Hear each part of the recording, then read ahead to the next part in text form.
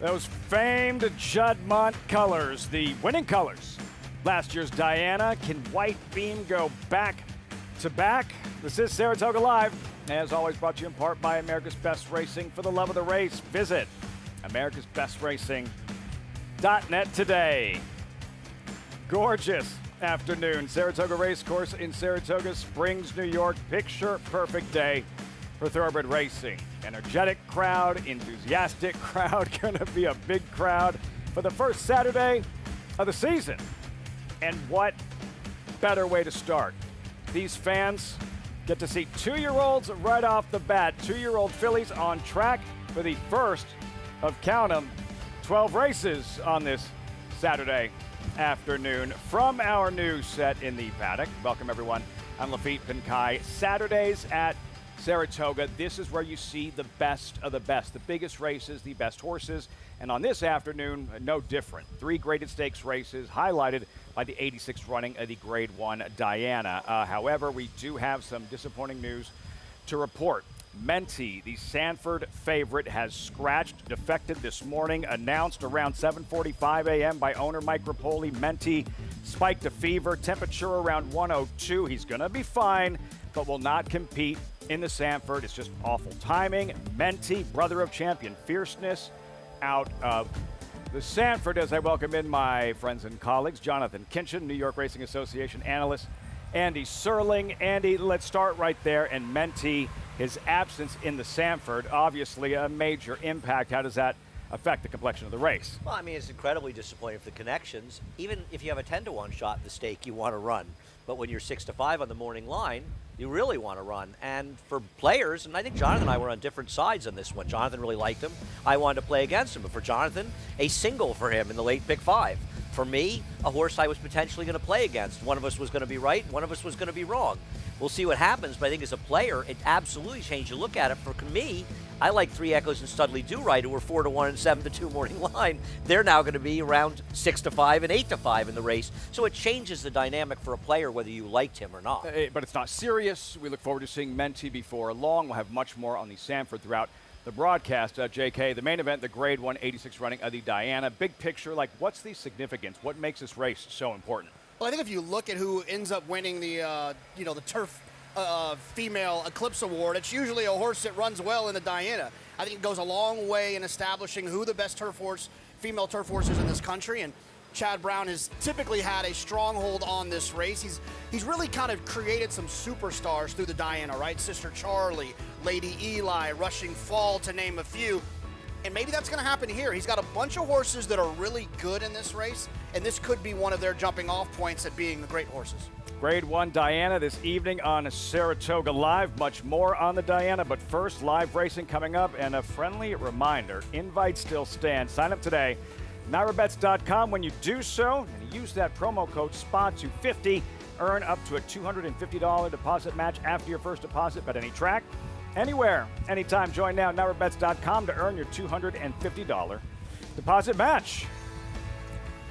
Field for the first of 12 two-year-old fillies, maiden special weight with a restriction, all sold for $50,000 or less. 5.5 furlongs. Look at that. Dare to Breeze, as expected, odds on 3-5. You saw the horses on the track, but here's how they look as they hit the track post-parade just moments ago, starting with Katerina Rostova. She does have the edge in experience, and that's about it. That's about the best thing you can say for her. She's already making her 4th start, and she's the rank outsider. Number 2, Mischief Maxie, just missed in her debut at Parks. Yeah, ran really well, showed a lot of early speed, adds blinkers, maybe going to show a little bit more speed here today. Erlin's Empire, Johnny V to ride the first-time starter. She would be my backup, the favorite, if I was going to use one in here. She worked a nice 10 flat, the 2-year-old sale. Goes out for trainer Dallas Stewart. Dare to Breeze, strictly, apparently, the one to beat. Yeah, I mean, ran faster than anyone else in here even got close to, was bet that day, lost to a talented stablemate that ran well here on opening day. Definitely the horse to beat. Amore Sophia, New York bred debuting filly. Worked a quarter mile in 21 and 2 at the 2-year-old sale, for what it's worth. Gets Irad Ortiz. I was not impressed by the work. Bisa, not much in her Churchill debut. No, it was wide all the way around there. Took absolutely no money on debut. And number 7, there she is, Mez California, another fresh face. Not a lot of pedigree. You don't see a lot of coal fronts. Actually, a nice horse Nick Zito trained. Actually, I'm sorry, Todd Pletcher trained coal front.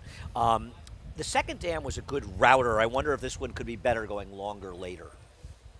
That's the field, 2-year-old fillies, 5.5 furlong sprint. You see that early, pick 5, 628,000 plus. You two are going. You're going with the chalk right here at 3 to 5 in A Dare to Breeze. Two geniuses here smoked out the 3 to 5 shot to kick off the day. That's why we get the big bucks.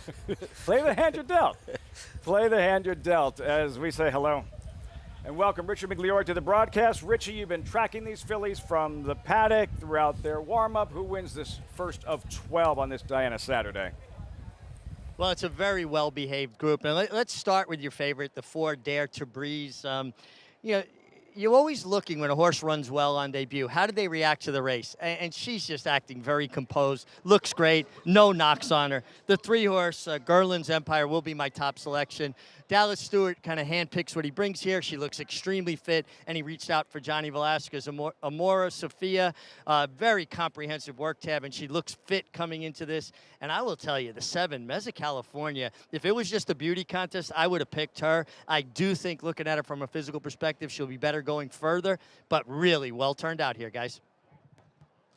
Mez California, Brian Hernandez, Kenny McPeak won the Derby together this year, the Kentucky Oaks together, and they'll be back next Saturday, Torpedo Anna, in the Grade 1 Coaching Club, American Oaks on Fox. Final thoughts, JK, as they get set to set sail. I think this is one of those situations, thank goodness for the pick 5. I understand if you're not interested in betting the 4 at 1 to 2, although I'm not 100% sure it's not a bad wager.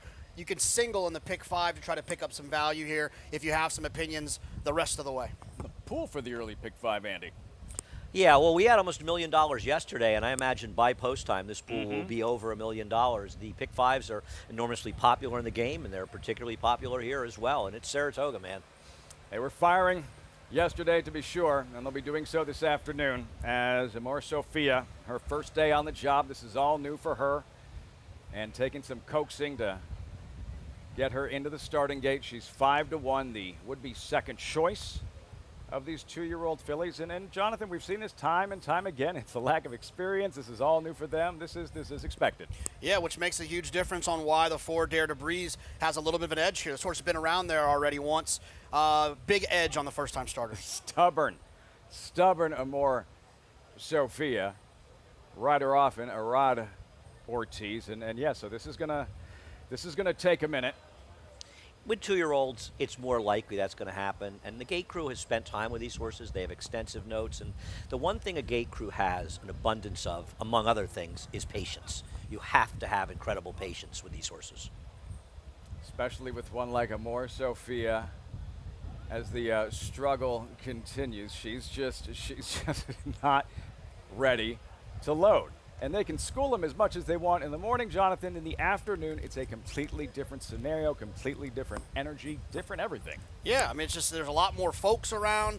It's a completely different situation, and sometimes they just got to get more comfortable with it a couple more times around there. And for the others standing all this time in the starting gate, Richie, there's a concern there. They almost fall asleep and leave the gate flat-footed, or they start to act up. Well, exactly. The longer the time you spend in there, the more apt for someone to start getting a little agitated or antsy. Now, obviously, the gate crew knows this filly from working with her in the mornings. Now, they've gone to a blindfold, and what they do, guys, is try to walk them in circles, almost disorient them to where the gate is, and then they'll lead her into the gate, obviously without the rider, and then he'll have to remount in there. But she didn't want any part of the blindfold. They've taken that off now. Let's see if they have a little better look. Looks like they're going to bring her to the front and back her in. So obviously this filly has been a project in the mornings. Some horses just don't like going into those confined spaces. They're a little claustrophobic. Richie, if you were one of the other jockeys already in the gate for, 2 minutes, could you request to be backed out and then reloaded once she is loaded? They would probably not allow it. You can ask, but the starter would probably deny that request. What I would do, though, is step off my horse, put all my weight on the petition so she's not carrying 115 pounds for longer than was necessary. So not just a comp. Go ahead. Richie's still 115 pounds. Richie still looks like he can ride. In Europe, they would have left her. Oh, they would have left. They would have left Yes. her in Europe. And I'm not sure if I like that or don't like it. I think I probably do. This happened, what John is referring to, I think we all know it from, is it happened to Iran Ortiz at Royal Ascot last year, that he wasn't really aware of that, and they broke the gate. And I think it was a Wesley Ward horse. He was completely unprepared for Yeah, the start. yeah. They broke, look he at didn't him. know that, and now the 6 Now is look, acting up see. as well. Bisa, she's And she not had- a first-time starter. And she has a start, right? Yeah. So This reminds me of, like, athletics when, like, one person gets in trouble and then the rest of them have to go run. What about the 1, 2, 3, and 4 who are sitting there so calmly behaving? Now they're having to pay their price. This is, though, the kind of situation which makes it even more annoying to me when I hear people criticize the gate crew. Look. They've got 12 races to load horses, many big fields. It's the beginning of the day, and this is the experience so far. It's hard for the horses, but these guys, they work very hard. You've heard it a million times. Unsung heroes. I know it sounds trite, but it's true. Both things can be true at the same time. They are the unsung heroes of the game. All right, so it's taken a few moments, but it looks like we're ready to go. First of 12, Diana. Saturday, Frank Miramati standing by with the call. In the gate.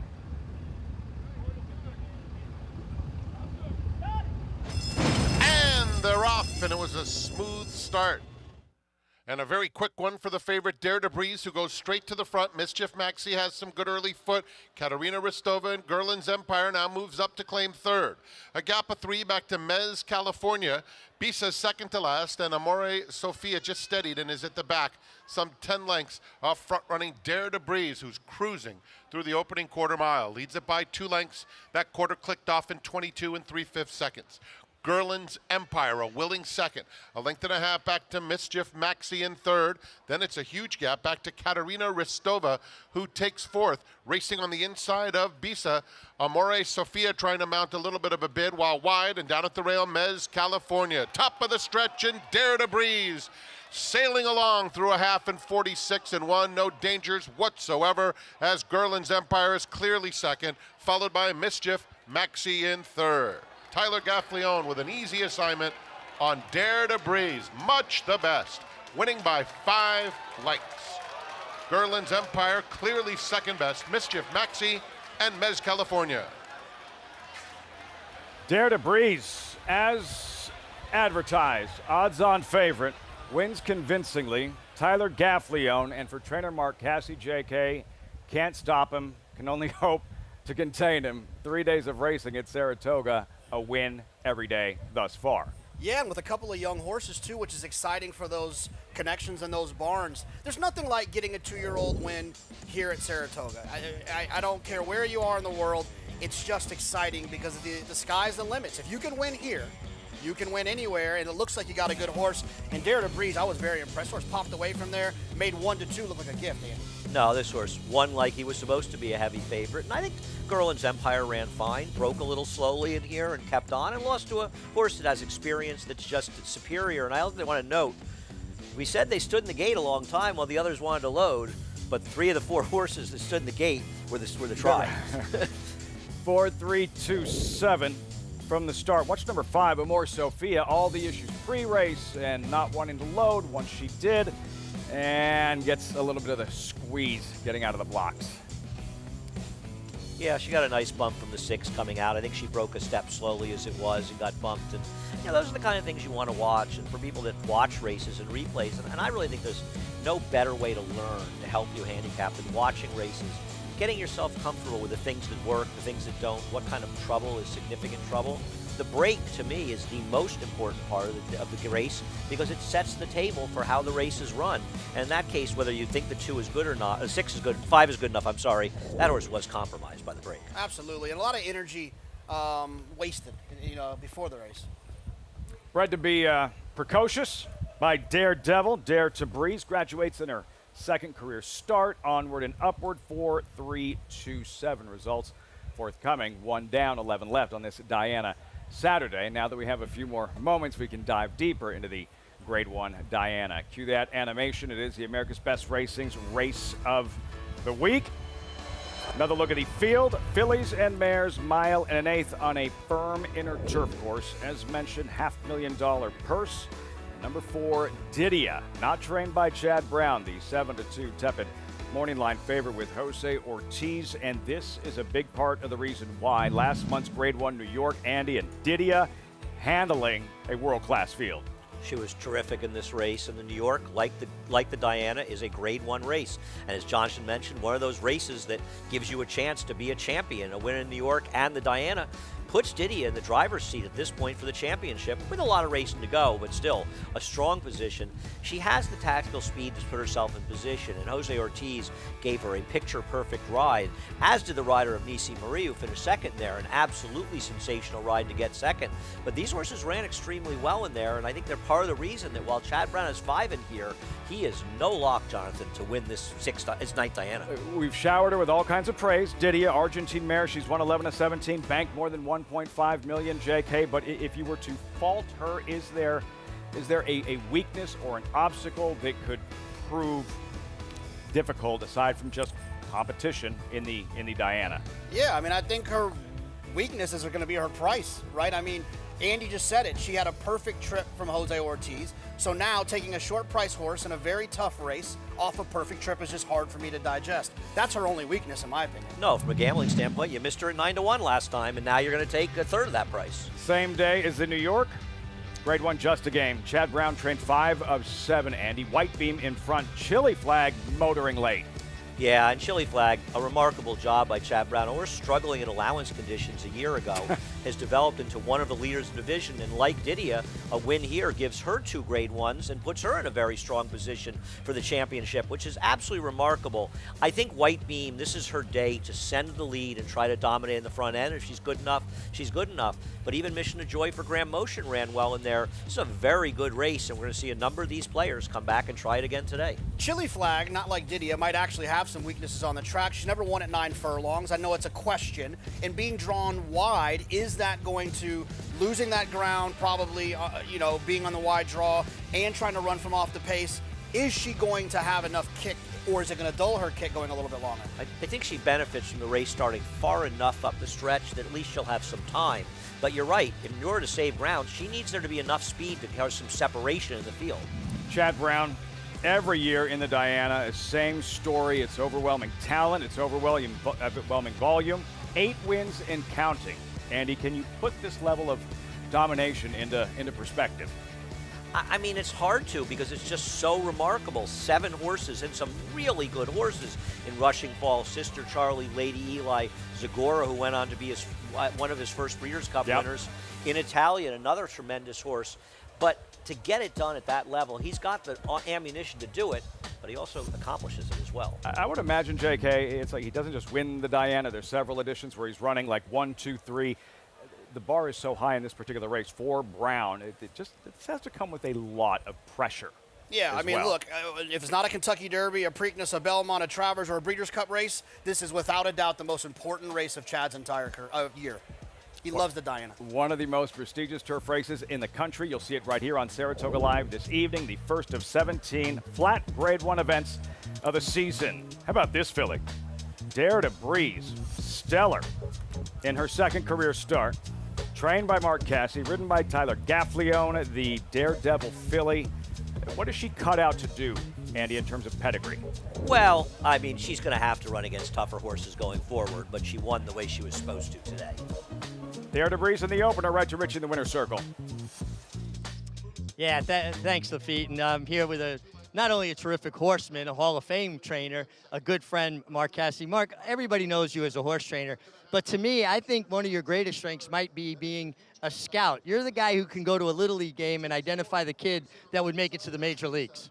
Well, Richard, I've done that in my entire life, and I enjoy it, and we start the September sale. They sell like 5,000, and I watched the first one go through and the last one, and you never know. I bought, I can't think of his name, Chad's good colt right now, the Cairo Prince. I bought him the next to last day for 25,000, and he's a good horse. So, yeah, I enjoy that, and we have a wonderful training center in Ocala, and we get them ready, and Peter was put his faith in us, and we were lucky to reward him here. Mark, you're talking about Unmatched Wisdom, who's undefeated right now. Yes, that's it, Unmatched Wisdom. Now, generation of your family, your dad, legendary horseman, you a Hall of Fame trainer, your son Norman doing well, but another Cassie was involved in this win. Yeah, this is the last of the Mohegans. Colby's, he's 21. He came up here, and he won that race. That was his first win. He goes, this could be addictive. And I said, you see all these guys? We're all addicts. Yes, there's something about it, and you have to work hard, but if you love it, there's nothing better. I'm in full agreement. I don't feel like I worked hard a day in my life because I love what I did. Off to a tremendous start, though. I mean, you got to feel really good about the way things are going. I felt good coming in. I had a strategy early on this year, and I said I'm going to have my horses ready for Saratoga because it's been a struggle for us here in the past.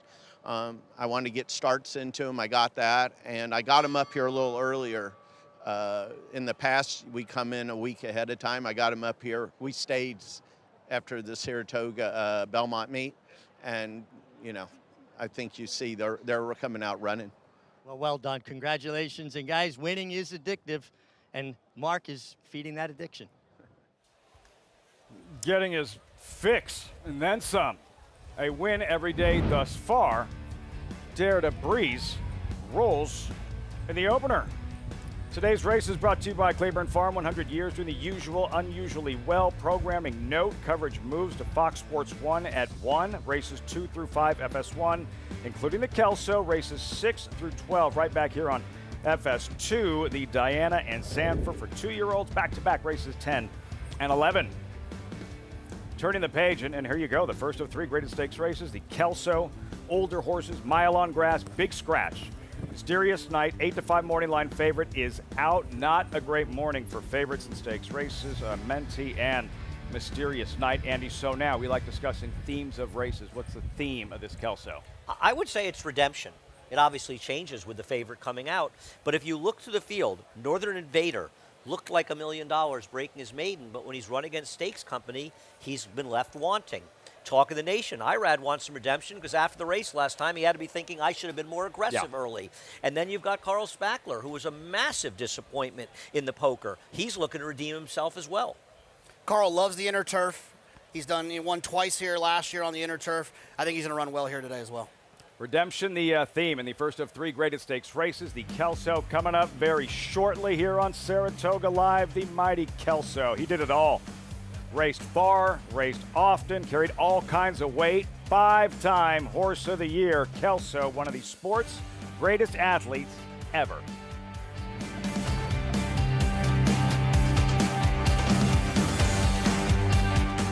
City of Light, a multiple Grade 1 winner who posted 7 triple-digit buyers with $5.6 million in earnings, stands to continue the legacy of his sire, Quality Road. Multiple black type winners, including Grade 3 winner Mimi Kikuchi and champion 2-year-old Grade 1 Breeders' Cup juvenile winner, Fierceness. Running away!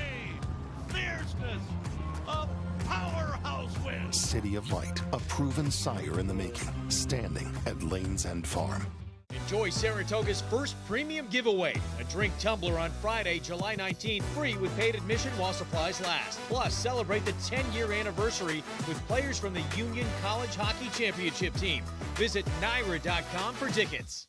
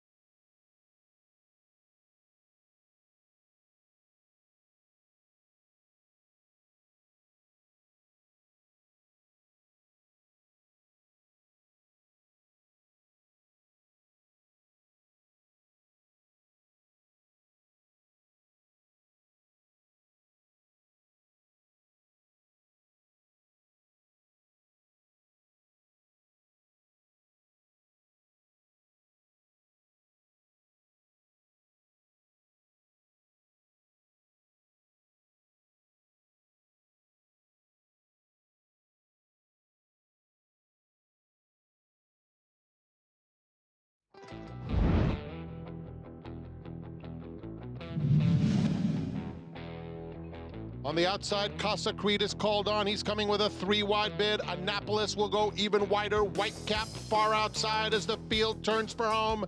It's still Big Everest clinging to a narrow lead. Casa Creed right to him. On the inside, English B. Farther back, Annapolis has a lot of work to do. Casa Creed a 2-length lead coming to the 16th pole. Annapolis finding his best stride, but it's Casa Creed.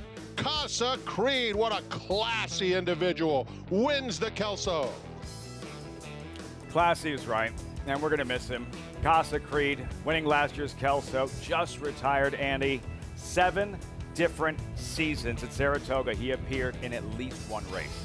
You know, it's funny, we have a guest coming on the show a little later, a man named Angel Cordero, and a friend of mine said to me when he retired, they said all the people that used to hate on Angel are going to really miss him when he's gone.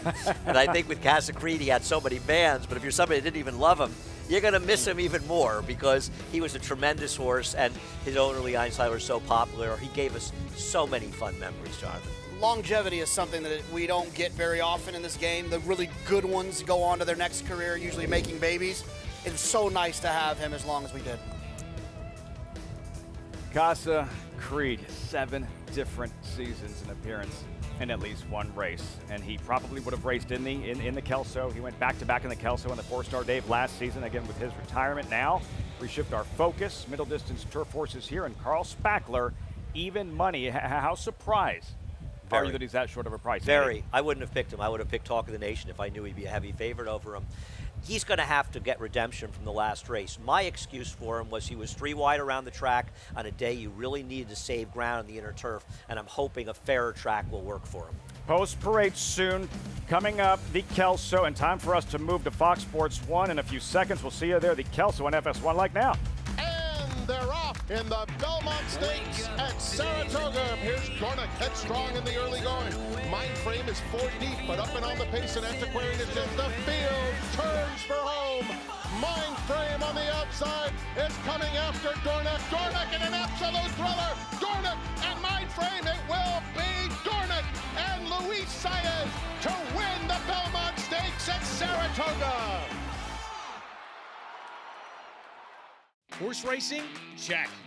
Weekly promotions? Got 'em. Huge payouts? You bet. With Naira Bets.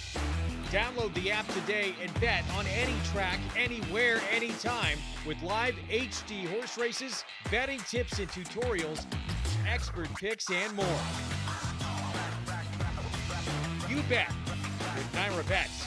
Join now for a new member bonus at NairaBets.com. They say breed the best of the best and hope for the best. Vacoma broke well on the outside. And But you don't expect to get speed like this. It is Vacoma, the one to catch. Vacoma has a 5-length lead in this Grade 1 corner.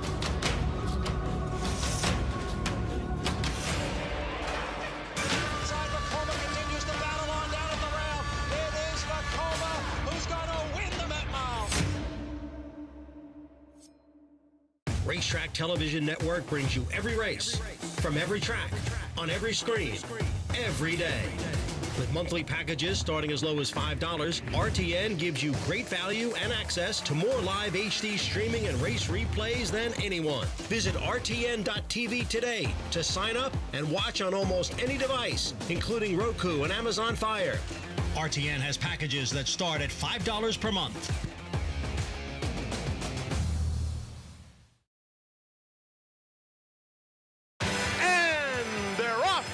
Saratoga.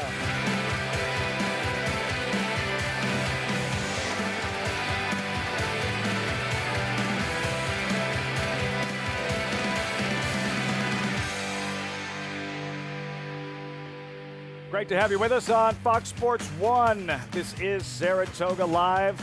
As always, brought to you in part by America's Best Racing. For the love of the race, visit americasbestracing.net today. The feature today is the Diana Grade 1 White Beam. Will we see those colors in the winner's circle once again out to defend her title? Just outside the paddock alongside handicapper Jonathan Kinchin, New York Racing Association analyst Andy Serling. I'm Lafitte Pinkai. Much more on the Diana coming up shortly, but we're getting closer to post time for the first of 3 graded stakes races. The Kelso is next, Andy. What makes the Kelso a significant, important horse race. It's an important prep for another Grade 1, one of our important races to meet, the 4-Star Dave. And the 4-Star Dave is an important race on the road to the Breeders' Cup Turf Mile as well. So these are horses that are trying to show that they're good enough to compete there, because in all likelihood in the 4-Star Dave, they're going to face a very, very good horse named Master of the Seas. The field in today's Kelso, they won't have to face a very good horse in Mysterious Night, JK, the 8-5 morning line favorite, scratching this morning. Yeah, it definitely changes the complexion of this race. He would have been the favorite in here. Charlie Appleby, very popular trainer over from Europe who's come here to the U.S. and started to make a lot of noise over the last few years in these grass races, bringing kind of what you would call probably his second stringers to a certain extent over there, over here, and they've been extremely, extremely competitive. The runners in the Kelso will introduce you to the field in just a moment, but first an invite to join us here at NYRABets.com. Sign up today, get involved. Hey kids, when you do so, use that promo code SPA250, earn up to a $250 deposit match after your first deposit. Bet any track, anytime, anywhere. Join now at NYRABets.com to earn your $250 deposit match. Good crowd on hand, enthusiastic crowd. Take a look at that field for the Kelso. Mysterious Night out, field of 4 here with an 8-5 second choice Talk of the Nation, Carl Spackler, even money. See how the field looks as they arrive front side. Starting with Call Me Harry at 6-1. Andy would be a surprise. Does have Casa Creed's jockey Luis Saez. But he also has his speed.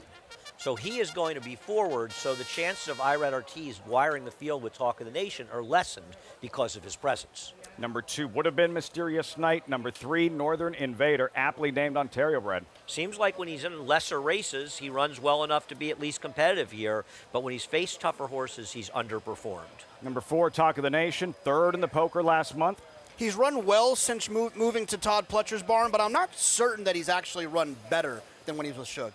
Carl Spackler, talented, fan favorite, kind of a flop in the poker as the favorite. No question about it. Now, I am banking on the fact that horses that save ground on the inside, on the inner turf course that day, on Belmont Stakes Day, were aided by that, and he was wide the whole way. But if I'm wrong, he's got a lot of improving to do off his last effort. Even money favorite, Carl Spackler, runners in the Kelso, named after the 5-time Horse of the Year. His legacy honored today at the Spa. Today's race is brought to you by Claiborne Farm. Staying right here, FS1 races 2 through 5, then back to FS2 races 6 through 12. Included the Sanford and Diana. Main track is fast, turf course is firm temperature in the low 80s. The Sanford for 2-year-olds. Some disappointing news to report.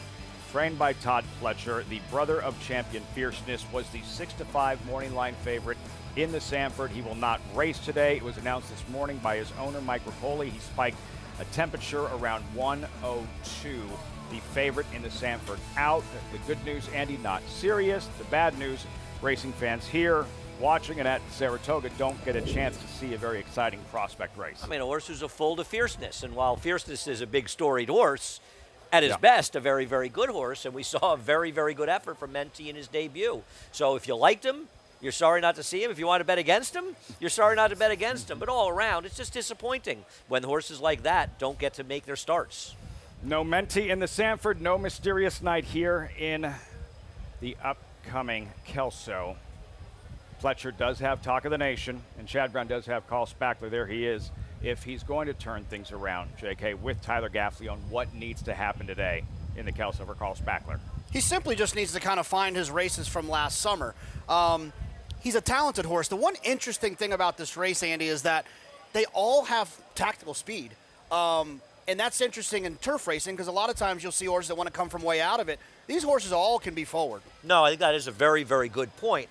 And tactically, it's funny how you look at a horse like the inside horse. All that area. He's not good enough on paper to win this race. Call me Harry. But because he has the inside and he basically has one way to go, he's going to be in front. So how does it play out? Well, I think Irad's going to be more aggressive than he was last time out when his brother walked the dog in the front end with what appeared to be a dead closer. But is his brother going to be aggressive on the inside? And what kind of position can Tyler Gaffleone get? In a perfect world, they line up sort of 1-4 with 3-5 behind them. But racing's not about a perfect world. The tactics Richie, proverbial in the jockeys race in a smaller compact field. We're looking at Carl Spackler. He's taking it all in. What have you observed pre-race? Well, I think, listen, it's a classy group, and they all look tremendous from a physical perspective, and they're all acting the right way. I spoke with Tyler Gaffalione, who is on the 5, Carl Spackler, and who will be my top selection. And he felt last time that he let himself get into a position where he was caught wide throughout chasing. He says he's going to drop out and tuck in and save ground and make one run today. He just didn't think that was a trip that was conducive to success, which we talk about a great deal.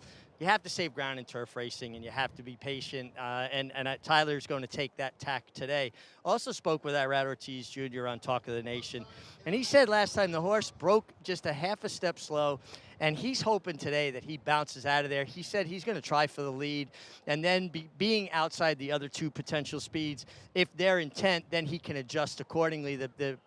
Certainly the post gives him that option, but he said he wants to come out like he wants it. I got a feeling that the pace is going to be pretty solid here with the 3, and then Carl Spackler drafting in behind, saving ground, and Tyler Gaffalione got his first win of the meet in the last race, and sometimes you just need that first one to kind of kick that door to confidence wide open.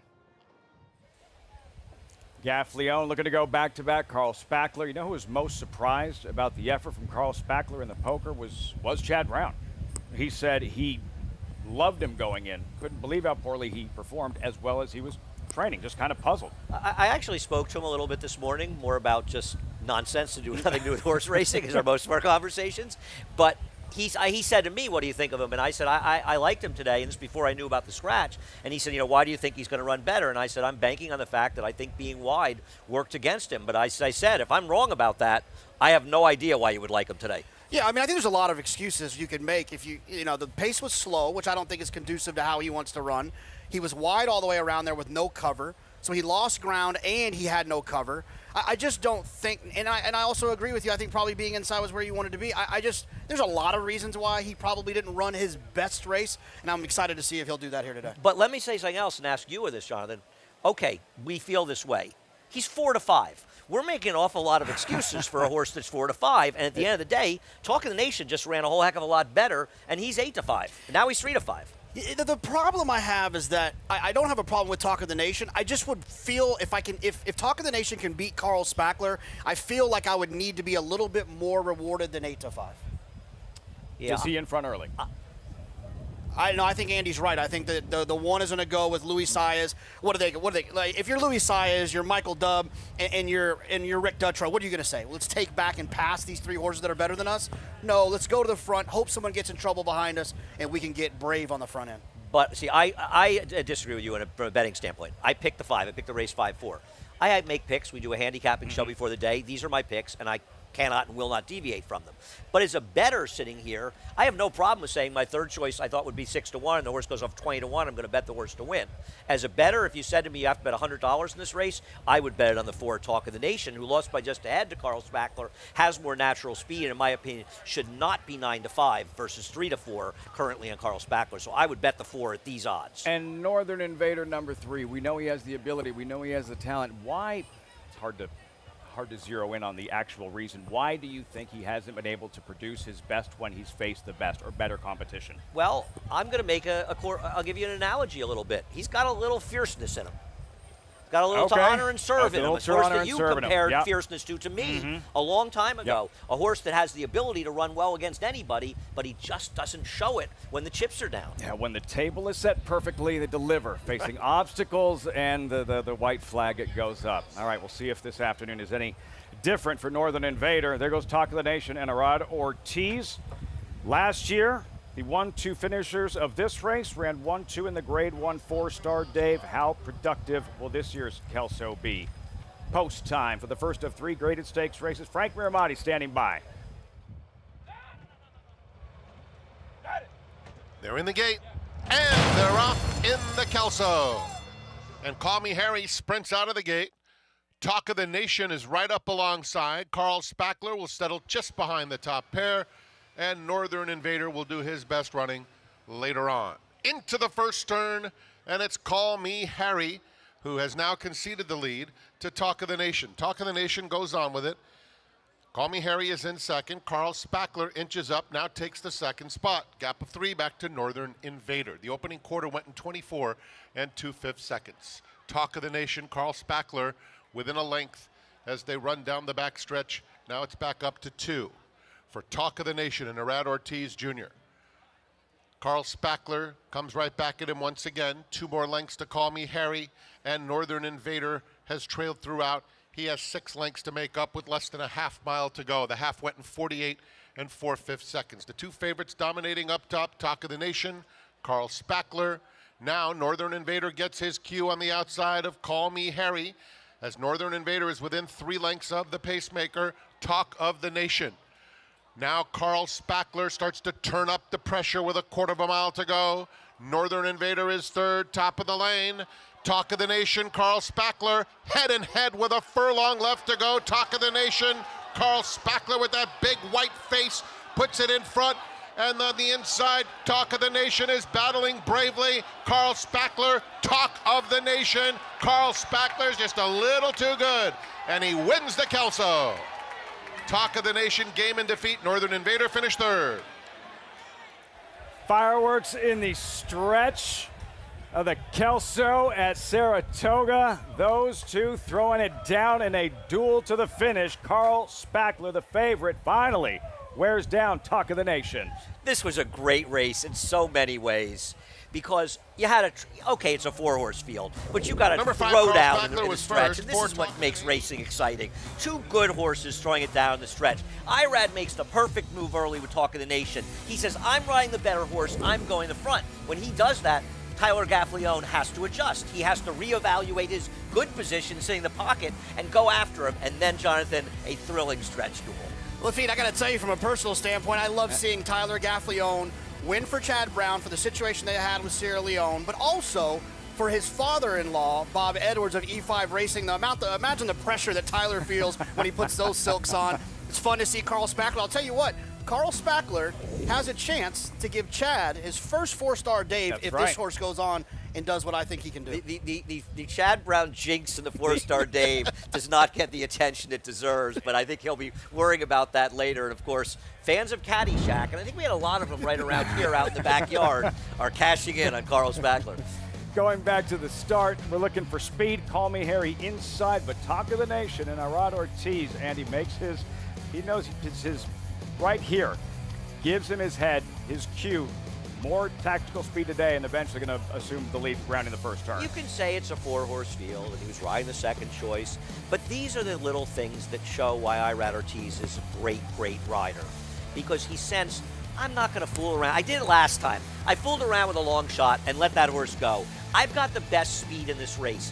I am going to assert myself, and by doing that, he made Carl Spackler have to adjust. As it turned out, Jonathan, Carl Spackler was probably going to beat him no matter what he did, but I think in defeat here, Irad can say to himself and say the connections, I did everything I could to win this race. They run 1-2 and look forward to seeing them meet once again in the Grade 1 4-star Dave. Carl Spackler did not disappoint on this afternoon. 3-4 over Talk of the Nation, Northern Invader, and Call Me Harry. Results, reaction when we come back as our coverage continues. First Saturday of the brand new meet. And the man, the myth, the legend, sounds trite, but it's true in this case. Frankie Dettori, global phenom, legendary rider, first full summit at Saratoga, and this week's guest on Kart Talk. That's next.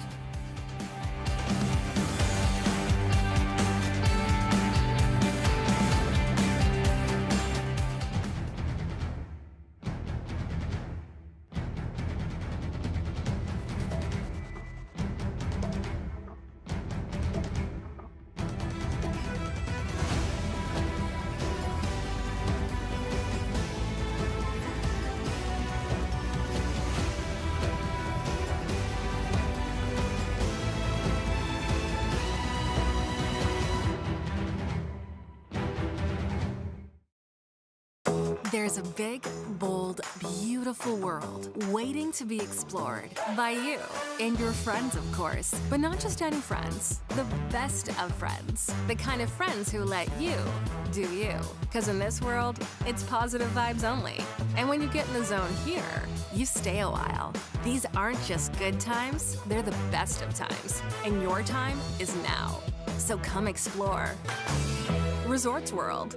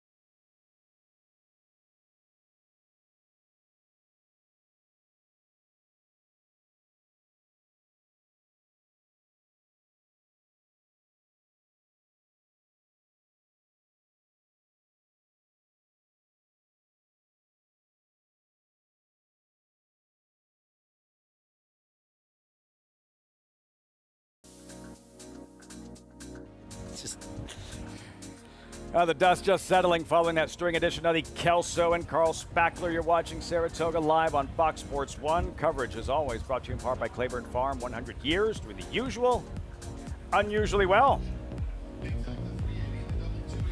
Carl Spackler, the real Carl Spackler, showing up on this afternoon. What do you think was the difference, Andy?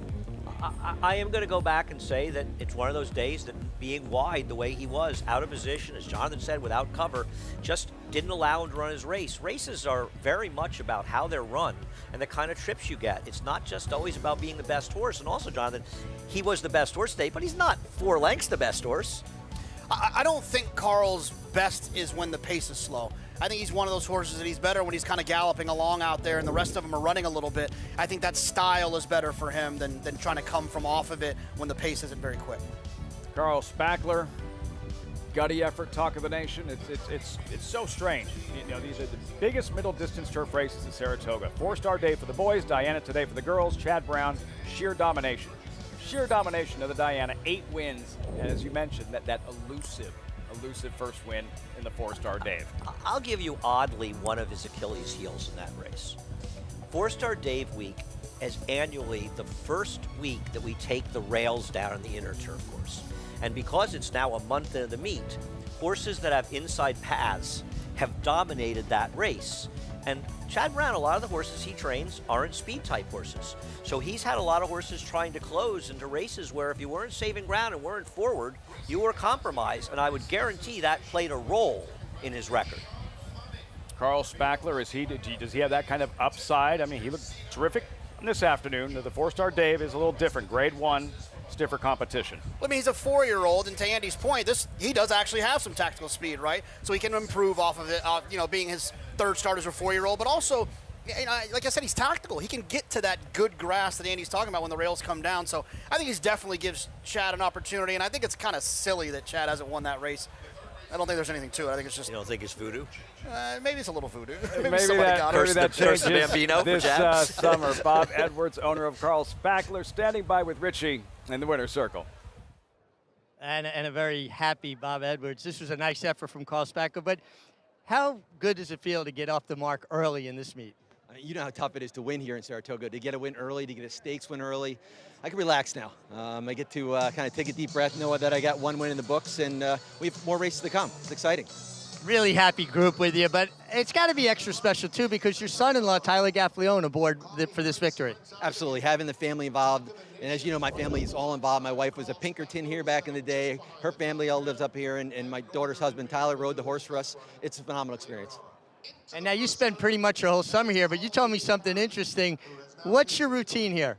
So I'm here most of the days, but Sunday night I fly down to Montauk. I get in the boat. We start fishing Monday morning, load up boat, fresh fish to come back here to Saratoga on Tuesday, and then restart the week. I love that routine. Maybe one of these days I got to jump on the plane with you and go fishing. 100%. You got to get some days from Fox. Do something wrong.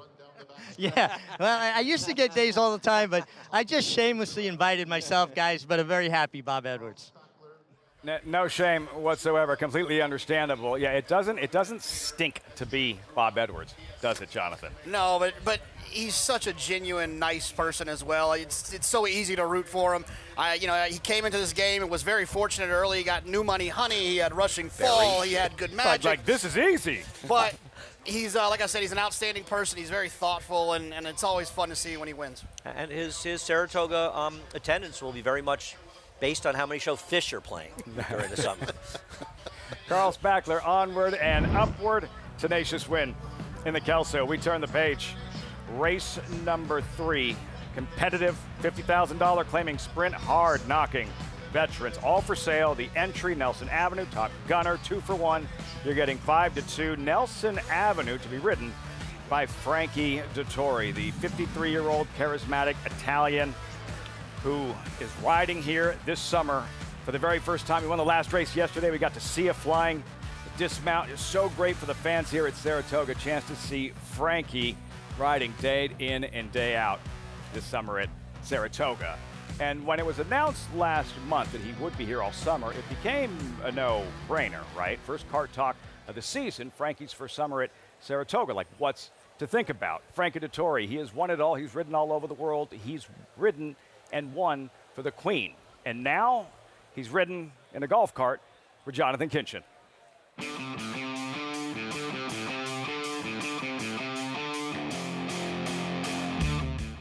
Frankie, welcome to Saratoga. If you need any good tips on Italian, I know a place. Yeah, I heard about it. I know. By the way, why we in the other shoe, right? Because for the Belmont, everything was fully booked. I stayed in the Brentwood Motel. I went from a 7-bedroom mansion, 10,000 square feet, to one single bed and one little toilet that you could hardly fit in. So our life has changed in a year. You would think they'd find something a little nicer for you, right? I mean, you're Frankie Dettori. Yeah. I better speak to Ron, my agent. I think it's cutbacks, that they call it, right? Frankie, 287 Grade 1 wins, 15 Breeders' Cups, 81 wins at Royal Ascot, 6 ARCs, a record-breaking 6 ARCs. And by the way, you also survived a plane crash. What's left for you to prove in your career? Lots, obviously. It's a new challenge for me coming to America. When I first came last year, I didn't know how I was going to do, but I did better than I expected, and that gave me the incentive to come back and do it again. Last year I was only here for a few months, but this year I moved here for good. And yes, I want to have a proper go at American racing. This is not a victory lap for you. No.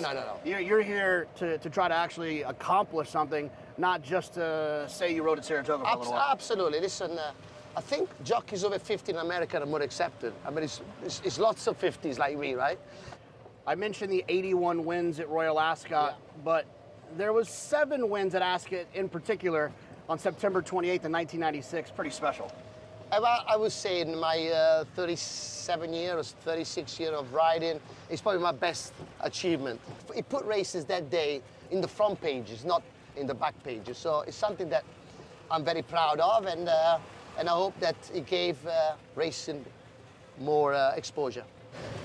Don't ask me, oh mate. He's one of the only punter that he must have won some money on me. He's still waving. So fans in Saratoga will know who the king of Saratoga is, Angel Cordero. Yes, right. They've seen him jump off of a horse before with a flying dismount, but it seems like you've taken it international with the flying dismount. Well, I must say I'm an imposter. I stole it from Angel and took it to Europe. And You know, obviously Angel was one of my heroes. When I came here in the late 80s, I used to ship over to California, right for Wayne Lucas, and I thought that maybe would upset Angel a bit, but you know, he's very happy that I stole it from him, and you know, he's a good friend. He gave me a lot of tips, especially riding with the toe in the stirrups. And you know, even now I see him and I have dinners with him, and he's a great man to know, because he's seen it and done it all. So I'm very proud that I took something from me and I'm carrying on the tradition. Well, Frankie, I got a bad knee, but I'm thinking maybe you could teach me a little something about this flying dismount. Okay, we can give it a go, right? We can try. I mean, I think all this bad knee scenario, I think this is only a lie. I don't think you want to do it in case it goes up, right? All right, Frankie, I need you to teach me how to do this a little bit. Let's do it. Okay, hopefully I don't blow up my knee here. Let's see. Get the vets quick. This can go wrong. All right. I'll count you in, right? All right. On 3. 1, 2, 3. Woo! Did you do it? I did. Did you get it?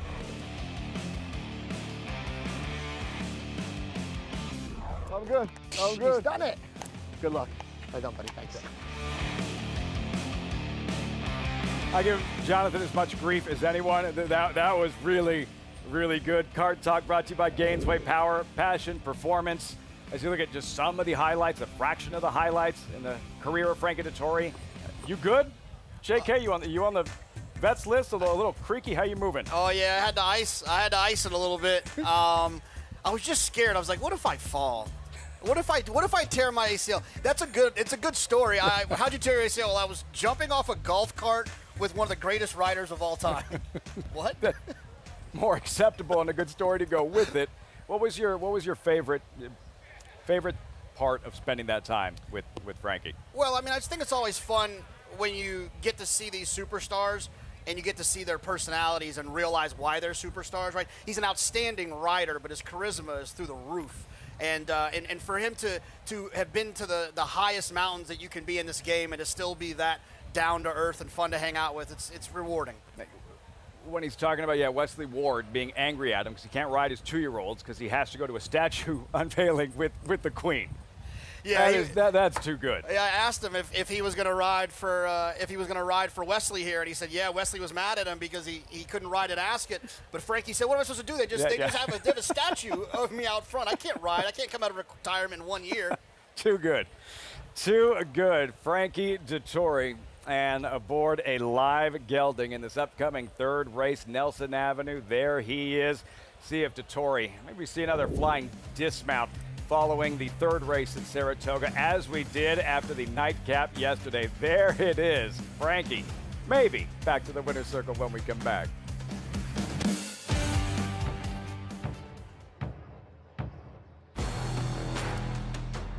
Nothing stood in his way. War of Will won the Preakness.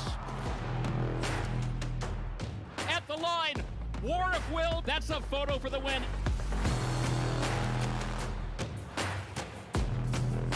Hey, 650,000.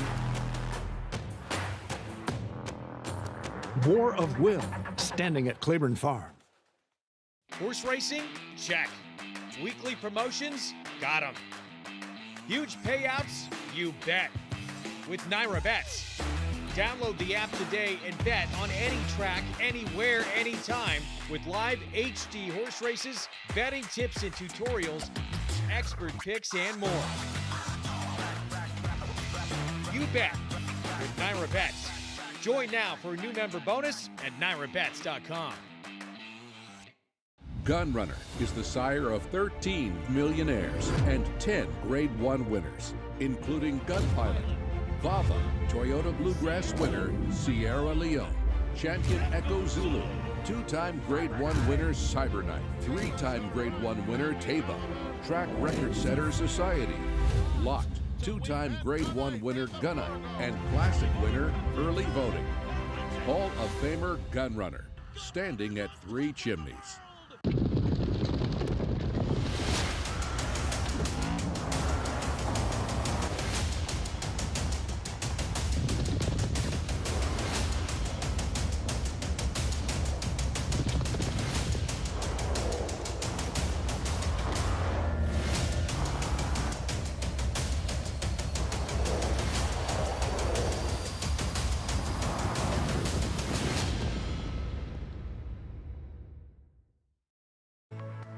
Hello, race fans. This is your Fox Weather Risk of Impact report for America's Day at the Races. I'm Kendall Smith. Let's take a look at the forecast for opening weekend at Saratoga Racecourse, featuring the highly anticipated Grade 1 Diana Stakes at 5:43 p.m. and the Sanford Stakes at 6:17 p.m. We'll have a daytime high topping out right around 86 degrees under partly cloudy skies with a light breeze out of the west. Temperatures will drop down to the low 80s by the time the races take place. And anytime you need a forecast before you catch a race, check us out at foxweather.tv. Always on, always free. Thanks, Kendall. Can we bottle this weather this afternoon for like the entirety of the meet? That works for me. That work for you? Yeah. Stellar Saturday afternoon at the Spa, just getting started. 2 races down, 10 left. We have a Nelson Avenue running. Frankie's going to ride, and there's Nelson Avenue adjacent to the racetrack. It's pretty incredible that it's taken this long for Nelson Avenue, the horse, to make an appearance on Nelson Avenue. Growing up in Saratoga, living just off of Nelson Avenue, a little bit away from the racetrack. I stay in Saratoga near Nelson Avenue. People think of East Avenue coming to the racetrack, but Nelson is a big street in town. Nelson Avenue, part of the entry, favorite entry, 2-1. Riders up. We check in with Richie. Yeah, guys, a nice hard-hitting group here, sprinters. I'll start with the 4, Celestial Glaze. Jose D'Angelo, nice win yesterday. Seems like his horses are in good form. Horse is really making a nice impression here in the paddock. And also, he's been very consistent being down in South Florida. Now, it's a beautiful day today, but we still have that humidity in the area.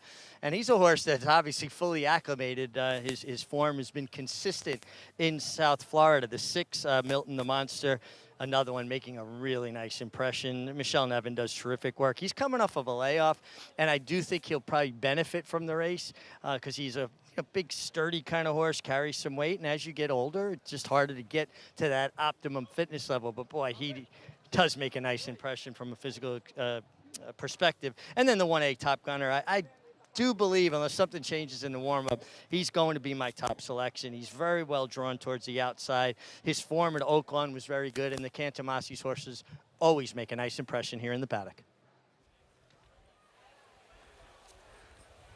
All right, Richie, thanks so much. As the horses with riders up make their way front side, so does the crowd in this third race in 7 minutes. $50,000 claimer, 6.5 furlong dash. Who'd you come up with here, Andy?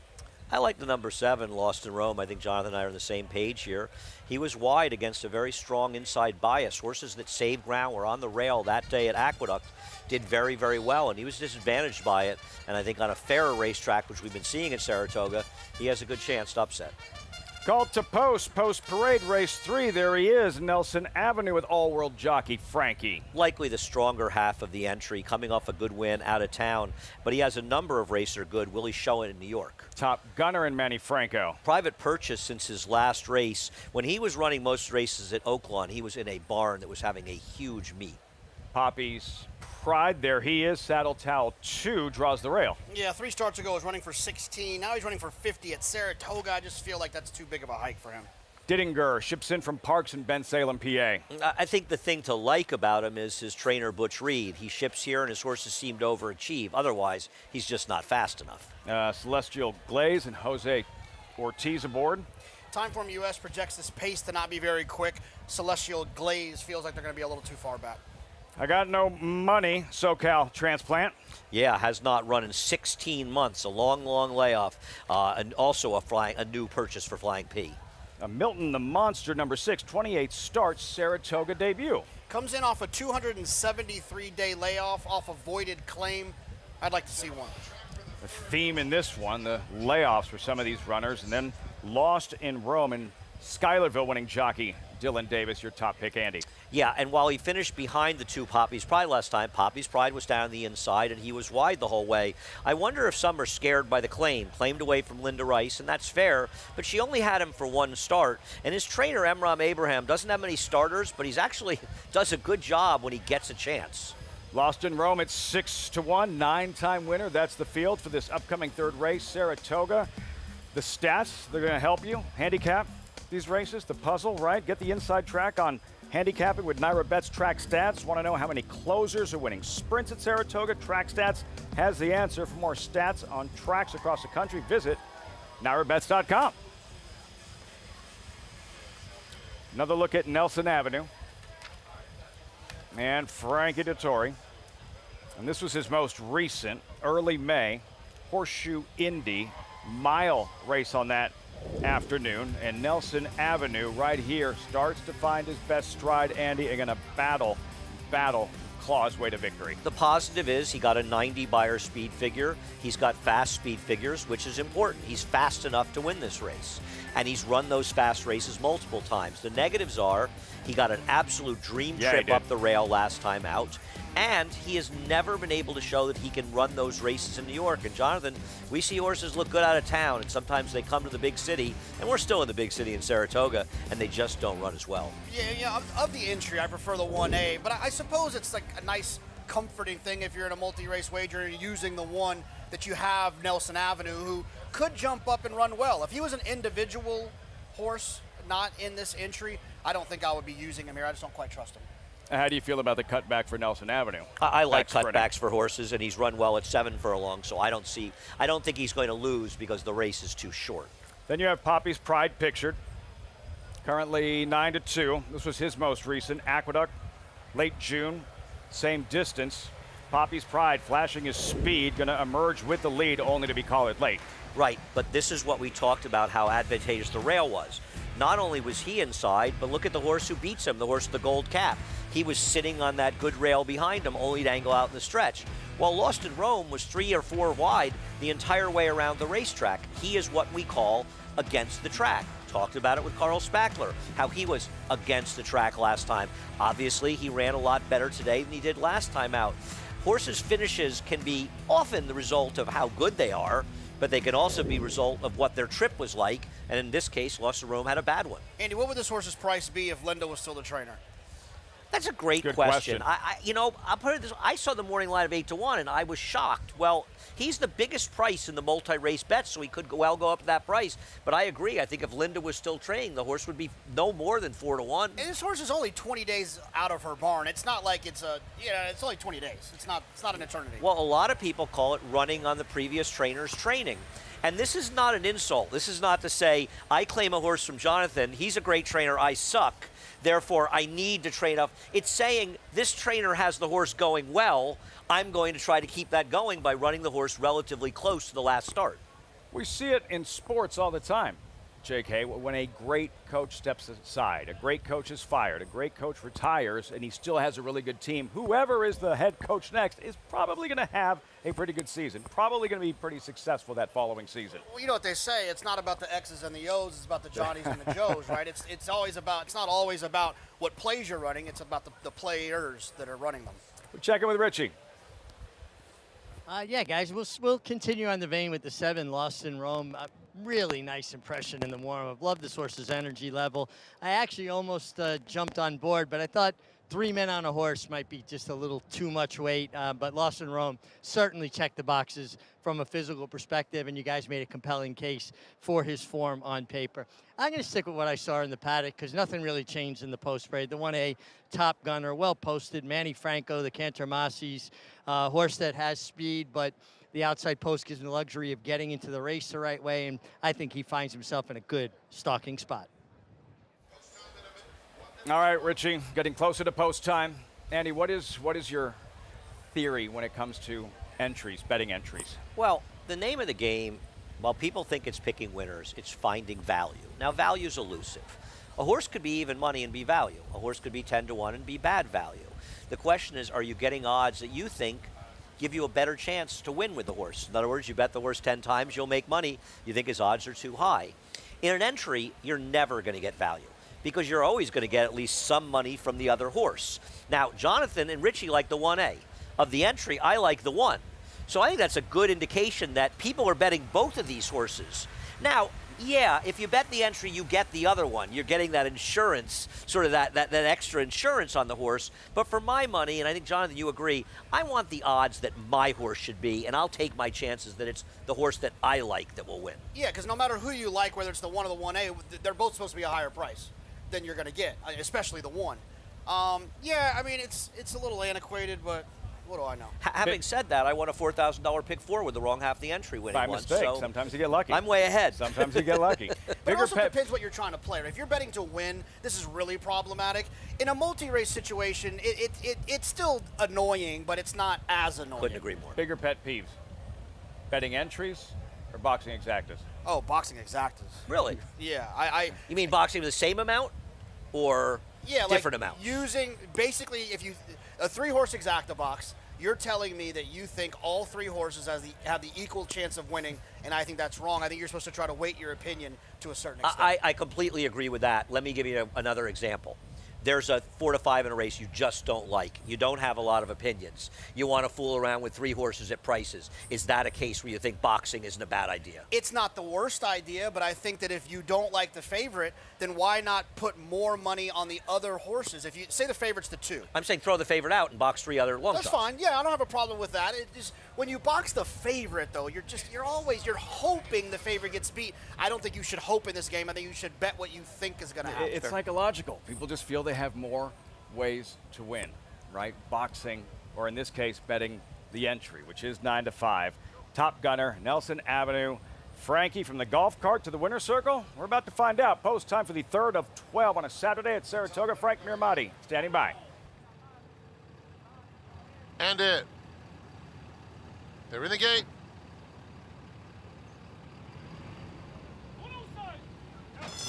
And they're off. Top Gunner, very quick from the outside post, is flashing good speed. Poppy's Pride coming through along the inside, and Poppy's Pride establishes the pace. Nelson Avenue has good early foot and now takes second, and then it's I Got No Money on the comeback third, 2.5 lengths off the lead. They're followed by Top Gunner, who broke well but now sits in 4th. Behind them, Celestial Glaze is 5th at this point. Then it's Diddinger. The 2 trailers are Lost in Rome, and Milton, the Monster. The opening quarter went in 21 and 4/5 seconds. And it's Poppy's Pride, who's been there every step of the way, pressed intently by Nelson Avenue in between horses. I Got No Money is 3 deep, but just a neck off the lead. Top Gunner 4 wide, and tucked in is Celestial Glaze down at the rail in 5th, but only about 3 lengths off the lead with a 1/4 mile to go. I Got No Money, pink blinkers. Nelson Avenue running on very willingly. The half went in 44 and 3/5 seconds. Out in the center of the track, Top Gunner joins the fray too. Nelson Avenue has given way. I Got No Money trying to cling to a narrow advantage. Top Gunner alongside. These 2 head and head for the wire. Celestial Glaze is a close-up third. A 1/16 of a mile to run, and it's Top Gunner. I Got No Money, nose and nose. Here's the line. Photo finish between Top Gunner and I Got No Money. In behind them, it was Celestial Glaze and Lost in Rome. Driving finish in the 3rd at Saratoga. Top Gunner, I Got No Money, hitting the wire simultaneously. Who got it? It looked like, well, we'll watch it again, and we'll take it. It felt like, Jonathan, the outside horse got the photo, and that would be Top Gunner. Manny's first win of the meet? No, he won the turf sprinter yesterday. 26 black. He is on the outside. The outside is the 1A Top Gunner, clearly running better than his entry mate, Nelson Avenue, who did not pass the Nelson Avenue test. Jay Provenzano off a 16-month layoff. I could hear him rooting from here on the inside with I Got No Money. It was somewhat of a bob, but the 1A got his head in front. About a 3/4 of a head victory. I'll tell you something, Celestial Glaze could not have gotten a better trip, and he just wasn't good enough. Hey, look, the first and second place horse, the 1A and the 5, those horses ran well. They were both involved in the pace early. They were running early in this race. They both ran extremely well. Too good to lose. Manny Franco, Rod Ortiz slugging it out to the wire. Manny getting the best of a rod on this occasion. Top Gunner, 9 to 5, the favorite by that much. And Manny Franco got just the best of Irad Ortiz at the Belmont at the Big A meet. So congrats to him, and he's continuing on. And glad to see he gets another win here. I'm always rooting for Manny to do well. But that was a terrific race, and you and Richie were right. He was the better half of the entry by a mile. Right here you see Top Gunner finding his best stride. Rod Ortiz going to work with I Got No Money. It's just a $50,000 claimer. It's not a stakes race, Jake Hay, but an exciting finish, another exciting finish early on the Saturday program. Absolutely. It was a great race. We've had a couple of good ones. We've had a very impressive performance first out. We got in the first race, we had Carl Spackler in a battle to get a victory. in the Kelso, and then right here with the old claiming, hard-knocking, claiming, high-priced claiming types, Top Gunner gets it done here. Very good racing to get started. And the so Cantamachis. so easy to root for, the Cantamachis brothers. The best. These guys are the greatest. Love Evie them. Jets a little bit later on. Yeah, she surprised she's us on before. a free roll. She's on a career surprised free us roll before last year in that bog in the Boston Spa. I mean, that horse is one of the great claims of the decade. What they've done with them, and they are terrific trainers, terrific guys, and everybody's happy when they win. Everything gravy at this point with Evie Jets. The Cantamasi brothers get some momentum going. A victory here. Top Gunner with Manny Franco in the third. Results, reaction when we return. Plus, the King is in the building. The King is going to be on set. Angel Cordero, King of Saratoga, joins us next. 14-time Saratoga champion rider, legend on Saratoga Live when we come back.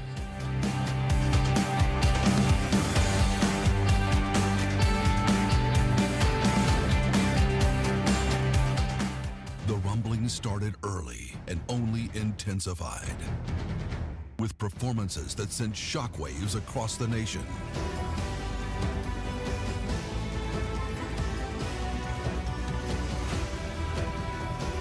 At the center of it all, Epicenter is at the top of the 3-year-old class in the Run Happy Travers. Epicenter, 3-year-old champion by Not This Time. Coolmore America, home of champions. When you can bring over a champion like this to the Night of the Star sale, it's exactly what we dream of and what you hope for. Anytime we've got a marquee filly that is ready to be brought to market, we know that the Night of the Stars is the venue. It really wasn't a question as to where we were going to sell her. We have had a long history of selling 7-figure mares here at Night of the Stars. Boyd Browning and his team just do such an exceptional job promoting these mares, getting them sold.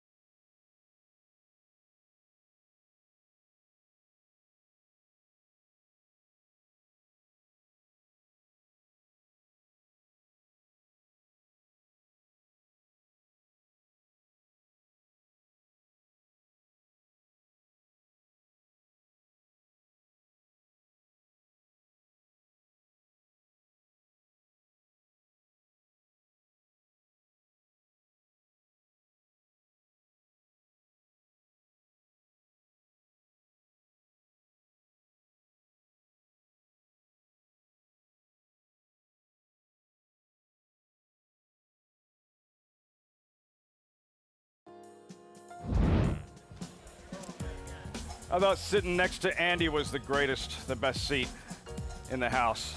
So many options here at Saratoga. The spa verandas located at the top of the stretch. You want to get involved, you want to visit, spend an afternoon there, reserve your private space today, 1-844-NYRA-TIX, or visit NYRA.com/Saratoga. Great views, great spot to spend the afternoon.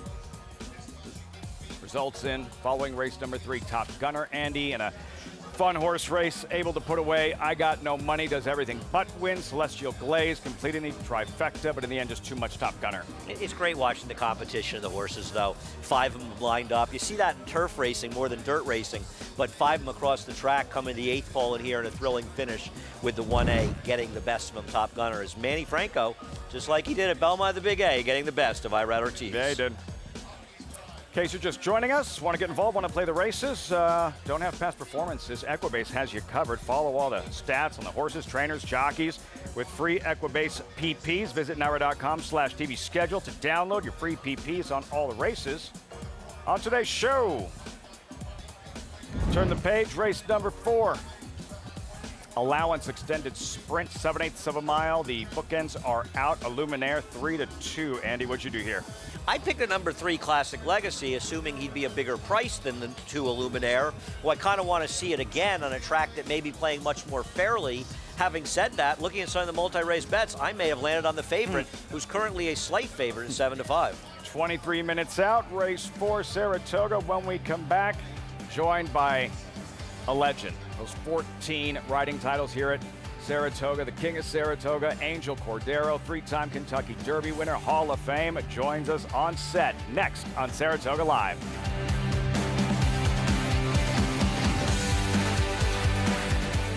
And they're off in the Belmont Stakes at Saratoga. Here's Dornick, headstrong in the early going. Mindframe is 4 deep, but up and on the pace, and Antiquarian is in the field. Turns for home. Mindframe on the outside is coming after Dornick. Dornick in an absolute thriller. Dornick and Mindframe. It will be Dornick and Luis Saez to win the Belmont Stakes at Saratoga. Who's in for Mohegan? Obviously everyone. We're off to the races, and it's you for the win. A moment of calm before the dark and stormy. High score, one more, dance floor. Who needs skill when you have style? And feeling like it's the best time ever? Smile. Abs, craps, and nightcaps? Yes. Then it's down for the thread count to start it all again tomorrow. This is how it feels when you're all in for Mohegan. Mohegan Sun. The classic looks of a 2-turn type, yet the precocious brilliance of an undefeated G1 2-year-old. Maxfield, a breathtaking run at the top of the stretch. Maxfield. He took it to the max in his chosen field. Now you need a mini Maxfield in your chosen field. His first yearlings are selling now. Maxfield. Classic looks and precocious brilliance. Darley. Horse racing? Check. Weekly promotions? Got 'em. Huge payouts? You bet. With NYRA Bets. Download the app today and bet on any track, anywhere, anytime with live HD horse races, betting tips and tutorials, expert picks, and more. You bet with NYRA Bets. Join now for a new member bonus at NYRABets.com.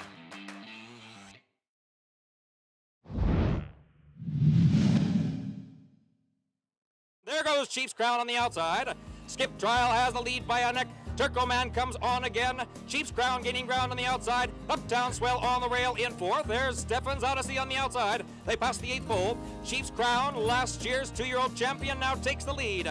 Turco Man is 2nd. Skip Trial is back into 3rd. Then Stefan's Odyssey.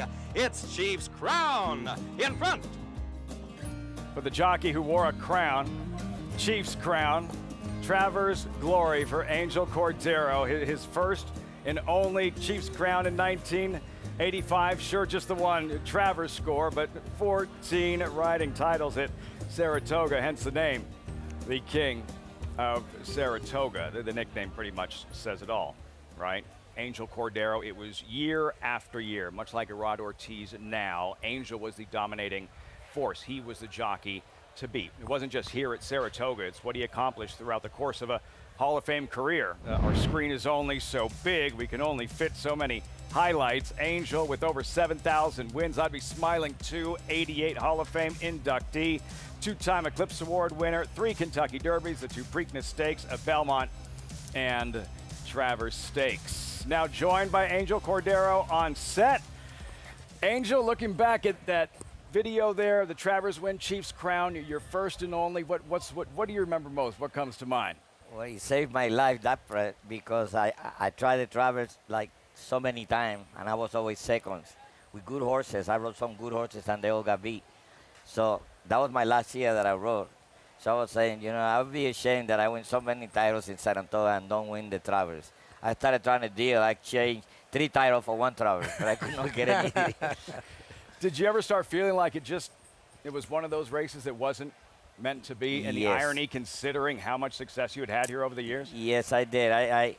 I rode so many good horses that got beat, most of them without excuse, that I thought maybe it wasn't meant for me to win that one. But it was always the hope every year I came that I will find a horse to go in the Travers. Angel, you made really being leading rider in Saratoga something everybody wanted to do. You really made it important. Explain to us why, though, because you had some tough times when you first came here. Yeah, well, my first year here was in 62. I never rode a horse.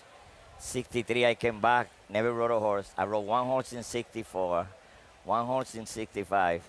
And I was never, you know, have the pleasure to stay for the whole meeting to watch the Travers and to really enjoy the place. And one day I was kidding around, and my friend said, "What are you going to Saratoga?" I said, "Well, I'm going to go there. One of these days I'm going to be leading rider." He said, "Leading rider, you're going to have to go to the Trotters," he told me. So I said, what's your dream? He said, "My dream is to have a house with a swimming pool." He goes, "You don't even swing?" I said, "I know, but that's my dream, to see the water going around." The first house I rent here with a swimming pool was Matt Musical's house. He was a little kid. And believe me, it was such a hard time to be here, to compete and to watch how big this important meeting was. And I wasn't able to do what I wanted it to do. When I got lucky, you know, it was like a dream. It was like when you go shafting the next year, be continued. So with all that in mind, how much pride does it give you now to know that the leading jockey at the end of the Saratoga meet, that it's known as that it is an Angel Cordero riding title? Well, that's a big honor to be able to have a name for such a important moment for jockeys in Saratoga. Winning a title in Saratoga is probably got to be one of the most important things for a jockey. It's an honor for me to be able to do that, and I had to stay all the time to the last way because sometimes the brothers are fighting and they don't really open up to each other. So, but I enjoy it, and I really like it. What do you remember about that moment, Angel? And what can you tell us about your relationship with Mary Lou Whitney, who it was her, she's the one who gave you the nickname, the King of Saratoga. Yeah, well, she was very nice to everybody, but she's very, very extra nice to me. Like every time I see him, you know, she was so friendly, and she participated in the backside. I see him with the guys, so she was like a regular person to us with a big name. So one day she was kidding around. He said, "What make you the King of Saratoga?" I said, "Well, you're the Queen of Saratoga." Because everybody mentioned her, everybody talked about her. And she named me that, the King of Saratoga. I said, "Now I'm in trouble." Angel, 11 titles in a row, though. I mean, that not only speaks to your obvious amazing ability, but your durability to go, 11. And I remember you had a couple of falls. I think it was a phenomenon. And you were able to string together all those despite injuries and different things. Well, it was so hard in my mind to become leading rider here that when I wake up in the morning and I feel sick, it didn't matter to me. I rode with broken fingers and broken collarbone, and I really wanted it to do it. And I figured the horse is 90% of the outcome. All I got to do is being a passenger. Especially here in Saratoga, I got lucky to ride most of the better horses. So it was a matter of being able to stay on it. Well, I think you're being a little too modest. You just show up and be a passenger. You are a heck of a pilot, and I tell this to all the young riders. You're the one I credit for teaching me how to compete. I thought I was competing until I was riding with you, and then I was like, man, I got to bring my game up if I'm going to hang around here. The good thing about our game is it doesn't matter how many times you lose. You always you win. You always have that respect that you win. Winning one race, it means like hitting 3 or 4 hits in one game. So especially here in Saratoga, it's like Keeneland. Saratoga and Keeneland, everybody are very grateful to be able to participate and to win races in there. One of my favorite memories of a ride of yours, I'm sure you remember, was a race you didn't win, but you were riding, I think it was a horse named Our Tomboy. Was it Pete Ferriola, the horse who lost the irons? Luccio's horse. Was it Lucio? Okay. Yeah. I hit the door coming out that my stir broke, but I thought I lost my stir. So I was trying to fix my stir going to the first 10. It's taking me too long. I said, something has got to be wrong. So I pulled the other feet out. I'm head ahead for the lead. I look back. It's Johnny behind me and Chavez on my outside. So I figured he'd see me like that. I start drifting now, and he moved on my outside. and blocked me back in. And every time I look, it was like 3 or 4 horses behind me. I said, man, I better stay on this horse. The whole race, I could not get the horse out of there. But coming into the stretch, the horse was in contention. I said, might as well give it a try because he's still there. And he run good to the 16th pole. Very good. I got this is the biggest hand I have for getting beat on a horse that I have in my whole career. Another Travers that didn't quite work out. You don't have a bone to pick with you, right? Mm-hmm. About the 78 Travers. I don't care if I was 2 years old and what took place. A firm that was Angel's fault, right? Not your dad's. Yes, it was Angel's fault. You played. Night before last, I was talking to Georgie, and we were talking about the thing that happened. And I said, remember what happened in the Travers? I said, they thought that I combined with you to balance somebody. I didn't have nothing to do with this. What? Look, I'm right behind it. Don't do it, Dad. And everybody was to me. But I know what happened. Seriously, I know. My horse was getting out the first part. And I turned around and I said to his father, he's getting out. But he thought I was kidding. So he didn't pay no mind. So when we hit the backside, it was like 4 or 5 horses wide. George did never do that. You know, he always run at the end. Decided that because the horse was there, he was going to move early. So he moved early. When Lafitte saw him moving, he moved. And they got me out of there quick. But when Lafitte always made the lead, you know how our friend used to do. As soon as he cleared the other horse, he pulled his ears up and backed up. And Georgie started getting there. So they collide. And Georgie was so mad because he knew he didn't mean to shut him off. It was more part of the horse slowing down in front of him. Right. But I caught all the heat. And I drove your father to the airport. Yeah. That day I was running on top of the sidewalk, and everybody said he was my enemy. The next day I said, what the hell happened? As I was with him, like before, he didn't say anything. He knew how to disarm my father.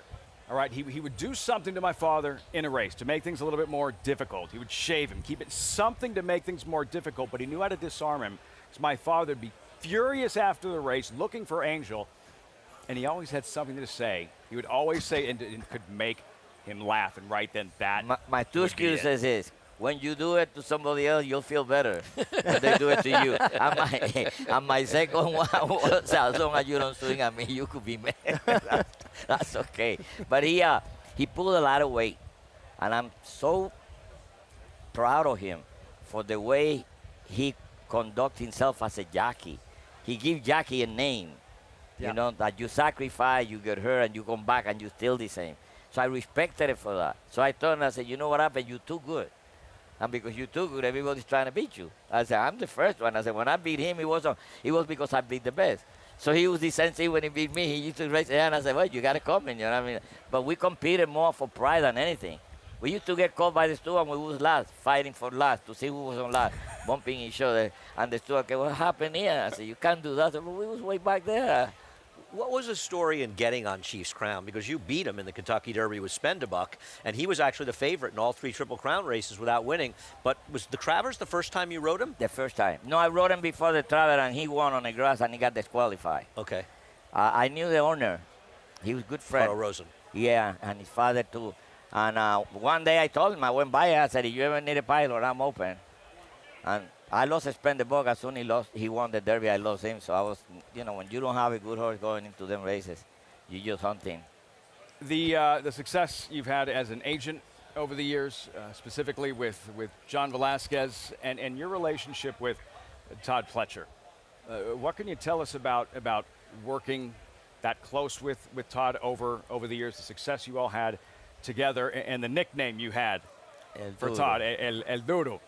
Well, I knew Todd when he was working for Wayne because I was riding for Wayne a lot.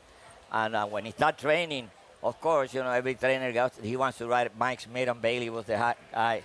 So he was trying to ride him, but he was new. So you know how the agents are. They don't know somebody, they kind of scared. So I asked him one thing. I said, boss, can I get to ride for you with my jock? I said, you know, you're young. You could be a champion. You could make my jockey a champion too. And he looked at me. I said, give it a try. Nothing to lose. So he asked me to come and work a horse. I said, Johnny, you got to come and work a horse. He said, I'm going there. Bailey and Smith riding all the horses. So I said, I'll go. I've never been on a horse in a long time. I must to work out 5 horses for him and screw everything. Everything was wrong. The timing was wrong. They don't make it to the pole. And instead of hating me, he liked me. And then I started to get to know the horses. Then we don't need a Johnny in the morning. Only once in a while we go for him. But I got to work every good horse he had. Everything. And, you know, I mean, I was so proud to be able to be there, to do something that you really want to do, you know. And you enjoyed it, getting on the horses? A lot. and learn I know a you lot. still miss it. Yes. I've been missing on big days. Travers Day, Derby Day, Breeze Cup. But on a regular day, I did miss it for 5 years. So.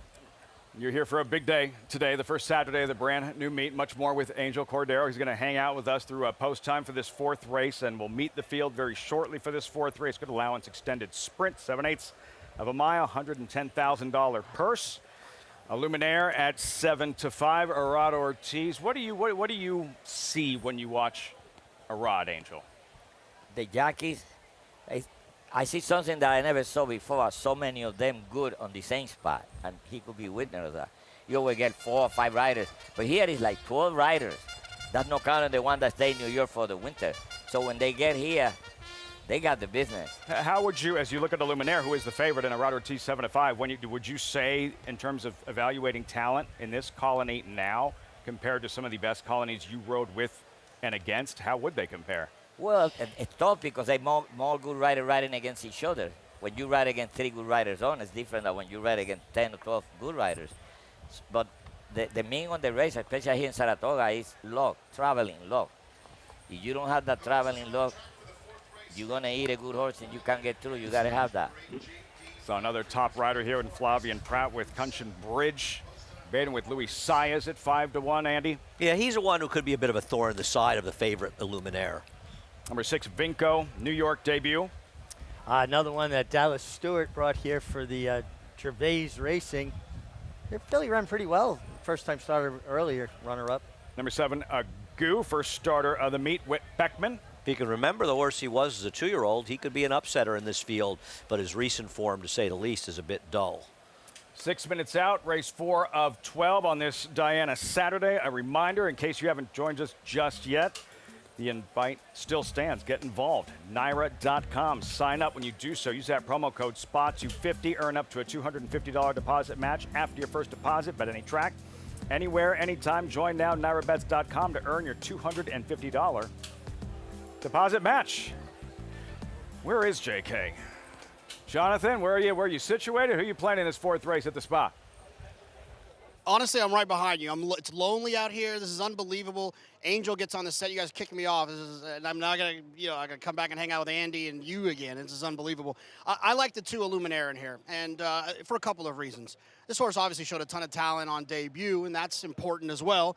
But the horse has been working with Monoma Gold and with Fierceness, the 2-year-old champion, the favorite for the Kentucky Derby.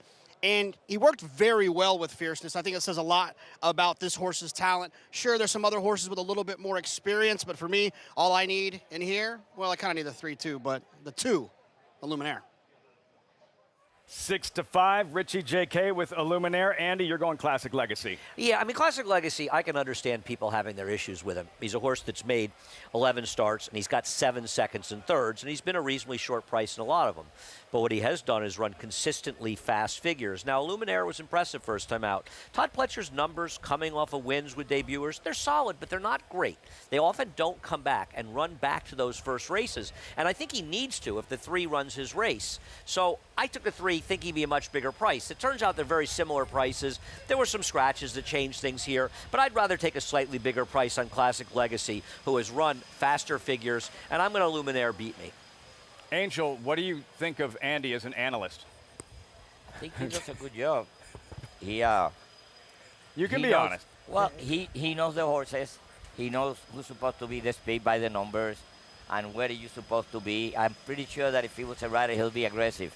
He likes to be on the pace. Learn from you. He likes to be in the race, so, Wait, but I was at your house a few months ago. That's not what you said. I thought you were talking about another Andy. But, the key on the races is you ride for certain trainers that got the style. Trainers that don't want to be on the lead, trainers that don't want to be outside. So, you have to combine that. And a lot of times, you're the only speed, but your trainer is going to tell you, like Mr. Penna, you tell me, they walk, you walk. If they crawl, you crawl. You don't want the horses on the lead. But if the trainer give you daylight, that's a bad thing. Todd Pletcher not afraid to send horses to the lead. He does not rate speed horses. He don't give much instruction. But you didn't either. I rode for you. Yeah, no, but honestly, not to you, but I did with somebody that I didn't know I did. But I trusted you. You rode for me everything, 40-1, 80-1. Yeah, we won some races together yeah, too, though. we And did. that was a big honor for me because obviously you're somebody that all riders looked up to. So when you became a trainer, to get a mount from you meant like, man, he thinks enough of me to give me a horse to ride. Yeah. Well, I was proud to have you, and you always did a good job for me. Was that what you expected it would be? Training, was it? How was it different? Was it harder? Was it how was that? It's harder everywhere. You're responsible for all your employees. You don't get paid on time, you're in trouble. When you start training, you're at least 2 months behind. And when the horse gets beat, everybody's fault except the horse. First is the jockey, then is the trainer. And then, you know, when they realize the horse fault, it's too late, you know. But it's very hard. It's easier to ride him. It's more dangerous. Yeah. But it's easy to ride him. When you finish, you go home. You change the pace. And the guy is mad, but tomorrow he'll be happy. But when your owner is mad, I believe in my life at the racetrack, and I've been coming here a long, long time. And I was here in your heyday, and if people that weren't here, they'll never know what a star you were in Saratoga. I think some of us get the misimpression that people care about us in Saratoga, not like they cared about you. You were a legend here, and I'm not just making that up. But also, I think when you retired from the game, I don't think in my entire life of watching riders and watching the game evolve, there was ever a bigger absence felt when you retired. People loved you. They loved to hate you. But you were the guy. You were the lightning rod for everybody. And your absence was felt for a long, long time. I'm so proud of that, to be honest to you. You know, I mean, I was the only one that they boo all the time before the race. Boo you because they loved you. Before the race, winning or lose. It was the time that they had to walk me to the paddock with a finger to because they will boo me from. They called me in California and said, we don't have this problem here. I said, we don't have this. I said, well, what do you want me to do? I'm not telling them to boo me. I said, like, hey, go home. Ooh, I didn't even have a home anymore. Yeah. I remember you being in the front page of the New York Times. I think you won 7 races at Aqueduct one day, and you were on the front page of the Times. Not a lot of riders can say that, Angel. Every time I came out on a paper, I bought all the papers. You bought them all? I went by. Let me have 3. How do you think you would have handled? We're on here with Angel Cordero on set, getting closer to post time for the 4th race here, Saratoga. How do you think you would have handled riding in the age of social media, where everybody watching, not just the railbirds, not just the people on track have access, the planet has access to you, to what the riders have to deal with now? How do you think you would have handled that? A lot of troubles. I would have a lot of troubles. I don't know, for certain reason, I didn't, well, nobody likes to get criticized. But when you think you're right, and somebody's argument, that bothers me. It's like, I can't tell you what you do wrong in your office, in your profession. So that really bothered me when I got beat on the horse. I had no excuse, and they was trying to blame it on me. But now I learned a lot of things that I didn't know before. I was get half for something that people say now. You just ignore, and 2 days later, everybody forget about that. I carry on. And my wife used to tell me, I said, you only better have it. He said, you always want to get even. Since I was a kid and I came here to the United States and I suffered so much, my mentality was like an eye for an eye. I wanted it to get even. And I wanted it.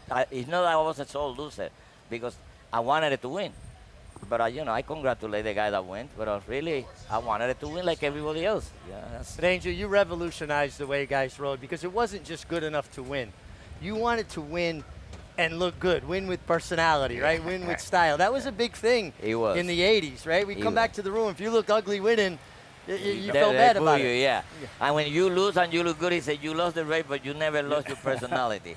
You got to look good when you lose, And we was more concentrated on better riding. Now, it's so hard, the competition. You just win, lose, rain, no hold on. You just it's different in that respect. Different style. What can now you represent Jose Gomez? What can you tell us about his progression as a rider and development? He's pretty talented. He's on the wrong place right now.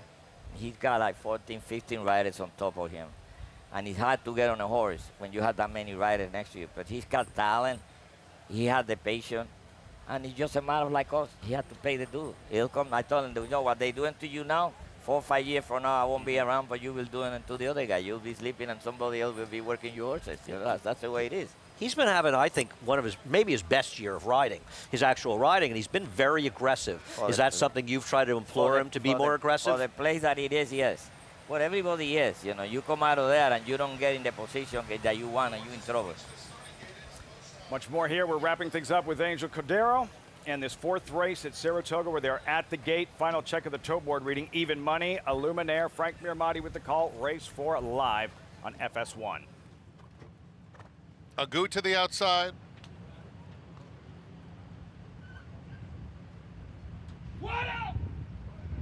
Going up. They're in the gate.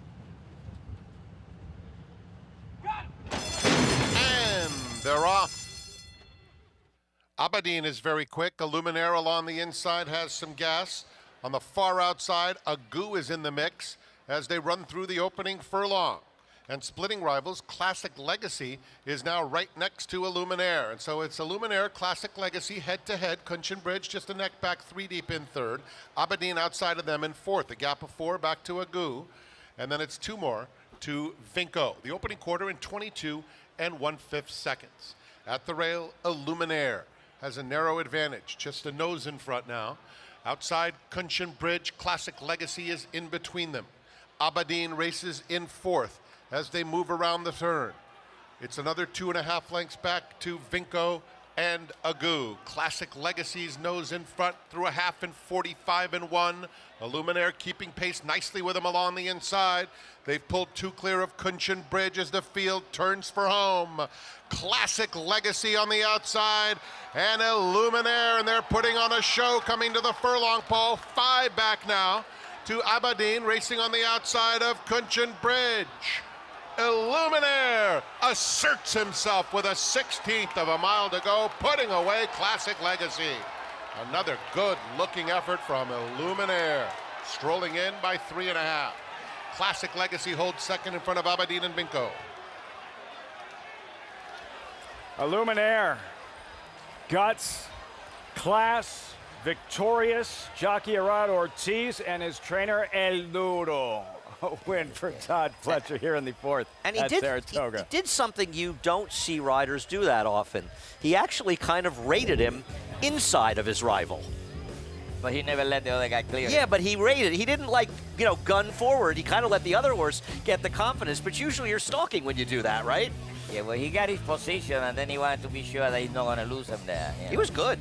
He was impressive. But whenever you see 2 horses fighting early, all the way early like that, and the one on the outside doesn't go away, 8 out of 10, the inside horse came back. And Eighth ball, Angel turns to me and says, inside horse is coming back. Yeah. Classic Legacy there, and it's widening with Illuminaire in front in the end by about 4, 2, 3, 5, 6. Centennial Colors right here, Richie, top of the stretch. They hook up at the top on the outside. Classic Legacy trying to keep pace with Illuminaire. Gave him a challenge, but in the end, it's too much Illuminaire. Yeah, this is a very nice horse. I mean, he really showed today that he can take a battle. He fought, he was inside, and then he drew away when he was fully set down by Irad Ortiz Jr. And it's a nice prospect for Todd Fletcher and Centennial Farms, City of Light, son of City of Light, I should say. I feel as though Junior Alvarado did the right thing with Classic Legacy because he's a horse that sort of hangs on horses. He doesn't pass, and his chief rival is the speed of Illuminaire. So by taking it to him, at least he got his horse engaged. He was just facing the wrong horse today. Yeah, they run fast. Irad Ortiz, and there he is, Todd Fletcher. Like Angel, 14-time Saratoga champion trainer. Angel, 14-time Saratoga champion rider. Irad Ortiz, Angel, he's for some of the things he does on the track, being a little bit unpredictable, he intimidates others. How advantageous is that for a rider, knowing others are intimidated by your mere presence out on the racetrack? It helps a lot because they always worry about you. You're like a bullseye when you walk in the jockey's room and you're on the 5-2, you know all the eyes are on you. So you just got to be prepared. You know, you ride with them every day and you watch them and you know what they're capable. And you just got to make that first jump. But that has to give you a real psychological edge, knowing that. There's nothing anyone does in this world better when they're intimidated as opposed to not being intimidated. I think my way was get them before they get you. What was the first day you weren't intimidated, Richie? The day he retired? No. Angel and I, in the beginning, we butted heads. And you were always aware of where Angel was. But again, at the end of the day, you made me a better rider, and you made the room full of better riders because you had to learn to compete properly. The name of the game is the only game that you're a friend now, and 5 minutes later when the door open, I don't know you, you don't know me. I used to bother my wife when I used to live with her, and she used to come cry at the house. You shut me off. I told him, cowboys and jockey don't cry. You gonna cry, don't ride. It's not only that you shut me on, then your agent went and got my man. I said, that was bad. What about when you shut Georgie off in the Travers with Broad Brush? He didn't talk to me for a month. We were talking about that last time. He wanted to divorce me as a compadre. He told his wife, I want to call the papa and tell him that I don't want Angel as a grandfather. I said, you can't take me off, man. I have first call. A final thought, yeah, for newer fans to the sport, that you mentioned George Velasquez. It might not be as familiar, who've only been following racing for a few years. How great of a jockey, how great was George Velasquez?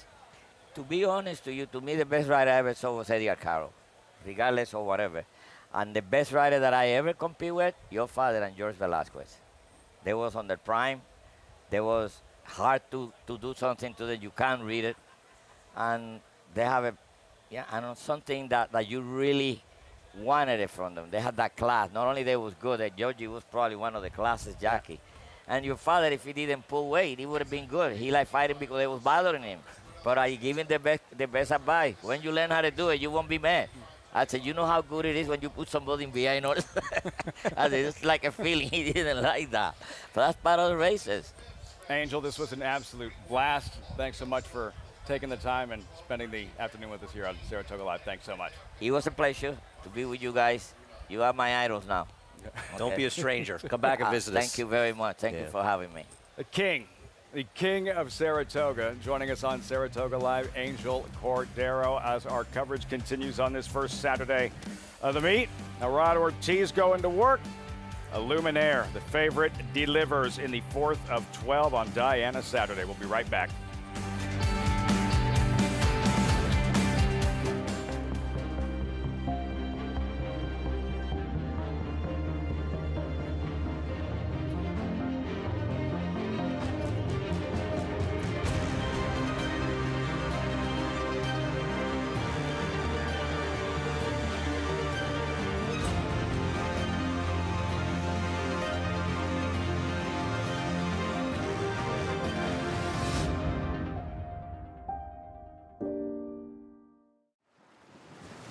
You have to be here to feel the rumble from 40,000 race fans.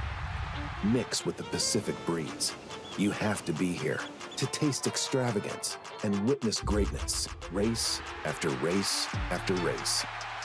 You have to be here to take home a memory you'll have forever. This November, when the world's best come to Del Mar, you have to be here.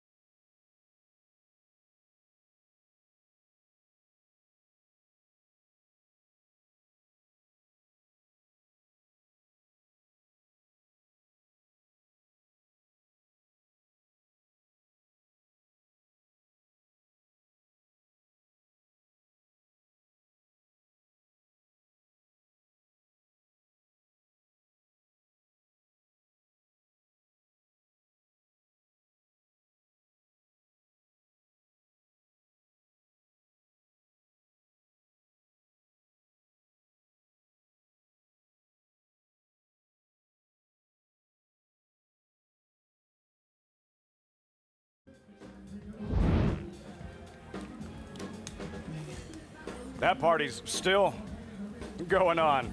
Opening night, Thursday night, downtown Broadway, Saratoga.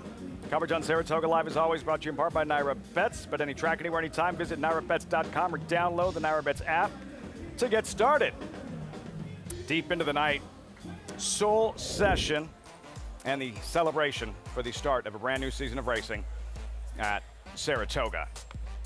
And here on track, a familiar scene, Arad Ortiz winning races at the Spa, a Luminaire, as they enter the winner's circle. And Andy, a bright future for this colt. 2 starts, 2 victories, onward and upward. Yeah, no, he looked good today. He faced a challenge. I mean, to his benefit is that he is a natural speed. So the 3 was taken a little out of his game to run the way he did, and I think Junior made the right call doing it.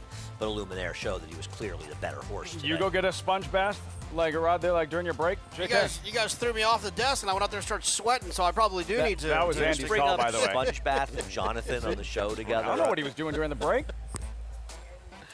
Lots to do in between races here at Saratoga. Like the sponge bath. Hang out, go get a drink, get a sponge bath. Where's that sponge bath? Something Jonathan? for everybody. 5th race coming up, post time, 20 minutes. Allowance, mile and a 16th on the inner turf course, $110,000 purse. The entry, transactional, unit economics, 7 to 5. Andy, how'd you see this one unfolding? Well, I think we have some speeds in here, like the Sprinter stretching out, the number 2, Devil's Got Cause. You've got the 5, Suerte, who's a horse who wants to be forward. But I think you'll see unit economics keep the style of last time, where he'll be much closer to the pace. The blinkers seem to change it, and he's not the only one in the entry that can win. Layoff or not, transactional is dangerous, but unit economics is the better one. He's way the horse to beat in here. I do think the 7 Ramblin' Wreck, though, has a chance to upset him. He ran a lot better than it looks in his last start. He had some trouble, and also it was a race where the horses that did well were right on top of the pace the whole way, and he was way back and made a run. The only one to effectively make one in there, a horse that ran against what I call the flow of the race. So I think he's a chance to upset, but make no mistake, unit economics runs his last race. They're all could be in trouble. He's going to be tough, and he's tactical, which I think kind of gives him a lot of different options. That he doesn't have to get lucky in here. He can make his own trip. And then for me, I just felt like Sambura, the 8 as the outside, is an interesting one that I was going to take a look at. Who I thought ran well last time against Battle of Normandy, and is an alternative if you want to get away from what's likely to be an odds-on entry. Strong, powerful entry coming up for this 5th race. Much more on the 5th post time in about 19 minutes. Still a couple of graded stakes events. The Grade 1 Diana and the Sanford for 2-year-olds. No Menti. Maybe that opens the door for Studley Do Right, looking to rack up a 3rd straight undefeated that thus far. And Moplex, big win in his debut. Is he ready to take down Sanford? We'll find out this evening on Saratoga Live. Quality Road, proving Lane's End's tried and true stallion-making tradition. Quality Road has sired multiple Eclipse Award and Grade 1 winners, including champion 2-year-old colt Corniche, champion 2-year-old filly Caledonia Road, champion 3-year-old filly Abel Tasman, Grade 1 winner Bleecker Street, and classic winner National Treasure. He's a leader of his generation. Quality Road, a stallion that stands above the rest. Horse racing? Check. Weekly promotions? Got 'em. Huge payouts? You bet. With Naira Bets. Download the app today and bet on any track, anywhere, anytime with live HD horse races, betting tips and tutorials, expert picks, and more. You bet with Naira Bets. Join now for a new member bonus at NairaBets.com.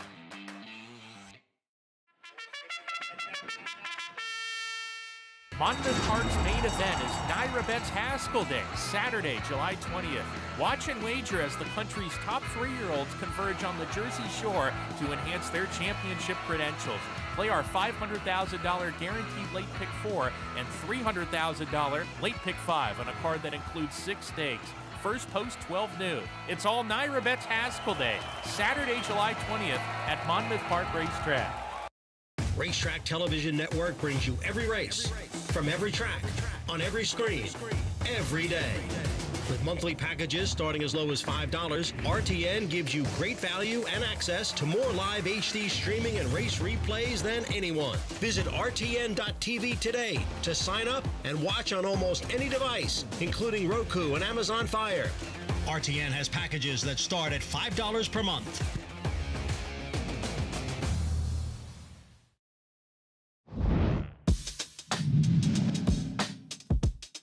Yo-Yo Candy is rallying.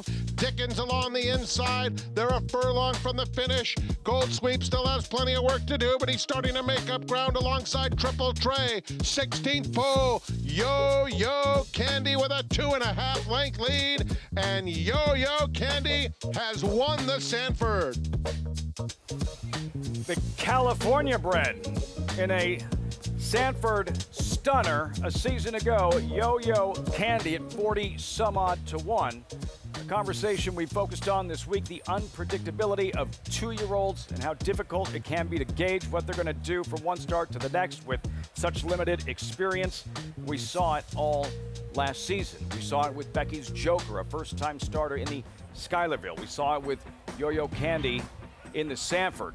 Andy, look at this. And in the hopeful as well, Nutella Bella posting a 54 to 1 shocker, and it continued opening day.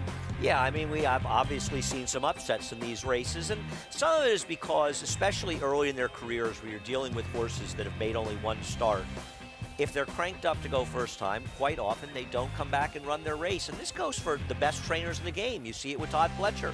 We see it sometimes with Steve Asmussen. We see it with Chad Brown. These 2-year-olds, they don't necessarily run as well in their second starts. And a lot of times because also they may have had an easy time in the front end against overmatched rivals. Suddenly they're macing better horses, and a lot of them have speed. Look, it's like picking who's going to win the Super Bowl after the first week of the season, right? Like, there's a lot of things can change. A lot of things. It's not a great body of work for you to understand how good these horses really are. The Queen's MG, like, nobody can figure her out. Oh, she 40-something to 1 in her debut. Then she's the favorite in the Astoria up the track. And then she pops in the Schuylerville at 44 to 1. Do you think she knows the odds and she looks up and says, if I'm She's not messing with us. Big enough price, I'm not going to try today? This feels intentional, the Queen's MG. And she was much the best. We talked about it, you and I, at Schuylerville, in that she was right on top of a pace that fell apart. She didn't get lucky to win at 40 to 1. She was way the best horse. Yeah, it didn't look or feel flukish. We'll see what she does. It sounds like the Adirondack is next, the male equivalent to the Schuylerville and the Sanford and the boys, but we won't have a chance to see the champ's brother, Menti, Fierceness's brother, announced this morning he will not race, scratched out of the Sanford, spiked the temperature.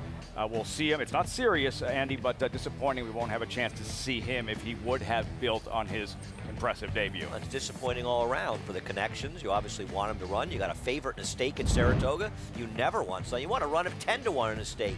But also, Jonathan thought he was way the horse to beat. I thought he was vulnerable. So either way, when neither one of us benefits it, for you as a horse, you're probably going to single. For me, I was going to probably try to make some money betting against him. So it's disappointing for the fans. And the other thing is, at Saratoga, man, we want to see the good horses run. Still, upside and potential, opportunity. What are your thoughts on Studley Do-Right here, JK? What do you make of the Tremont overall? 3 echoes there. Studley Do-Right, how strong of a heat do you feel this was? Yeah, I mean, I thought he ran well, but I thought he got kind of a setup. I thought the race kind of fell apart in front of him. Out of the 2 horses, I definitely prefer 3 Echoes, who ran in that Tremont. It's hard for me when horses get big setups to play them back, because is that going to happen again today? And typically off a win, they're going to be a short price. Yeah, I mean, I agree with you completely on that. You know that. Maggie, with 2-year-olds, this is her specialty. Maggie's 2-year-old report with Maya Engelhart on Mo Plex, 6 to 1 on the morning line for the Sanford.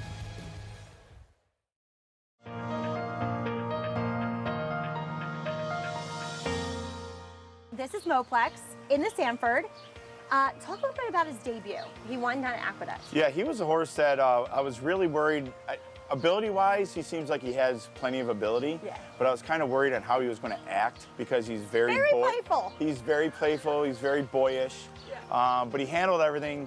We kind of surprised him, I think, and he handled everything very fine. Sometimes that first time they see stuff, they don't get as antsy, and he was definitely the case. But since that race, he came out of the race well, and I thought from a timing standpoint, even being a New York bred, that he could handle open horses, and I could still maybe look for the funny side later on after this race. So, but he's very talented colt.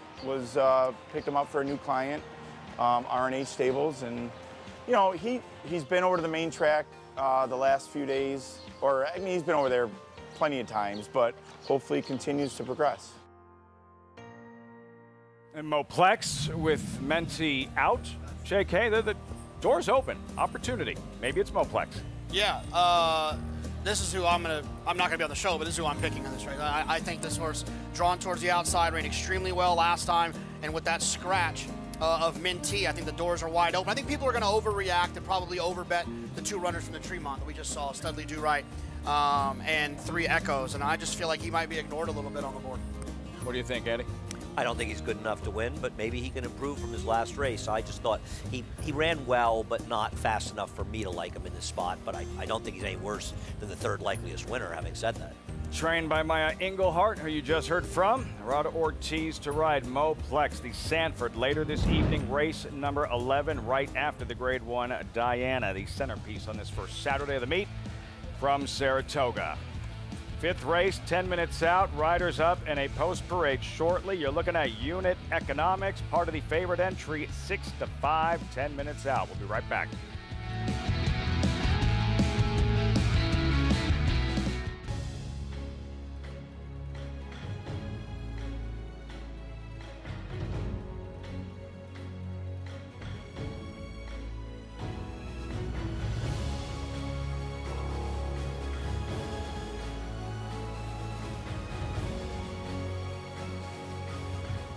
Olympiad leads American Revolution. Olympiad gets the gold in the Jockey Club Gold Cup.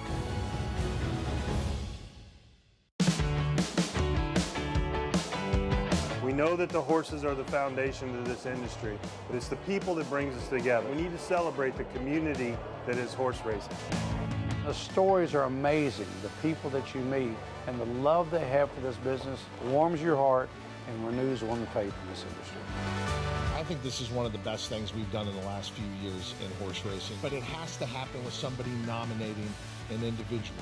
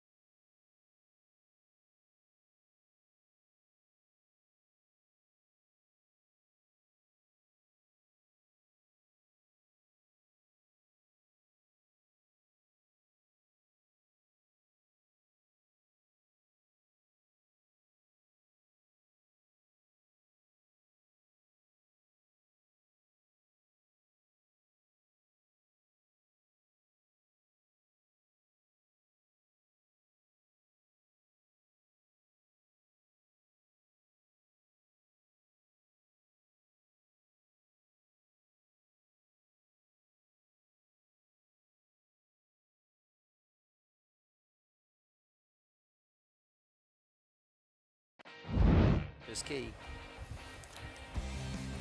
We cover it all. Thoroughbreds, standardbreds, and tonight at the Big M Meadowlands Pace on FS2, coverage beginning 8 Eastern. Carl in the Meadowlands Trot, Star, Nijinsky, Star in the Meadowlands Pace. Acacia Clement, she'll be on the mic. Paul Vitarosa, Jessica Auden on site, Gabe Pruitt, Andy Serling calling the races, right? You know, I love a standardbred named after both a great thoroughbred and ballet dancer. So how can you not love Nijinsky? Nijinsky tonight, Meadowlands Pace, live coverage on Fox Sports 2. What a cool shot there. Chad Brown later, the 5 runners in the Diana, JK, and talking to 2 world-class riders and drawing up the play, going through the playbook here before riders up in this 5th race. Andy, how do they decide who wears which cap? Do you know? I don't know, but what I'm really thinking, looking at it, I was thinking the 2 guys are thinking they're just not even listening to a word he's saying. He's talking away, and they're thinking, like, they're going to go there having dinner tonight, you know? I don't know about the colored hats, you know? I'm not. Is it a 1-1A thing? I don't know. Maybe. You'll see those silks time and time again this season, and specifically on the bigger days. Seth Klarman, right? Especially on the Saturday, the Fox Saratoga Saturday coverage gets started next week with the Grade 1 Coaching Club American Oaks, 6 consecutive Saturdays all the way up and through the DraftKings Travers Fox Saratoga Saturday, and it starts with the bang. Torpedo Anna, top-ranked 3-year-old filly in the nation. She will headline the field and look to take down yet another Grade 1 in the CCA Oaks. I'll tell you, it's getting desperate. I mean, the Carters hasn't won a stake. We haven't run a race yet at the meet. It's only their second starter. No, time to panic. It'll be over. Time to panic. How many owner titles for Seth Klarman here? I feel like they're 5 in a row, but I'm not sure. Impressive. Could be more. I don't know for sure. Hand in hand with Chad Brown racking up titles. And here, well represented, transactional, unit economics, 2 for 1. You're getting even money. Call to post 5 minutes out.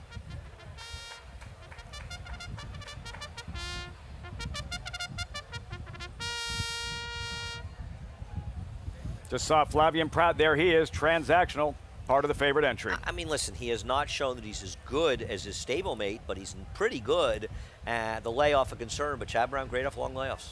Unit economics, Gerardo Ortiz are going to go back-to-back. He finally lived up to the hopes that Chad had for him last time out, and you can't say it's coincidence that he put blinkers on and then showed more speed. Number 2, Devil's got a cause for Oaks Derby-winning jockey Brian Hernandez. Yeah, you'd like to think they'll be 4 with this stretch-out sprinter drawn towards the inside.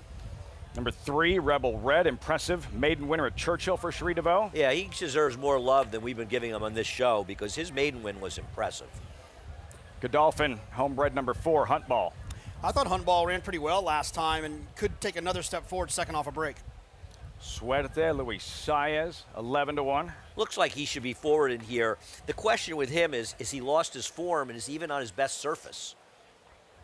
Samburu, number 8, at 10 to 1 here for Mike Maker, second in his latest.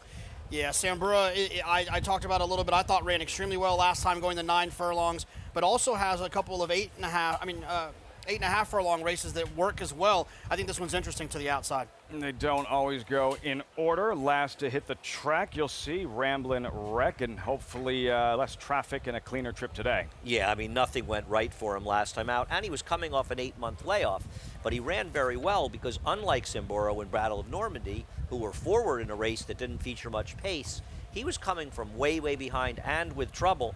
And he showed that those last 2 races before the layoff, maybe they're a thing of the past, as his form before that was very good. We'll revisit that trip in just a moment, but circling back to part of the favorite entry and unit economics with Gerardo Ortiz. And this was his latest after a couple of gut-wrenching defeats as a favorite by a nose and a neck. Nobody was going to catch him on this afternoon, finally putting it all together and graduating. The funniest thing is the best race he probably ran before that was his debut. Yeah. When he didn't get out of the gate and he was wide the whole way and out of position and a slow pace. He had chances to win those prior 2 races and he just didn't get it done. You're starting to think he might just be a bit of a phony. Well, Chad Brown put blinkers on him, Jonathan, and it changed the whole story. There's not too many things that I trust more than a forwardly placed Chad Brown turf horse, right? They still finish. They're still rateable, but they end up working out great trips. They don't have to worry. They're not subject to what everyone else does. And that's what gives me a lot of confidence in this 1A unit economics. I wish they weren't coupled. We've talked about that a few times here today because I think unit economics would probably be a little bit more of an attractive price, but people can't get enough of the buy one, get one free and drives the price down a little bit. Connections has a lot to do with that as well. Chad Brown, Flavian Pratt, Gerardo Ortiz, a lightly raced gelding. Andy, a follow-up on unit economics in just a moment, but circling back to number 7 and Ramblin' Wreck, you were just discussing his most recent. Okay, take us through the trip and exactly what happened on the 16th of June at Aqueduct. He's the 1A breaking from post position number 3, so let's watch. He comes out about 3/4 of a length slow, and he drops back, but it's going to get a little bit worse from there, too, because he's going to get sort of just completely shuffled out of the race. I mean, at this point, what is he going to do? He's dead last. He's well behind even the second to last horse, and it's a race where they were walking up front, and the 2 main choices were the horses that were up front. So, yeah, the best horses in the race gain the advantage of being in front of a slow pace. Now he's moving widest of all, and he's not what we call sucking up here. He's not behind a fast pace and a race falling apart, picking up 3rd or 4th late because of the way the race was being run. Nobody else in this race was really closing, but he was closing and he was doing it making a big wide run. In my opinion, this was an excellent effort by him, running well against the dynamics of the race and having nothing go right for him, and he still acquitted himself well. I think with a cleaner trip and maybe a little more pace today, he can win this race. I don't mind him, and everything you said I agree with. He just kind of annoys me a little bit in terms of like those 2 races last summer where he was odds on and got beat. I'm just still kind of agitated at him for that. I love him, but agitated. Richie, you're in a Ramblin' Rex corner as well, yes? For all the obvious reasons the guys just talked about, the start last time, the fact that he finished. I also like the fact that he's shown a fondness or an affinity for Saratoga. 2 starts up here, a win in a second. And he looked fantastic. I mean, he could not look any better turned out. And I just think he's a logical alternative. I have no false illusions. I think the 1A unit economics is going to be very tough to beat. But I just thought there was a lot to like about Ramblin' Wreck at a much better price. Horse that I think has an interesting maybe say in how this race is run is the 2 Devil's Got a Cause. This horse has been slowly sprinting on the dirt. Looking at it from a physical perspective, he's got that wider, flatter foot that we correlate with the turf horse, longer, slacker pasterns. I think it's kind of interesting him getting to the turf, and at the very least, you got to think he's part of the pace. And the outside horse, who does have some speed of his own, Samburu, he looked great. But I tell you what, he is revved up, and I think he is going to be a bit on the keen side. He was really taking a hold of the bridle with Manny Franco, even in the paddock, almost galloping in place. When we talk about a horse looking like a coiled-up spring better, ready to be released, excuse me, he really had that going on. He just looks like he wants to rock and roll. On the engine, the English gelding, Samburu. Manny Franco looking for a second win this afternoon. With so much going on, the graded stakes races and betting opportunities, a reminder to take home your share of a $10,000 today. Hit the late pick 5 today at Saratoga and Monmouth Park and split $10,000. Visit NairaBets.com to opt in. The Saratoga Monmouth $10,000 hit and split gets started in about half hour. Feels exactly the way a Saturday should at Saratoga. Yeah. Andy, picture-perfect conditions, big crowd, great racing. It's funny, when you're in Saratoga like we are every day, you lose track of what day of the week it is a lot, Because it's just you're here and stuff. But you always know when it's Saturday. It just feels different. The energy's feeling different. The traffic getting in here is different. Walking to the set, you got to dodge a lot more bodies. It's you definitely know. And then there's always the excitement of seeing the potential superstars that we hope to see in races like the Diana and the Sanford. Later on this evening, Grade 1 Diana, 2-year-olds in the Sanford. First things first, post time for the 5th. Frank Mirmati standing by. It's post time. Thank you very much, Lafitte. We are waiting on Samburu in the colors of Paradise Farms. Going in. They're in the gate. And they're off. And Samburu is out very alertly. So too, Devil's Got a Cause. Those 2 pass the stands together. And another 2 lengths back to unit economics. Transactional, not the best of the beginnings, but now up close regardless. And outside of that pair comes Suerte. It's a break of 3, back to Rebel Red. Hunt Ball is at the back of the field, right in front of Ramblin' Wreck. Around the clubhouse turn, Devil's Got a Cause. Ran the opening quarter in 24 2/5 seconds. Samburu prompting in second. Transactional and unit economics right next to one another. And Suerte outside of that pair. Rebel Red is reserved, 6 lengths off the lead. It's another 2, back to Ramblin' Wreck on the outside of Hunt Ball. Devil's Got a Cause. Samburu continue to do battle up top. Suerte tries to make a move, 3 deep. The half went in 49 seconds flat. Then Unit Economics and Transactional still racing together as a team. Rebel Red, 6 off them, followed by Hunt Ball and Ramblin' Wreck. Not much change at all into the far turn. Devil's Got a Cause at the rail. Samburu has been keeping pace, and now Samburu has put his neck in front. Easily putting away Devil's Gonna Cause. In the meantime, Suerte has wandered way out in the middle of the racetrack. He's out of the race. As they come to the furlong pole, Unit Economics is starting to come, as is Rebel Red with good strides. Finding room between rivals is Hunt Ball in the blue. A final 16th of a mile, and it's Unit Economics. Rebel Red on the outside. Rebel Red, Unit Economics. Rebel Red runs by easily and wrapped up under Jose Ortiz. Unit Economics was second, then it was Hunt Ball and Samburo. A measured length and a half victory or so with Rebel Red, Jose Ortiz, Cherie DeVoe. Rebel Red, impressive acceleration late in this fifth at Saratoga. This horse really looked like a winner every step of the way. He got good position behind the bunch up front. Unlike Unit Economics, who was sort of between horses, too wide, never really comfortable, he was able to relax in the back, and the public that made him the clear 2-to-1 second choice, Jonathan, they got this one right. Hey, the horse won pretty easy at the end. I mean, he did. Jose, in a certain, he was so confident.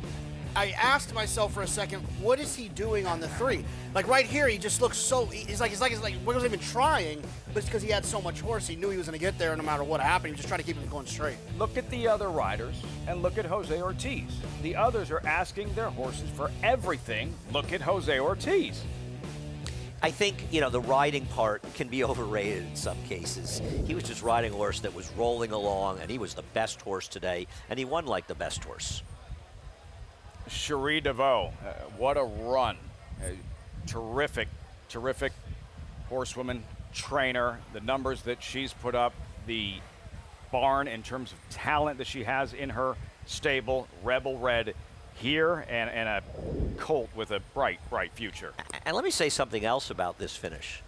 The winner, the second horse, and the fourth horse, all bred in Great Britain. A couple of them, one of them was a horse, Unit Economics, that was purchased overseas.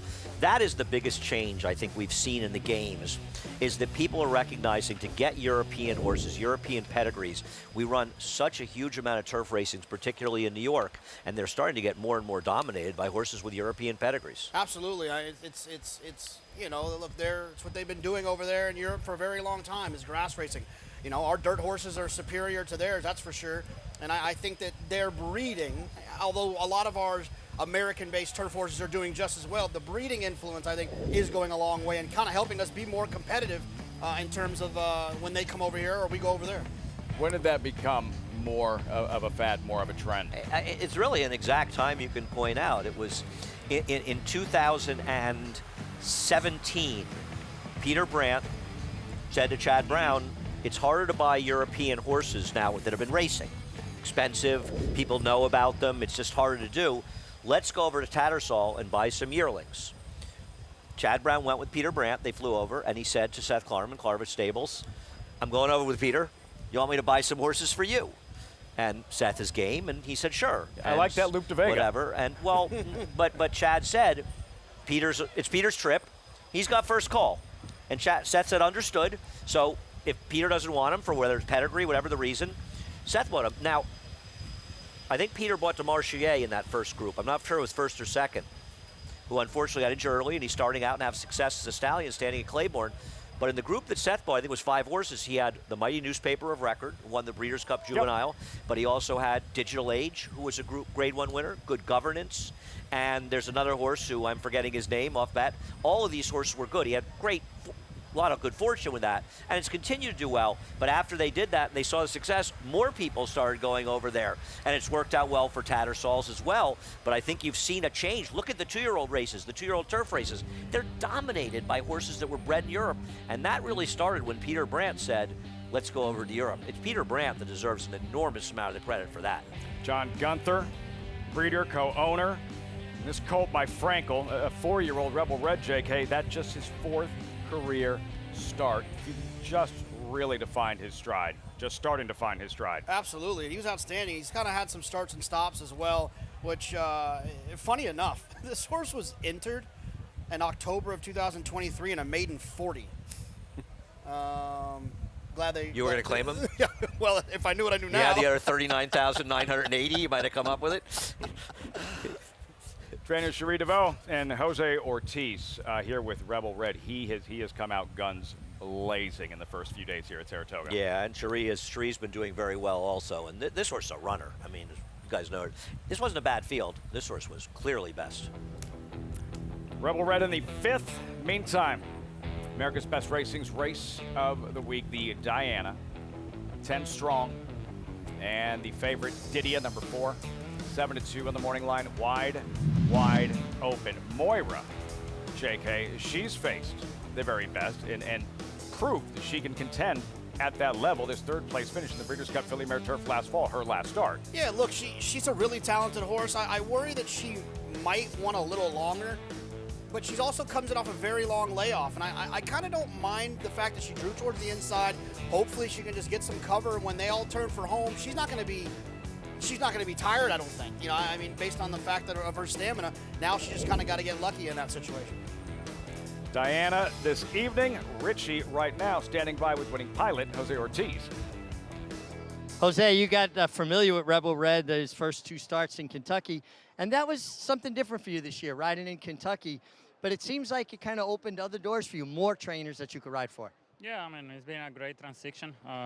They welcome me with open arms over there. And I rode here for a lot of guys from Kentucky here in the past, so that helps a lot. So when I get there, I start working for the local guys, and they gave me a good opportunity, so I'm very happy. And later on today in the Diana, Didia coming off that big win in the New York. She looks like a filly that's pretty fun to ride. What kind of trip do you want with her? No, it's clean break is going to be key. Hopefully put herself just like last time. Don't try to mess with her. She likes to be very clean, follow the pace, and just sit there. Wait as long as I can. Best of luck going forward, guys. Jose Ortiz, he's all class.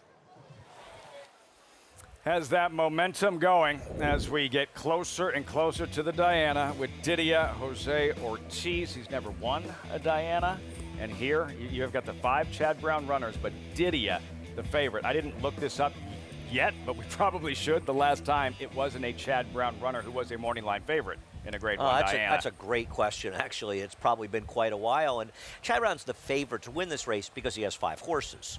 But he doesn't have the favorite in the race, and I'm glad to see more people racing against him because a lot of times they've complained that Chad dominated the race. He's dominated because nobody's wanted to run against him. You can't beat him if you don't try to. What are you expecting from Didia this evening? Yeah, I mean, look, I think she's going to run well. My only issue is I just think she's going to be too short of a price. I think Kopp is a lot more interesting horse at a better price. You'll have a chance to see it on Fox Sports 2. That'll wrap things up for us here on Fox Sports 1. It's been a thrilling afternoon thus far. How about Carl Spackler in the Kelso? Sensational effort. Look forward to seeing him in the Grade 1 4-star Dave. But the graded stakes racing continues. There she is, Didia and Jose Ortiz. Will he rack up a first win in the Diana? Find out this evening. And the 2-year-olds in the Sanford Studley do right. What will he do in the Sanford? We'll see a little bit later on as our coverage continues over on Fox Sports 2. Deep in the heart of horse country, from these Kentucky hills has sprung a legacy rivaled by few. From the all-time greats of yesterday to the breed-shaping bloodlines of today, our roots hold strong with the promise of tomorrow. For over a century, our passion has guided us to where we stand and everything we stand for. Claiborne Farm, the tradition continues.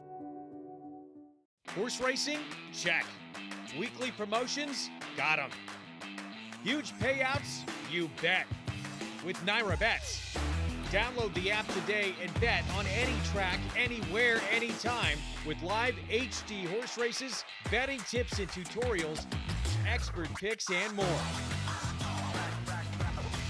You bet with Naira Bets. Join now for a new member bonus at NairaBets.com. History remembers moments of extraordinary strength, skill, and determination. True greatness is forged by those who fulfill their destiny.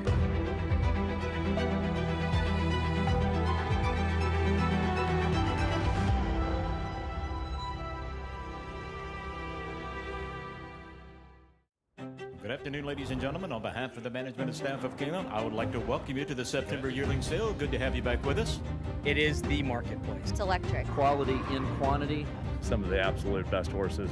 These are the horses we're going to be cheering on in the next 4 or 5 years to come. A shareholder to win the Norfolk. Dornick win the Belmont Stakes at Saratoga. Randomized in a dramatic photo finish in the Ogden 5th.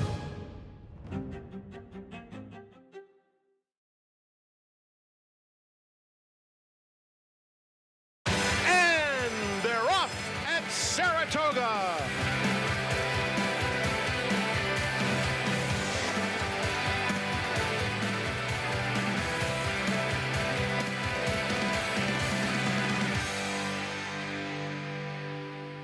Welcome back. Saratoga Live on Fox Sports 2. They might not even have to paint that thing. Juddmonte colors, white beam.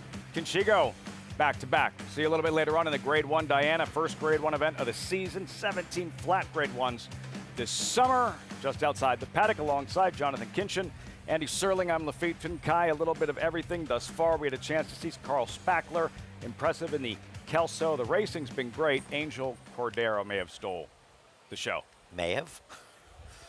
He did. Probably did. He stole the show in Saratoga for a long, long time, and he stole the show on our set this afternoon. Yeah, I see what you guys are saying. Addition by subtraction. Well, getting rid of you helped. No, I'm not going to lie, but the addition was big.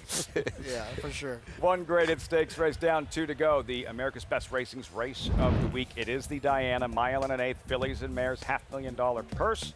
There's the field. Chad Brown trains 5, does not train the morning line favorite, Didia. Distinction belongs to Nacho Correas. Didia coming in, JK, off this performance in the New York. Great ride and trip from Jose Ortiz to the difference. Many will remember the Belmont Stakes Racing Festival. This was one of the most exciting races I think we were all excited about seeing. Just an absolute war. Those are real horses behind Didia here. I thought she ran outstanding, and she deserves a lot of credit. She deserves to be the favorite here. All of those things. The only issue is she got an absolutely perfect trip. She's going to be a short price here today. So my feeling is there's other options. I'm not trying to beat her in a multi-race wager. I just think there's more interesting horses from a betting standpoint. You missed the wedding at 9-1 last time out, and now you're going to get a fraction of that price. I agree with Jonathan completely, though. I think you can make the argument she's the horse to beat. Do you think she'll be favored, and if so, what price? Well, I think one of the reasons she could also be favored, not just this impressive win, but also you've got 5 Chad Browns, and none of them are outstanding. There isn't one of them that are going to be. So I think you'll see a spread of the Chad money, which sort of diffuses it from any one of them. Who do you think will be the shortest price runners of the Brown runners? Boy, that's a great question. I want to say Chili Flag, but I feel like they're going to be upset that she's drawn outside, and they might make it White Beam. White Beam, but it's IRAD. The IRAD, I agree with you, but the IRAD factor could make her the one, but I agree with all that. White Beam coming in. Again, it's a different, her identity. We didn't think much of her at this time last year. Like now we know who she is and how good of a mare she's turned out to be. Well, the knock is that she hasn't won a race since the Diana last year, but the reality is that she's had some excuses in those races. She got involved in a very fast-paced duel when she lost 2 back. She was involved in an extremely fast pace that fell apart in the Matriarch, and she barely got beaten that day. So she's run well. Today is the day she needs to go to the front and try to establish that right away. White Beam wants Evie Jets to not be Evie Jets. Or not be super aggressive. You know, she can be sitting outside of her, but White Beam needs to assert herself early. And I think for Chad Brown, it would give White Beam her best chance. And if it doesn't work out for her, it may end up helping some of his other horses. So I think it's good for everybody. Something to watch right from the start of the Diana, which you can play on your Naira Bets account. Get involved. When you do so, sign up. That promo code SPOT250. Earn up to a $250 deposit match after your first deposit. Any track, anywhere, anytime. Join now, NairaBets.com to earn your $250 deposit match. Sanford, 2-year-olds, all about the future. And no Menti, the heavy favorite, is out, so we refocus here on the Tremont and how productive of a race we think this will be. Studley Do Right, 3 Echoes. JK, I know you prefer 3 Echoes. I do. I prefer 3 Echoes because I feel like Studley Do Right got a pretty nice pace to close into. And look, he might get another great pace to close into, but I feel like people are going to overreact a little bit because of his win last time, and I just think he's going to be too short of a price for what I believe his chances really are. I prefer 3 Echoes out of this race. I agree with Jonathan's thinking, and I think Three Echoes was in an unenviable position where he had to go after the second place finish, who was a heavily favored first-time starter for Wesley Ward, because the whole world regarded him as a likely winner, and Three Echoes sort of had to go after him. Without a speed of Menti in here, he could sort of write his own ticket and not worry necessarily as much about the early speed, and that'll work against Dudley Do-Right. With the absence of Menti, I don't know that anything would surprise me, especially considering what we've seen in some of the graded stakes races for 2-year-olds on dirt opening day and going back to last season. You're setting us up to have the 5 remaining 2-year-old stakes be won by the favorite. Pretty much. I'll be reminding you of this much. on hopeful day.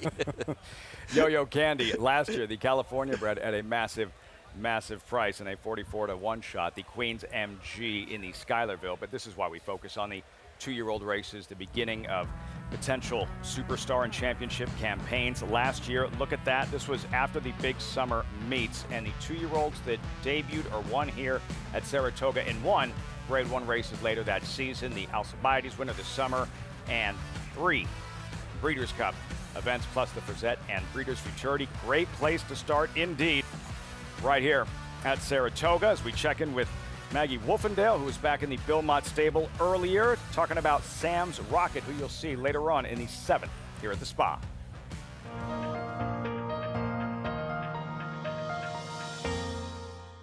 Here with Sam's Rocket, who will be debuting a little bit later on today. He's by American Pharoah out of the dam More Roses.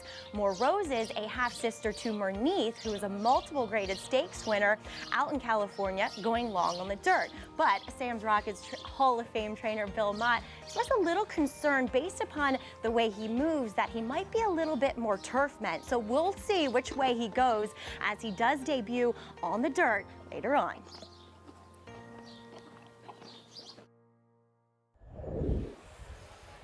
Sam's Rocket for trainer Bill Mott. Have a chance to see him a little bit later on in race number 7. There were 3 horses in that race that were sold at the OBS sales, and I thought Sam's Rocket, they actually all worked 10 flat, the 1, the 2, and the 6 Sam's Rocket.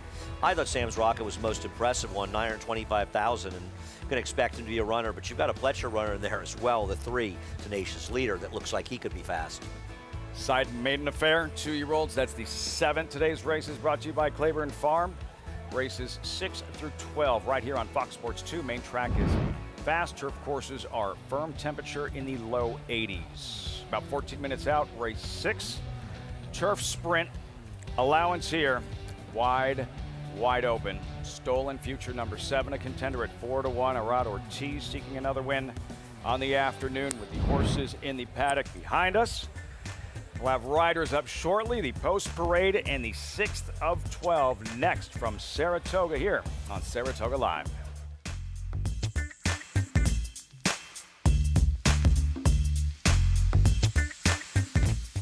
The best 2-year-old by legendary sire Quality Road. Hit about $1.5 million.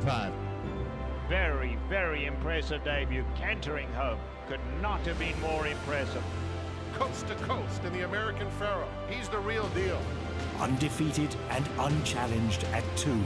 He's just too good. He wins the Breeders' Cup Juvenile. Corniche.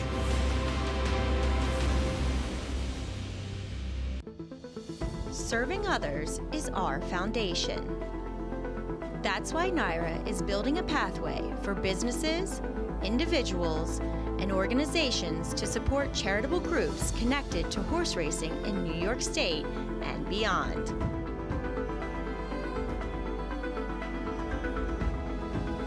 The NYRA Foundation, supporting our community.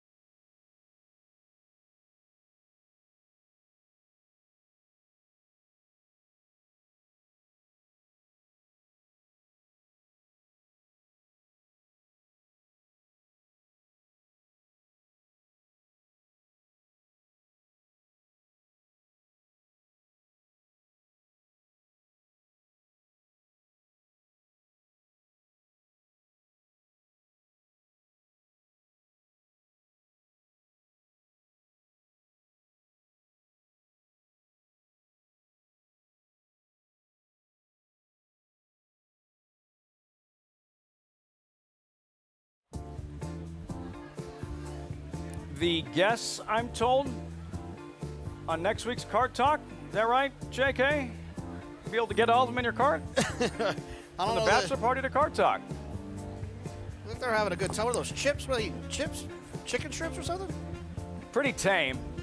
That first shot might have been from like race 2. Now I feel like this is race 8. I think it was at like 11:30 on Caroline Street. There you go. Good. From the bachelorette party to the bridesmaid of the Diana. For Graham Motion, you can't get much closer to winning a Grade 1 race without winning that Grade 1 race. 14 starters, 6 second-place finishes. Like 5 of them, Andy, by like a nose and a head. The guy won the Dubai World Cup, the Kentucky Derby, Breeders'. What is he complaining about? I'm just saying. It is pretty amazing. And let me tell you something. I'm not sure about all of them, but quite a few of them were big prices. He has them ready. He has Mission Great of Joy trainer. as well as she ran in the Justa game, finishing 3rd at 13-1. John, I don't know about you. I think she's a big-time player in this race. No, I mean, she's drawn well, too, down toward the inside. Should be able to get some cover. Johnny and Graham won a Grade 1 closing weekend at Belmont at the Big A. Yeah, I don't have a problem. She'll be a big price as well. I think she'll be ignored on the board. Always hesitant to say anyone deserves anything in racing, right? I feel like Graham Motion deserves the Diana, being that close that many times. I think Jonathan and I deserve to hit an $80,000 pick 6 sometime in the meet as well, but doesn't mean it's going to happen. That's coming up. The Diana a little bit later on this evening. Horses behind us. We'll have riders up in a moment for this 6th race. We're about 9 minutes to post. Take a look at the 7-horse here in this Turf Sprint New York Breds and Stolen Future, Andy. For Mark Casse, the beat goes on at the win every day thus far at the meet. And I think in a wide open field, the reason this horse was the morning line favorite, though appears not to be favored based on multi-race bets, is the Ira Ortiz factor. You always gravitated to it. I think the horse ran fine last time. Was 3 wide, angled out 4 wide the stretch. Didn't have the best of trips in there. But both Jonathan and I, while we respect him, I think we probably prefer the 10 Actor Congress, who was the speed in here, for a couple reasons. First of all, this was off a sustained layoff. Also, this was a race that completely fell apart. In other words, the horses that were forwardly placed did not run particularly well, but horses that did run well, like the winner Margot T, the 2nd place horse, the 8 and 9 today Quick Power Nap, they came from well back, whereas Act of Congress did all the dirty work in there. But I don't think Stolen Future ran badly, Jonathan. No, it didn't run badly at all. I just think when you're comparing the two, they're actually the same price on the board right now. I just prefer the 10 Act of Congress. It's a turf sprint. I'm always going to lean towards speed in these situations, but I think you said something in here that it's the important thing for me, is this horse was coming in off a little bit of a break. Now gets that 2nd start off of a break. I expect him to take a significant step forward. And Bruce Levine looking for his 2nd winner of the meet after having a nice maiden for opening day. Starter, yeah. And I believe that there's value in betting this race because they're making the wrong horse the favorite, the 11 Strictly Taboo. And I think it might be just Christophe Clement with no one else to grab on. And this horse that got an absolutely perfect trip at Saratoga on June 6th to get up and beat an inferior field. And I just think she's facing a tougher field. I hope I'm wrong. I'm friendly with the connections, but I think she is way the wrong favorite here. The rail that day, the far outside today, how does that complicate matters? A little bit different in a turf sprint. You don't want to be that far outside. Yeah, it depends. It depends how much pace there is. If you have a lot of pace in a race, I think the race spreads and the outside isn't that bad. You watch these races, you get the cavalry charge in the stretch. But I think in a race like this, where if you and I are right, where speed may dominate, it's not going to help a horse break from the outside in a situation where the pace may not be as fast. And that guy makes me feel a little bit more comfortable about it with Joel Rosario's timing. You know, if he's going to take back, he'll do the right thing to give this horse the best shot. It's not ideal by any means, but, you know, at least you're going to be in the clear. You're not going to get stopped circling on the outside. And I think it's interesting, if you look at the 6 furlong turf sprints, which we run at Aqueduct and Belmont as well when we're running there, I think more closers win the 5.5s at Saratoga than win the 6 furlongs in New York. You get that feeling? Yep, because there's faster more pace. Yep. You feel better about late running sprinters in turf sprints versus dirt sprints? 100%. Yeah. Interestingly enough, I love turnbacks, horses going from routes to sprints on the dirt, and it works. When we started running all these turf sprints, I thought, man, it works in the dirt. It's going to be great in turf sprints. It doesn't work in turf sprints because turf sprinters are very specific types of horses, even if they come from way back, like a horse like Big Invasion. Post-parade race 6, you're looking at Toriga, Javier Castellano, the James Bond homebred. Able to get the run of the race to break her maiden last time, not likely to happen again. Burn, Rosie, Burn draws the rail. Yeah, probably feels a little too slow. Does draw well for a horse with a tad bit of tactical speed. Beach Cruiser, little one geared, needs to finish better. Yeah, it was a little bit wide at times last time, but hasn't had any finish. City Block, second start on grass. Yeah, just didn't run very well last time at a big price. 29-1. Long shot side by side. Number 5, Honest Banker, lightly raced 4-year-old turf debut. Her dam was a multiple winner on the turf, though she's produced none that ran well on the turf. Could have some speed. You should be dancing. Flavian Pratt, 8-1. Yeah, just runs numbers that are just kind of in the mix. We need to take a little step forward to get with this group. Aforementioned Stolen Future, Arad Ortiz, 4-1. What's going on? They're that not over-betting Arad Ortiz, that right? feels cold. Something wrong. Fancy Pants Juliana, number 8, second in both turf tries thus far, and she's 10-1. Yeah, I think she's kind of coming around for Dave Donk, and that fits Dave Donk's profile. He kind of runs his horse into fitness and getting their best performance. This could be her best race yet. Quick power nap, Jose Gomez after the Angel visit. Hard not to pull for. Yeah, but she's going to need more pace than she rates to get in here. Number 10, Act of Congress. You're both in her corner. Fast 5-year-old mare. Yeah, speed from the outside. Ricardo Santana, I love him on these types of horses. Strictly Taboo to the outside. Mr. Turf Sprint, Joel Rosario. Yeah, I think she's massively overbetting here and is a good bet against. And a reason to play the race, to play around her. I'm going to key the 10 with the 7 and 8. Blink and you'll miss it. 5.5 furlong turf sprint, $95,000 purse. New York bred fillies and mares. Post time 4 minutes. Fancy Pants Juliana. There she is. Again, those 2 turf starts thus far, Andy, and a couple of solid bang-up second-place finishes. Yeah, she is way too big a price at her current 10-1. It's a funny horse. Her first 2 races were far and away her best races, and for some reason they didn't run on the turf again for almost 2 years. When they did, she was a crazy price. I bet her, and she was just second best that day, and she's been second best now a couple of times in a row. But I think she's running well enough, and what Jonathan said about being third off a layoff, that while I don't love her chances, I picked her third. I don't think, Jonathan, she should be 11-1 here. Do you? No, and Dave Donk, you know, he wins races at this meet at big prices. And just to dive a little bit deeper, you know, Dave's one of those guys that he's got a lot of owners that just let him do his job. He doesn't feel the pressure of having to win immediately or to win first out or he gets to just train his horses the way that he wants to train his horses, which is what I would consider with patience. So in this situation, how the horse ran well coming off that layoff and ran a lifetime best, then comes back, runs another lifetime best, I think the horse just could be improving. Didn't White Duke, the really good turf sprinter, David Donk, Yes, campaign? David Donk. David Donk is one of these trainers that if you talk to the average fan, they're not going to really know him because he doesn't have a lot of stake horses. He's not really involved in the bigger races. He's had some great horses, a horse like Awad in the past. But year in and year out, he wins.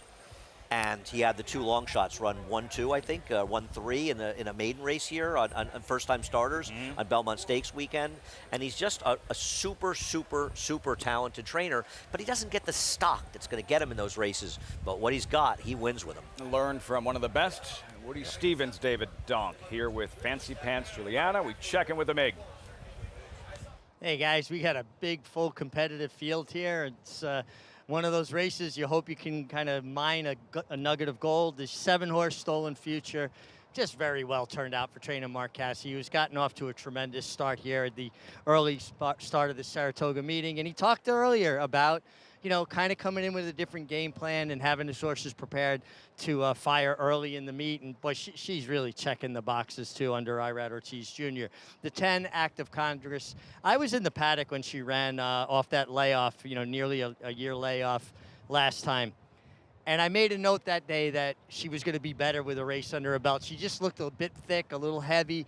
You can only train a horse so hard. A race is probably worth about 4 or 5 works. She's tucked up, tight, looks great. She'll be my top selection. Good speed from the outside with Ricardo Santana Jr., who we know is aggressive. The 11, Strictly Taboo, also checking the boxes from a physical perspective. And you get Joel Rosario. Now, I know she did get a perfect trip last time to win up here, going 5.5 furlongs. But sometimes horses win, and they kind of, get that winning habit. They figure it out. Again, making a nice physical impression. I would be remiss not to mention the 5-horse, Honest Banker, trying turf for the first time. This horse is 15-1. Looks from a physical perspective like she'll handle turf very well, and extremely well turned out for a trainer, Ralph D'Alessandro, who's shipping in from the Finger Lakes. I think this filly's going to outrun her odds. She just looks like turf might be her thing. First start on grass, that'll shake things up. Should she trigger the upset, Honest Banker at 16-1. Andy, I remember you once saying that handicapping turf sprints, that they're on an island. This is kind of different than handicapping other races. How so? Because, like I said about the turnbacks, you would think if closers do well in them and they go in dirt, which is more speed-oriented, it should do better on turf. It just doesn't work that way. They're very specific kind of horses. It's very unusual for a good turf sprinter to be effective going longer, and it's very unusual for a longer horse. Casa Creed, one of his amazing talents was the fact that he was a dual winner of the Grade 1 Jaipur, sensational turf sprinter, but also a dual winner of a Grade 1 mile race. There aren't a lot of horses that can do that. They are very specific. And I'll tell you something else interesting, Jonathan. The best turf sprinters were always here, but also in Australia. The European turf sprinters didn't really have the edge on our horses that a lot of the route horses did. Yeah, I mean, it used to be until I can't remember the winner at Keeneland not too long ago. Glass Slipper? Glass Slippers. It was like almost like you could toss all of them. You could toss them Europeans all. rarely seem to win the Breeders' Cup turf sprint. Until Glass Slippers. Yeah. Here, this New York bred turf sprint. Final check of the toe board reading 5-2, Strictly Taboo. Richie, JK, Andy, all on the very quick act of Congress. I'm sure Bruce Levine was thrilled to see that when we posted our selection. Sees the second choice at 3-1. Frank Mirmati standing by. Post time for the 6th live from Saratoga. Rider is off to Riga briefly as the assistant starters moving to guide her toward the starting gate. And still awaiting her turn will be Act of Congress. Backing Toriga toward the gate. And then we still have a couple more. Honest Banker is a few yards behind the gate, as is Strictly Taboo, who continues to get solid action at odds of 5-2. Toriga right to the gate now. Open the front for her.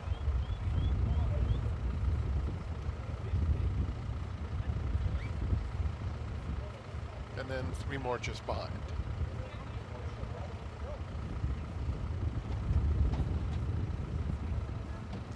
Here's Honest Banker in the black silks.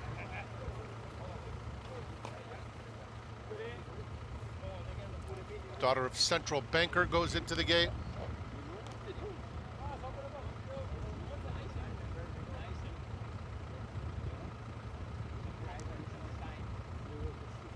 She also needs a little help.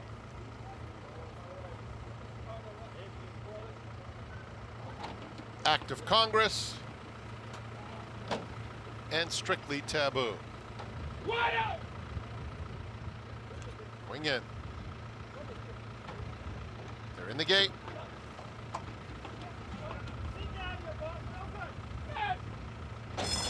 And they're off. Very nice beginning for Act of Congress, who goes straight to the front, joined by Honest Banker, those two hooking up. And down on the inside, here's Beach Cruiser. Honest Banker has dropped right back now. Toriga takes third toward the half-mile pole. On the inside comes Byrne, Rosie Byrne, 5 lengths off the pace. Strictly Taboo is on the far outside, much closer, within 3.5 or so of the lead. Stolen Future is racing in between horses. Fancy Pants Juliana has 7 or 8 lengths to make up. Toward the back of the field, You Should Be Dancing, trying to make some headway in the blue.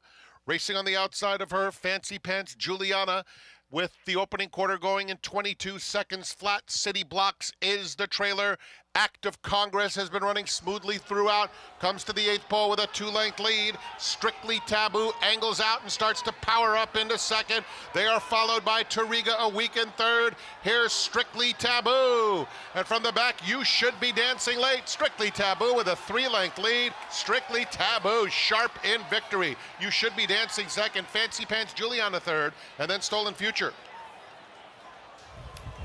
She turns it on late. Mr. Turf Sprint, Joel Rosario teaming up with Christophe Clement.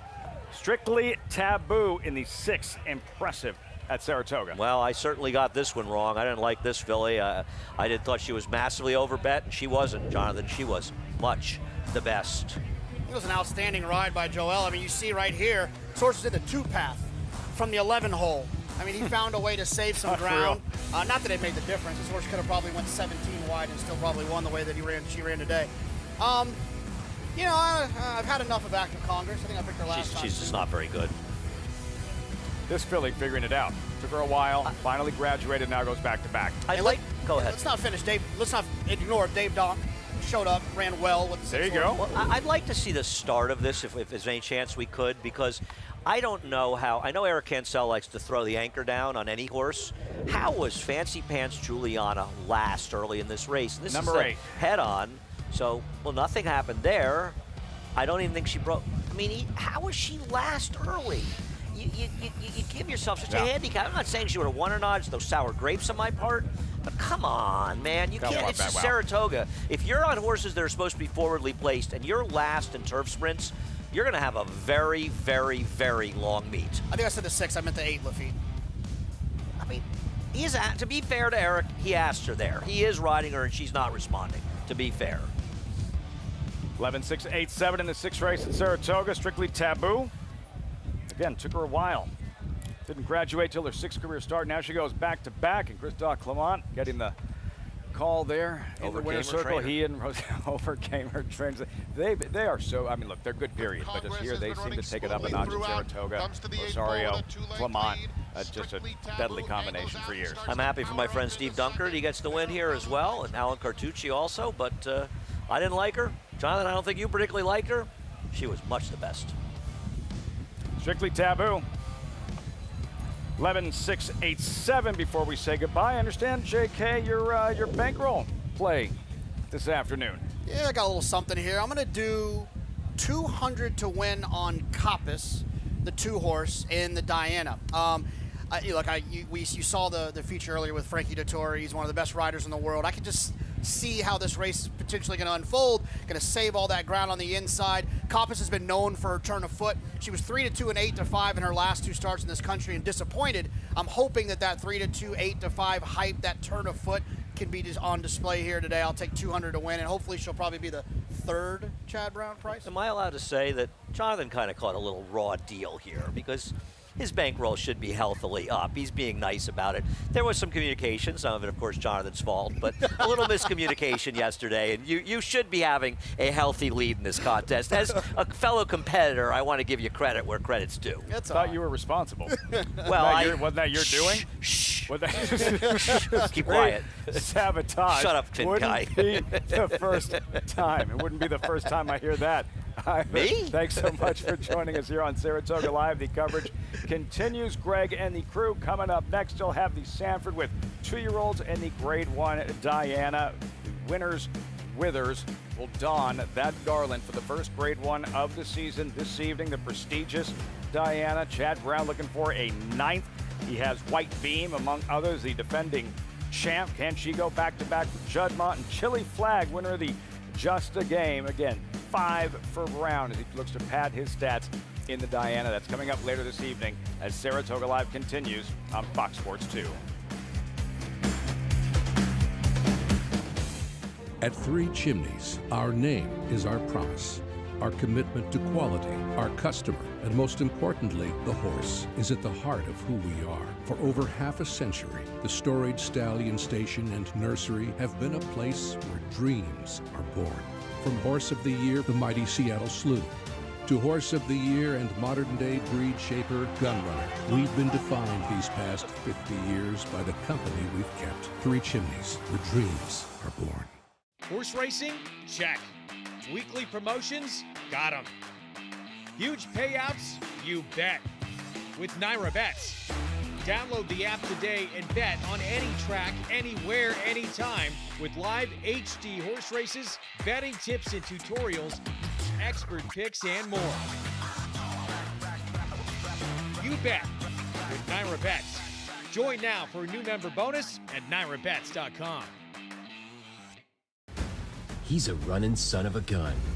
Papa Cap now has the advantage. A graded stakes winning 2-year-old. Grade 1 Breeders' Cup Juvenile runner-up at 2. Multiple Grade 1 placings at 3. Finished in the top 4 in 11 out of 12 starts. And from here on in, it's just a matter of how far. Papa Cap, an easy winner of the best pal. Papa Cap, standing at Walmack. Racetrack Television Network brings you every race, from every track, on every screen, every day. With monthly packages starting as low as $5, RTN gives you great value and access to more live HD streaming and race replays than anyone. Visit RTN.tv today to sign up and watch on almost any device, including Roku and Amazon Fire. RTN has packages that start at $5 per month.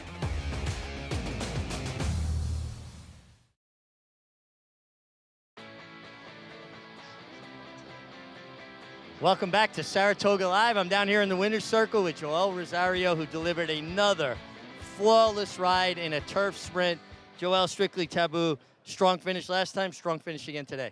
Yeah, she did. She buckled really well, and it looked like the speed. It was maybe a little bit less than last time. She was up in the race very nice, and yeah, she did her job. It looked like I was just sitting in there and let her do her thing. Joel, though, you seem to have such a knack in these turf sprints, kind of delivering these horses at the proper moment. What's the secret? That's the basic, sometimes, it's the horse that they respond for you, and that's the main thing, just trying to get along with the horse, and hopefully, when you call it to go, they're there for you, and, I think that's the key, but it's kind of hard to explain.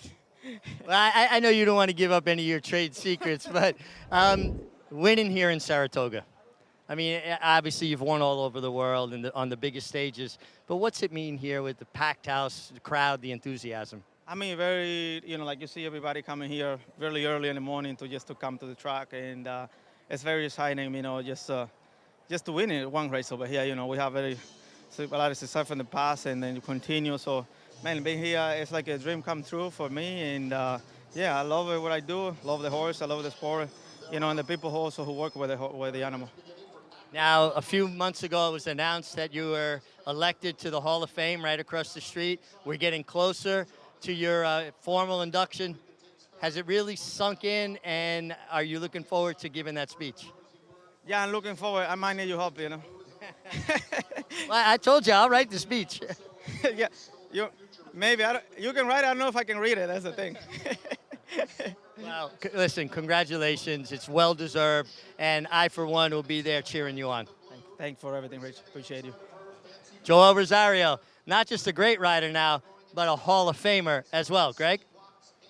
Big thanks. That's going to be a popular Hall of Fame induction as well with Rosario. We can't wait for that in early August here right across the street from this historic racetrack. Great to be with you as we celebrate what always is a special weekend in this sport. This is where the best come to compete, of course, where many of the legends in this sport have stamped their legacy, and we turn up the heat on this first Saturday of opening weekend here. Our ABR Race of the Week, the first Grade 1 of the meet, the Diana, one of the most prestigious turf events for fillies and mares there is in this country. We'll get to the Sanford for the 2-year-old boys a little bit later on.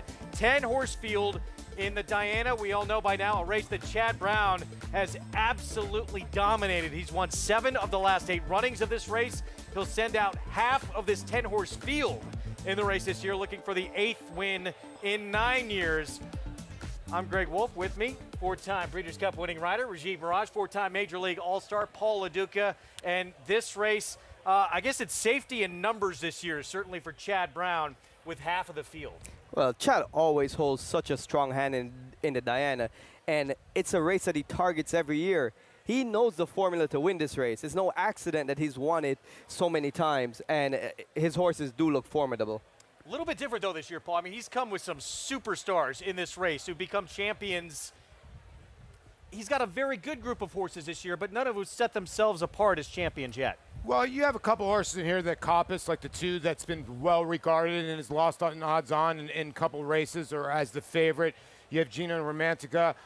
White Beam is probably, I think, his best chance in here because when you look at this race, the number 1 Mora and the number 4 horse in here that's going to be sent out for Ignacio Correas Nacho Didia is a horse that I think those are the 2 horses are probably the horses to beat in the race. So Chad's horses are going to probably have to step up. I think Mora is a real horse. Well, Didia right now might be the leader of this division. Huge performance, probably a career best last time out in the Grade 1 New York. We're going to get to Didia here coming up. And, tactics have been a little different this year intentionally with this 6-year-old mare. They put her a little closer to the action, although she wasn't that close in the New York, but that was a big effort, Rajiv. I mean, this New York field was one of the best fields assembled in this division so far this year, and she handled them with authority. Now, that change in tactics that they started in the beginning of the year, having her a little bit closer, has really put her in a prime position where she's not behind the 8 ball coming off the turn. She's right on top of her foes, and for her to be able to do that and still be effective finishing, it's a dangerous weapon to have in this kind of turf route races. She's got one bad race on her form, and it was the Fillion Mare Turf, and she did not have the best trip. You look at the rest of her efforts, she's right there. When you're 11 for 17 lifetime, you're a mare that likes to win races. She shows up, absolutely. But again, Chad Brown going to send out 5 in this race, and as you said, maybe his best chance. That would be Philly won it last year, White Beam. She's surprised when she did it last year. She was actually the biggest price of the 4 he sent out, Chad Brown, in that race. She's not going to be a surprise if she wins it this year. Tactically, she's probably the one, right, in here, Rajiv. Although you could say Chili Flag. If Chili Flag drew maybe a better post, but White Beam tactically is probably at least the most tactical horse for Chad. White Beam won this race last year. I think one of the best assets for her is her style for this distance. It suits her to a T. This is the optimal distance for a 1 mile and an 8. Some of these fillies in here, once you start going over a mile and going into that longer distance, it takes away from their stretch run, their burst. And I think that's one of the reasons why she was able to capitalize on winning last year. A look at his wins in this race. Again, 7 wins the last 8 years. And it's not just that. He's had 1, 2, 3 finishes 3 of the last 5 years. In 2022, Paulie, he was 1, 2, 3, 4 in the race. I mean, look at the champions up there. I mean, you forget that Segura won the Breeders' Cup. Lady Eli, what she came back for him, back-to-back for Sister Charlie. Rushing Fall at one time, I think, was 7 for 7. In Italian with her brilliant speed. You can go on and on. See if he can keep that domination going this year. It is going to be an absolute battle, quality, and parity in this year's edition of the Diana, top to bottom. And again, the first Grade 1 of the meet still to come on our coverage later on this evening. Let's take a look at what's ahead on the first Saturday of this summer season here at Saratoga, presented by Claiborne Farm. Grade 1 Diana, which we just previewed, and a little look at some early Derby hopefuls for next year. The first graded stake for the 2-year-old boys here of the meet, Grade 3 Sanford. Obviously, the news of that race, the big scratch of the full brother to 2-year-old champion Fierceness coming out, has really opened that race up.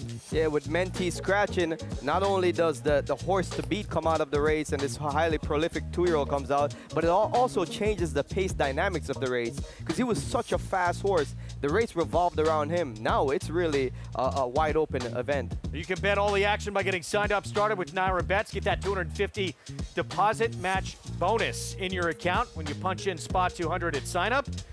Again, at NairaBets.com. Bet any track, anywhere, anytime. Bet with us all summer long and beyond and play the action. Race 6 here on this first Saturday of the meet. On who couldn't ask for a more glorious Saturday afternoon, could we? It's absolutely beautiful out. And this is like the deepest crowd we've had today. It's a little bit crowded, but it's absolutely lovely out. We had a little bit of rain last night, too. I think it was just perfect enough to get a little bit, but it's a little bit humid out, but the fans are enjoying it, and they are out today at Strictly Taboo. Much the best gets the job done with Joel Rosario in race 6. And for the Christophe Clement barn, owned in part by Stephen Dunkner. Second win, 7 tries on the grass for Strictly Taboo. We got the pick 6 coming up next on this Saturday card. 5.5 furlongs, 2-year-olds, maiden special weight. Everyone trying to get that first win of the career coming up. And Todd Pletcher with a first-time starter with Tenacious Leader.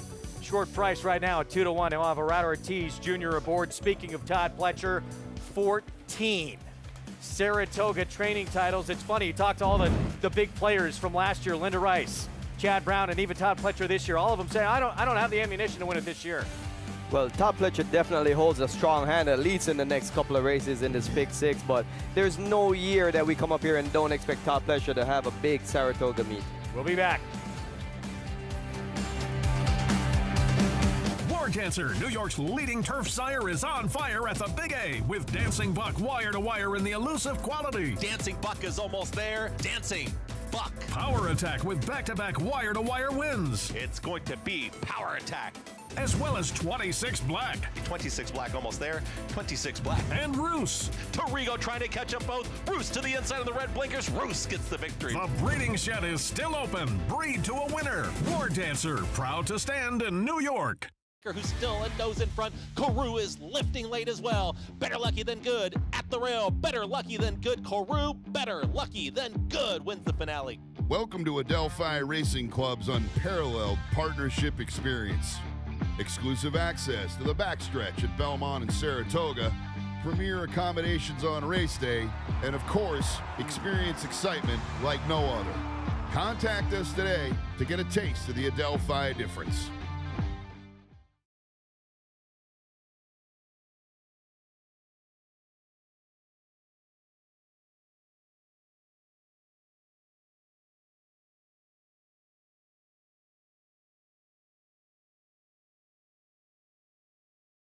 Hi, Greg. How are you?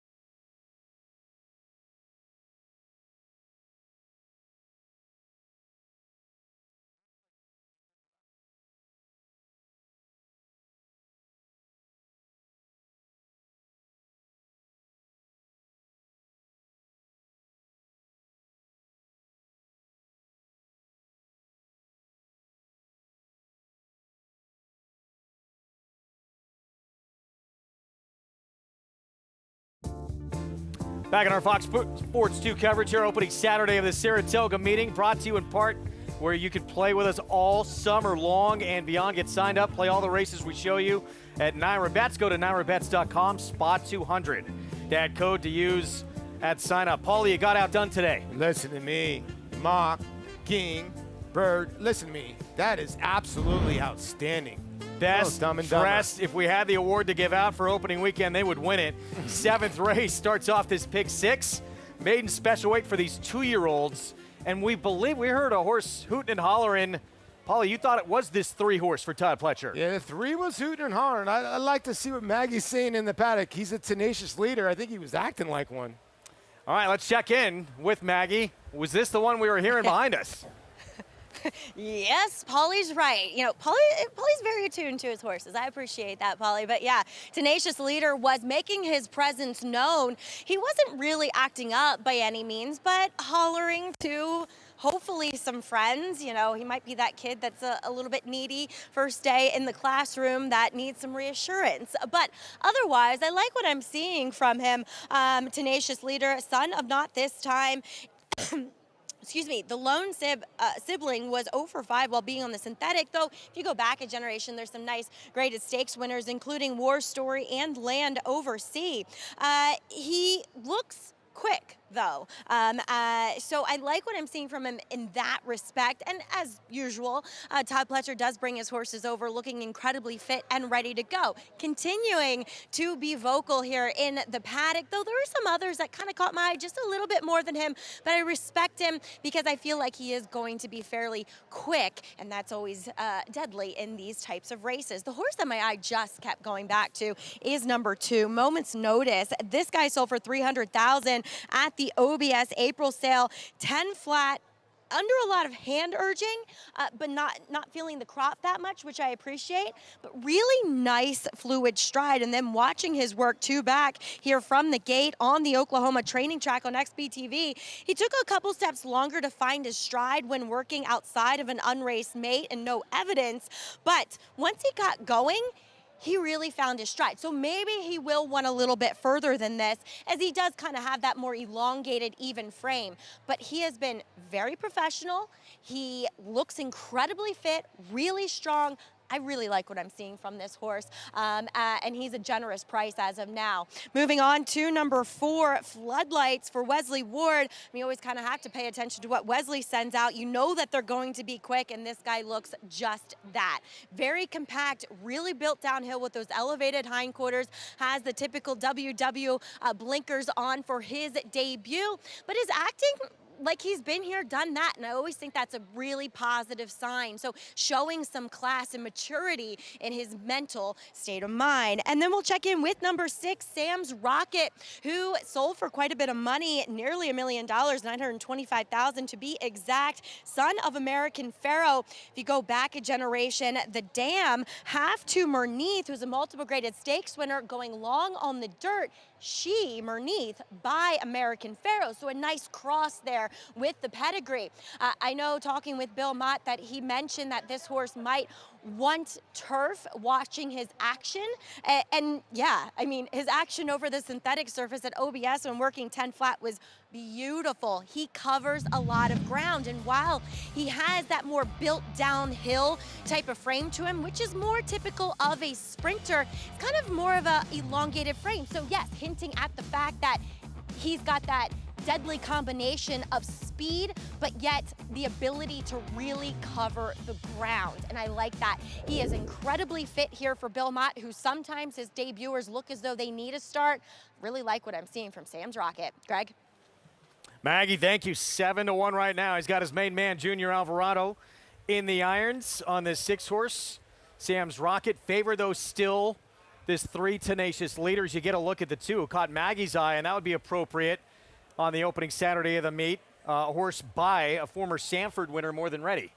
Yeah, I mean, this horse coming in for Christophe Clement, this More Than Ready won the Sanford in such dominating fashion. One of the most impressive Sanford winners, and it seemed like this horse is doing good in the morning, so expect like a good a performance. lot of these horses are doing. There's some hefty price tags on a lot of these horses, and a lot of these horses are working well in the morning. We'll see how it lays out on the racetrack. It's almost like, you know, pre-game BP. A lot of these horses have been hitting the ball out of the yard in the morning. We'll see what happens when the lights turn on here in the afternoon. Now, the 3 is the major favorite in the pick 3s, and is getting heavily bet. But this is what we come here for. You said it the other day, Rajiv. You come here for a 2-year-old because you never know what you're going to be sitting on. Yeah, well, one of the main things that we got to look for with this number 3 here, whenever you see the horses acting a bit studdish, hollering in the paddock, and they go out to meet the pony, and sometimes when they greet the pony, they get rambunctious because they're so high intense. That happens a lot with young horses, and this is a time when you can really, it's something to look for, because a horse could lose his best race or gas himself out fighting with the pony in the poster raid. So we got to keep an eye on the number 3 tenacious leader, see how he reacts. Here they come onto the track post parade. As we're approaching the 5-minute mark to post, we'll kick things off with Tough Catch for trainer Dallas Stewart. Yeah, this colt by Complexity has a bullet workout 3 starts back. Needs to break good from the 1 hole. Trainer Christophe Clement will look to go back-to-back after taking race 6. He has moments notice. Reported been working well in the morning, in surprisingly at 11-1, considering that just shows you maybe how deep this field is. The favorite for Todd Pletcher, tenacious leader with a Rat Ortiz Jr. High expectations for this $375,000 purchase. and it seems to be acting good with the pony on the track. One of the top 2-year-old trainers in this sport, Wesley Ward, sends out floodlights. Yeah, and you know, a little bit chilly on the board at 7-1, although the horse looks tremendous on the racetrack, a $375,000 purchase. Another trainer who's always dangerous as well with his 2-year-old Steve Asmussen, second-time starter, asleep at 8. Yeah, one of only 3 horses in this race with some race experience. This horse ran a credible second, first time out at Churchill Downs. There's one Maggie was touching on, first-time starter for Bill Mott, Sam's Rocket. Yeah, that work 2 back is very good and, you know, catches Maggie's eye, and you're getting a good price. And this is why Tom Amos is not with us right now. He'll join us after this race. He sends out Munson, second-time starter. Yeah, this is where I'm going to land in this race. I think he got some great experience after breaking slowly and being shuffled back a bit early and still managed to finish strong for second. Good loyalty. I like that, especially since Tom's going to be joining us soon. Here's the 8, Devil of Ramadi, first-time starter. This one for Luna Racing Stable, another one that's been reportedly working well in the morning. I know that he's 30-1, but I wouldn't be surprised if this horse runs for a little while. And D. Wayne Lucas will send out Innovator, a second-time starter, debuted at Churchill. Yeah, the most expensive, the second most expensive purchase of this field, $900,000 purchase. He actually ran pretty decently first time out early in the race before being blocked and brushed and then faded in the stretch. Let's take a look at that trouble that Innovator for D. Wayne Lucas had in that debut, and it started early on. Yeah, it did. The horse did not break very, very well. Okay, now the jockey Jamie Torres at times going to try to push up into a hole that's just not happening. You can see the 2's backing out of there already. And the other horses kind of got on top of him a little bit. You can see he's now in the middle, and he's just full of horse, but he's just got nowhere to go, Rajiv. Yeah, and there's not much you can do from this point. Jamie's trying to play the hand he's dealt, but there's just trouble after trouble. You can see there he's being steadied, trying to find a clear path to run. Listen, this race, it's either going to toughen him up or just really discourage him, because when a horse has an experience like this, typically it makes for a big improvement second time out. And Paulie, this horse obviously, had to look pretty darn good. A sire that stands for $50,000, this horse sold for $900,000. I mean, there was just so much trouble there. And listen, I actually like this horse today. I mean, the horses from Churchill Downs have run well. I think you're getting a good price here at 6-1. There's just so much trouble there that I think you're going to get a lot of experience. And here's the other thing: I think the horse is going to be a lot faster out of the gate. He never got a chance to run. Yeah. That's the reality. We don't know what he's capable of, but if he runs to his price tag, he's definitely a really good horse. He's a grand-looking, big, solid horse. And today he gets the outside post. If I was riding him, that's what I would want to see, because he never got a clean face. He never got a clear path in his last race. From the outside, he's definitely going to get a chance to at least get himself going early. Great case in point to the horse we're going to talk about coming up next. A lot of times that debut race, Paulie, it can just be a toss. Munson has a race under his belt. He actually ran very good first time out, but a horse who could make a leap forward here in start number 2 for our colleague, Tom Amos. Yeah, and listen, we're all rooting for Tom. I got to talk to Tom, and I said, listen, what do you think about your chances? He says, I really don't know. He said, the horse was so sluggish out of the gate, and we'll show it to you. And then, he kind of thought the horse was not going to really run on. You could see that the jockey, Edgar Morales, is asking and asking. And, Rajiv, whenever you get put in this point, you sort of just play with the hand that's dealt with you. And then Tom said the horse just came rocketing home. He said he was kind of surprised. He didn't understand. Yeah, well, truthfully, this horse is going to excel at longer distances. Right now, at this early stage in the 2-year-old campaign, there isn't many long races. But with this kind of performance, you expect that he's going to move forward off of it with the experience now. Expecting he's going to break better and put in this run, he's going to be awfully tough to beat in here. He got some momentum rolling there late. He was reaching. You're right. 9-2 right now on the second-time starter. Tom going to Tyler Gaffleone, who's feeling probably better than anyone in that jockey colony right now. He took the early double on this Saturday card as we go back to Maggie. 5-7. Yeah, oh my gosh, Dumb and Dumber just arrived in the paddock. Can we get them really quick? Can we swing around here? Dumb and Dumber here. Hey. What's going on? Sorry, this is the winter circle. Beautiful day, beautiful day. You guys dress like this every year, don't you? It's just another day. We're just trying to stay cool, win some money, and enjoy the races. It's beautiful. Have you found your Samsonite yet? No, not yet. Not yet. Listen, we got a briefcase full of IOUs, and I can assure you, it's as good as gold. On that note, I'm going to take a look at some horses as we'll take a look here at number 3, Tenacious Leader. Well, as Rajiv was saying, that, you know, you got to watch how they behave and act with the pony. Well, he didn't want to, Irad did not want to take him near the pony. And while he looks good there now, he took a little while to find his stride. This is a favorite that he'll beat me. At 9-5, he'll beat me today. He looks quick, but again, I just haven't been thrilled with the warm-up. As we'll take a look at number 1, Tough Catch, who has sneakily drifted down in price for Dallas Stewart, who, surprise, surprise, does like this horse and seems uber confident in his demeanor. A horse that they paid $280,000 for and worked 10 flat. Did take quite a bit of urging to get that 10 flat work, but really nice fluid stride to him and efficient stride. So there is plenty of pedigree with this horse as well, especially on the bottom side, and Complexity's gotten off to an auspicious start as a freshman sire. I thought personally he was a little bit on the backward side looking, but he's mentally well prepared and comes in here with a plethora of very quick gate breezes, which is essential from when debuting on the rail. Have some experience. Asleep at 8, some huge price on the board here, and Asleep at 8, he was beaten by favored stablemate last time out. I just think he wants a little bit more ground. He'll get half a furlong here. He probably wants to run 7/8, to be fair, but a good-looking son of Frosted. Innovator, son of Authentic. Really, really fit looking for a Wayne Lucas, second-time starter. Did get awfully hot without doing too much. It wasn't like he was super energetic. He just got hot out on the racetrack, but is really fit for his second start. We'll see how he does. Maybe a cleaner trip with that outside post today, Greg. Maggie, thank you. 9-2 right now. There's a look at Tom Amos's Munson, second-time starter. See if he can get off to a better start than he did in that debut, because we certainly know he can roll late. Guys, as expected, Todd Pletcher, 2-year-olds, especially when Irad Ortiz Jr. shows up, now taking a ton of money at 8-5. Expected favorite, but the key to this race is going to be the break. We talked about so many horses that had, the ones that have started, they had bad starts. You expect them to break better. And then the first-time starters, if they don't break well, if this Tenacious Leader has a poor start and the outside horses come over and put him in an adverse position, he's going to have a lot to do to make that up. So just keep an eye out for that. Start of the pick 6 from Saratoga Saturday. Let's go to Frank Miramati. They're in the gate.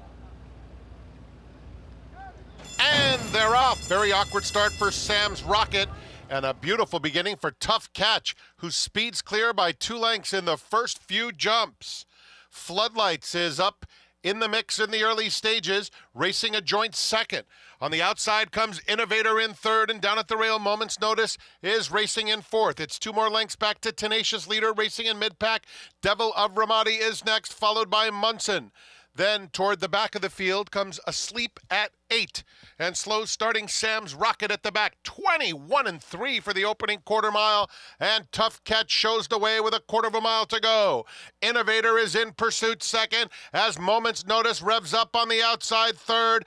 3/16 of a mile to go. Tough Catch hugs the rail and goes on strongly with a 3-length lead still on Innovator, who's trying his best. Moment's Notice on the outside with good strides, but 4 lengths to make up in the final 16th of a mile. Tough Catch and Luis Saez just keep on going, and it will be Tough Catch all the way in a good-looking debut. Innovator was second, Moment's Notice third, and Munson was fourth. Tough Catch, quick out of the gate, had all those bullet works for Dallas Stewart. Looked like getting a little leg weary late, but able to hold on for the win for a man on board who won this meet 3 summers ago. Wow, what a well-prepared first-time starter. When you see a first-time starter break that fast, you know that they've been trained well in the morning to break from the gate. I mean, this guy, Tough Catch, he left the gate like a rocket ship and just took it to them from there. You know, and Maggie noticed this late. Good call by Maggie. She had said, listen, the ones odds keep creeping down here, and they must have known. And listen, Luis Saez is so good when he gets to the front end. He was able to get a breather and was able to get clear. The 9 took, you know, his best shot. I think he ran a great race there from the outside, but take nothing away from Tough Catch. Dallas Stewart had this Gray's Son of Complexity. We talked about the sire who's been on fire. 21 and change was able just to get the job done. As a jockey riding a first-time starter, when you come off the turn and he's just rolling onto you, you just being a good passenger, that is truly a good feeling, because most of the times these younger horses, you're having to urge them the whole way to kind of keep their focus and almost teaching them how to run. And that was the preparation. This horse was so professional. Like it's almost like they've simulated races in the mornings with him, because it looked like he has done this many times. Yeah. Well, you saw a bullet 3-furlong gate drill too from this horse. A signal that this horse was going to be a rocket ship out of the gate. And again, what happens here, right? Who runs 1-2? Two horses that are working out at Churchill Downs. I don't know what's going on, but we've had years before where it doesn't transfer, but right now it looks like the horses from Churchill Downs are running. An 8-5 favorite does not hit the board. 1-9-2-7. Christophe Clement, first-timer Moments Notice, winds up getting third here at 16-1, and Tom Amoss rounds out the superfecta with Munson here at 5-1, but it's Tough Catch from the inside post, debuting, going very fast early, and able to hang on late for the win. Yeah, and when you look at this horse galloping back, something to keep an eye on. He's so cool, calm, and collected. He's galloping so easy. You wouldn't think that he would be so fast. So in the mornings when we would get on horses, and if they go quiet and easy, you wouldn't expect them to be fast. It's a great asset for a horse to have, to be mentally controlled and relaxed, but still be able to turn on that speed. And this race was kind of controlled, Greg, by the horses in front. Moments Notice, I think, is going to need a little bit longer, but I give Munson a little bit of credit. He made up some ground. Yeah. And 6-1 start to this pick six. We're going to take a timeout. Luis Saez for Dallas Stewart still to come. 2-year-olds in the Sanford. Trainer Jerry Robb with Studley Do-Right said, I thought maybe we'd get third. He had a lot of ground to make up. He wound up getting the win in the Tremont. Can he go back-to-back? Spun to Run. His brilliant speed figures were among the fastest of any 3-year-old at a mile or more, and he hails from the legendary Danzig sire line. Now, this multiple graded stakes winner, millionaire, and Breeders' Cup champion is passing his remarkable talent along to his progeny. 955, 200, 200 down, 2, in the back. Patrick, 200,000. Thank you. Spun to Run, standing at Gainesway. Horse racing? Check. Weekly promotions? Got 'em. Huge payouts? You bet. With Naira Bets. Download the app today and bet on any track, anywhere, anytime with live HD horse races, betting tips and tutorials, expert picks, and more. You bet with Naira Bets. Join now for a new member bonus at NairaBets.com.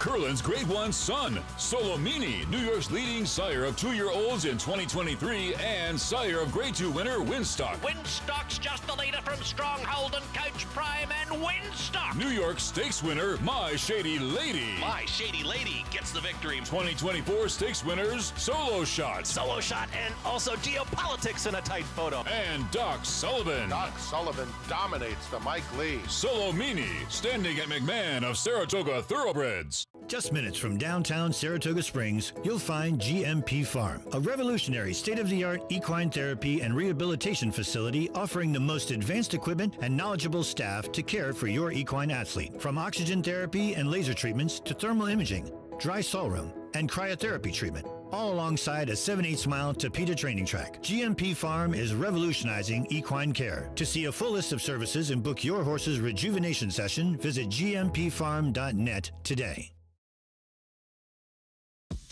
Back with you on our opening weekend coverage from Saratoga. Good to have you with us here on Fox Sports 2.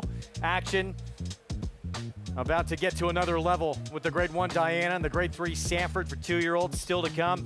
Kick off the pick six on this Saturday action with Tough Catch, first-time starter for Dallas Stewart, with Luis Saez able to go gate to wire for the win, Rajiv. Yeah, man, he left the gate like a rocket, and he never looked back. He just pretty much ran them off their feet.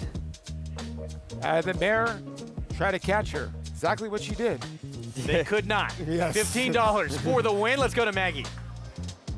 here with winning connections of Tough Catch, Dallas Stewart and Lori Gervais and Michael and the whole crew. Very excited today.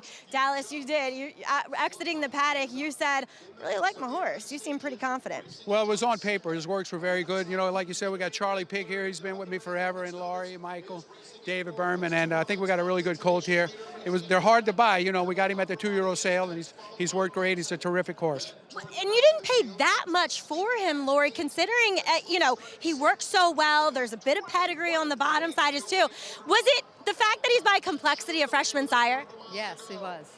But you got lucky that complexities turned out to be quite a good freshman sire. You know, in this game, time is everything. And I was sitting right next to Dallas, and he said, keep going, and we kept raising the hand, and here we are. So it can't be any better. And Dallas, it feels like you have a plan with this horse. Is the plan to hit some of these greatest stakes that we have here at Saratoga? Yeah, we'll just wait for the hopeful and just kind of develop him as we go. Yes, ma'am. Very fast. How do you train that speed to go a little bit further? 7/8 for the hopeful. Well, he will. He'll relax. You know, we want to get out of the gates having the one hole, get in position, don't get the dirt in your face type deal, but he'll relax. He can lay second or third off the speed. Nice colt. Congratulations, Guy. Huge win here. Yep, thank you very much. Thank you. All right. Oh, Dallas has got to run. Tough Catch was awfully easy when getting to the winner's circle today. Dallas Stewart, one of the great characters in this game, and of course he comes from that tree from D. Wayne Lucas, so I'm sure D. Wayne, even though he was a runner-up here, didn't feel too bad about the loss. And our hopeful field, day 3 of the meet already starting to take shape. This horse pointed to the Grade 1 closing weekend for 2-year-olds. Yeah, when you see the speed that he displayed today, going 5.5 furlongs, you know, he has to stretch out to go 7 furlongs in a hopeful. But it's his demeanor that makes me feel like he can do it, because he was doing it just naturally using the speed, but he wasn't seemingly rank or overly aggressive. He's just such a mellow horse. I'm very impressed with what I saw from Tough Catch today. You better bet Mr. Lucas will have Innovator in that race too as well, as long as he comes out of the race well. He shows up at most of the big dances, indeed. Yes. You got a quick look at the field for race 8. That's 3-year-olds and up, going 7/8 of a mile. But speaking of horses who may show up in that hopeful on that closing day of the meet, might be some of these horses here in the Grade 3 Sanford. Big story here, obviously, is the full brother to the 2-year-old champion, Fierceness, who we will see in the Haskell. That's Mentee. He set a track record in his debut. Can't do much better than that with that big pedigree to try and live up to it. He will not run today, scratched due to a fever, but nothing serious. We will see him again. Yeah, hopefully he recovers quickly and be back on the racing trail. But disappointing to see him not run today, because this is one of the most highly anticipated 2-year-olds that we've seen so far. So we'll have to wait to see Mentee. And obviously, Paul, he was going to attract a ton of attention with him out. 3 Echoes, Studley Do-Right are going to take a lot of money here. Yeah, I would think so. I mean, Dudley Do-Right and 3 Echoes, they're both just really nice horses. Now, 3 Echoes won first time out. Last time in the Tremont, they ran first and third. And Studley Do-Right actually didn't have the best of beginnings and just rolled down the center of the racetrack with the X-Man Xavier Perez. That's key. Sometimes you know this as much as anybody, Rajiv. When a horse likes a race course, a horse could come right back. Oh yeah, I mean, that's the first thing, you know, that affinity for the course. It's just proving that they can run over it is always a key, is a factor. But what I really like about Studley Do-Right is he's just getting in gear coming towards the wire. He seems like a big, long striding horse that's only going to get better with distance. And for him to win at these shorter distance like he's done so far shows that he's just a horse with a lot of grit and a lot of determination. Yeah. And to make up that amount of ground in that short of time, going 5.5, very impressive first time out for Studley Do-Right. So he's the Tremont winner. He'll get another, well, I guess 3 Echoes will get another crack at Studley Do-Right. But Steve Asmussen, with that horse, that's a horse that's going to be more forward, has a way of improving these 2-year-olds. He does. I mean, Steve's one of the best when it comes to second time out. And then, you know, listen, this is the son of Echo Town, and 3 Echoes is a horse that might want the distance a little bit more. He does get Flavian Pratt aboard for the second time, so now Flavian knows him, and Flavian's very good on the adjustment second time aboard. Could we see a New York bred step forward in the Sanford? Jeremiah Engelhart certainly hopes so. He's got Moplex, who was very impressive first time out. He was a short-priced, even money favorite, 10-length winner, Rajiv, in the debut. And also by stallion complexity, like we just saw, tough catch winning. They got the same father, but this horse has done nothing wrong. Yes, he beat weaker horses because that was a restricted New York bred maiden race, but the manner that he did it, and he was just getting into gear, just kept on pulling away from his competition, and winning by 10 lengths is that's always a good sign. Hey, listen, these horses, like you always say, are pack animals. The hardest thing to teach, especially a 2-year-old, is to run away from your competition like that. I don't care what kind of competition. When you win by 10 lengths, you're going to be dangerous. I got some new wrinkles this year. One of them, the 2-year-old report. Maggie Wolfendale has more on Moplex coming up in the Sanford.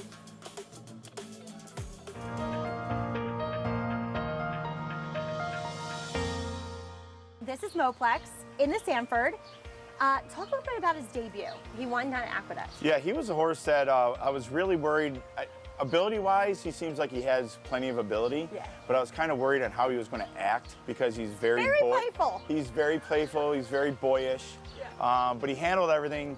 We kind of surprised him, I think, and he handled everything very fine. Sometimes that first time they see stuff, they don't get as antsy, and he was definitely the case. But since that race, he came out of the race well, and I thought from a timing standpoint, even being a New York bred, that he could handle open horses, and I could still maybe look for the funny side later on after this race. So, but he's very talented colt.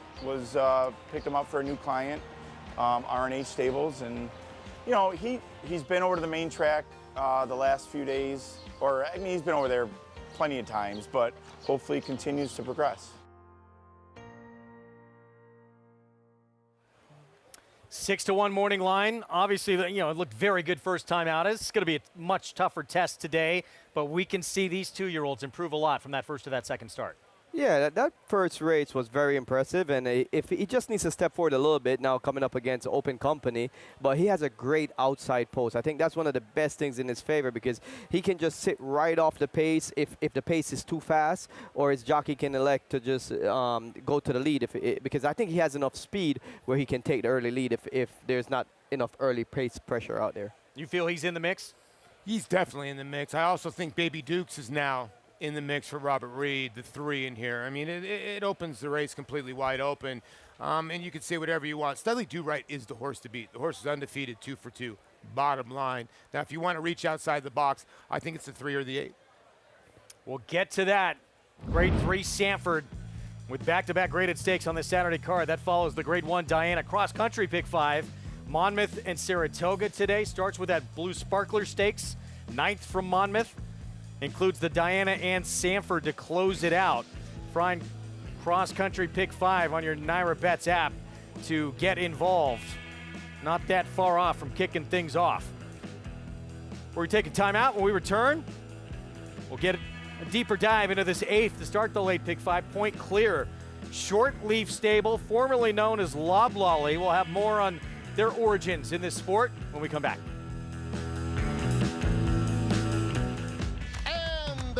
In the Belmont Stakes at Saratoga. Here's Dornick, headstrong in the early going.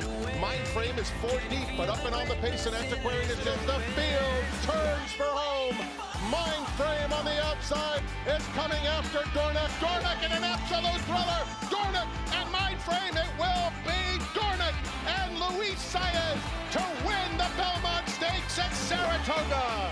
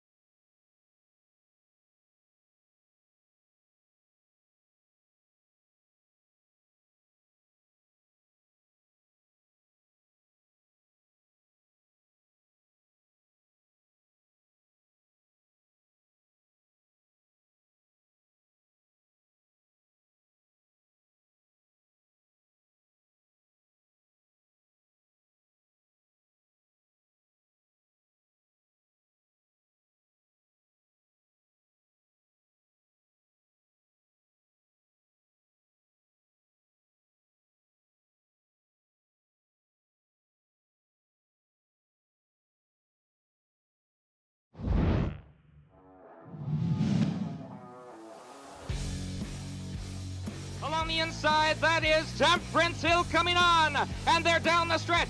Temperance Hill on the outside. First Albert between those two. Amber Pass. Temperance Hill now takes the lead by a half length. On the outside, First Albert and Amber Pass. It's Temperance Hill in front. 1980, Travers John Ed Anthony's Loblolly Stables. Horse that paid $108.80 in the Belmont. Pays $960 in the Travers. Secret was out. They made an equipment change. Blinkers came off.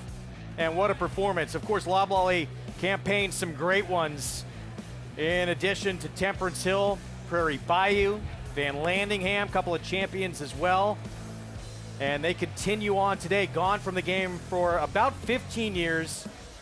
John Ed Anthony's son, who's a pedigree expert analyst, convinced Dad to get back into the game after about 15 years away back in 2010, and they have just continued winning and winning and winning, and now the winningest owner in the history of Oaklawn Park. On the set with us after saddling Munson to that 4th place finish in the last race we had, Tom Amos, good to see you. Good to be here. Good to be with you guys. You too. How'd the horse come out of the race? I mean, good. Look, he just needs more ground. You know, I think when you see him start, he's had 2 sprints. He's come from well back in both. Made a good finish on the end. He's a horse that's destined to be a 2-turn horse. Well, getting back to what we were just talking about with Loblolly Stable, now, of course, Shortleaf Stable for John Ed Anthony. He'll send out Point Clear. Shortleaf Stable sighting, Paulie, here in Saratoga. And a horse that looked pretty good first time at Churchill Downs. Yeah, the horse ran a good 2nd place finish for John Ortiz, and Jose Ortiz was aboard that day. He sticks today. The horse is 9-2. And like I said, we've been seeing these horses from Churchill Downs run well. And John Ortiz is a very good conditioner. Right now, 9-2 on the board. We'll have that inside post. Let's go to Maggie. Yeah, after stumbling quite significantly in that debut, Greg, we'll see Point Clear try to do it from the inside, but that was a wicked fast pace too, that he was way off of it and gobbled up the ground late. And what I liked most about him in watching that replay is how once asked to get in gear by Jose Ortiz, he really lowered himself, found another gear, and kind of attacked the ground. I love that. And I think the 7/8 is perfect for this horse, who actually does have a little bit of a longer, stretchier frame. He's so fit, so well prepared for this 2nd start. I think we will see a vast improvement from him, and really he doesn't have to do that much improving to be a winner in this field. As we'll move on to a horse who's on the comeback trail in number 10, Hurricane Nelson. He will come back here for Christophe Clement. He was beaten in that Florida bred race last time we saw him. He broke a touch slow that day and then kind of went on that 3 to 4 wide pursuit around the turn and facing a horse who was dominating those ranks at that point in time. He's a horse that I kind of get what they're thinking with the 7/8. You know, he has early speed, he's naturally fast, so a lot of times that allows the horse to get into a better rhythm. I don't know if he really says that physically, though. He's still very stout and compact, and he looks fit enough here. He's probably, done some filling out. He definitely hasn't done any growing up, though. So I'm still not convinced that getting more ground is going to be better for him as he's on the comeback trail. Moving on to some other lightly raced horses. Number 6, Frostel, is incredibly intriguing from a pedigree standpoint as he sits at 17-1 on the board. They debuted him going 6 furlongs on the turf, and really, this guy has so much more of a dirt pedigree. Being by Frosted, he is half to Raise Kane, who won our Gotham Stakes, and also one of the other siblings, good on the dirt as well. Now, both of them by Violence, but let's face it, Frosted is a better dirt influence, I think, than turf, and he looks it. And furthermore, he just wasn't prepared for that first start in that he was acting green and he just didn't look fit. But he did show speed, which I think is promising. And according to the DRF Clocker report, this guy has been working very well and finishing up well on the dirt. I think that's always promising. Turf horses in the morning when working on the dirt, they'll be the ones that are kind of struggling late. Once they come off the bridle, they'll kind of get to swimming a bit. The fact that he's finishing up stronger than he starts, I think, is very positive for this switch to the main track, and he does look like a dirt sprinter.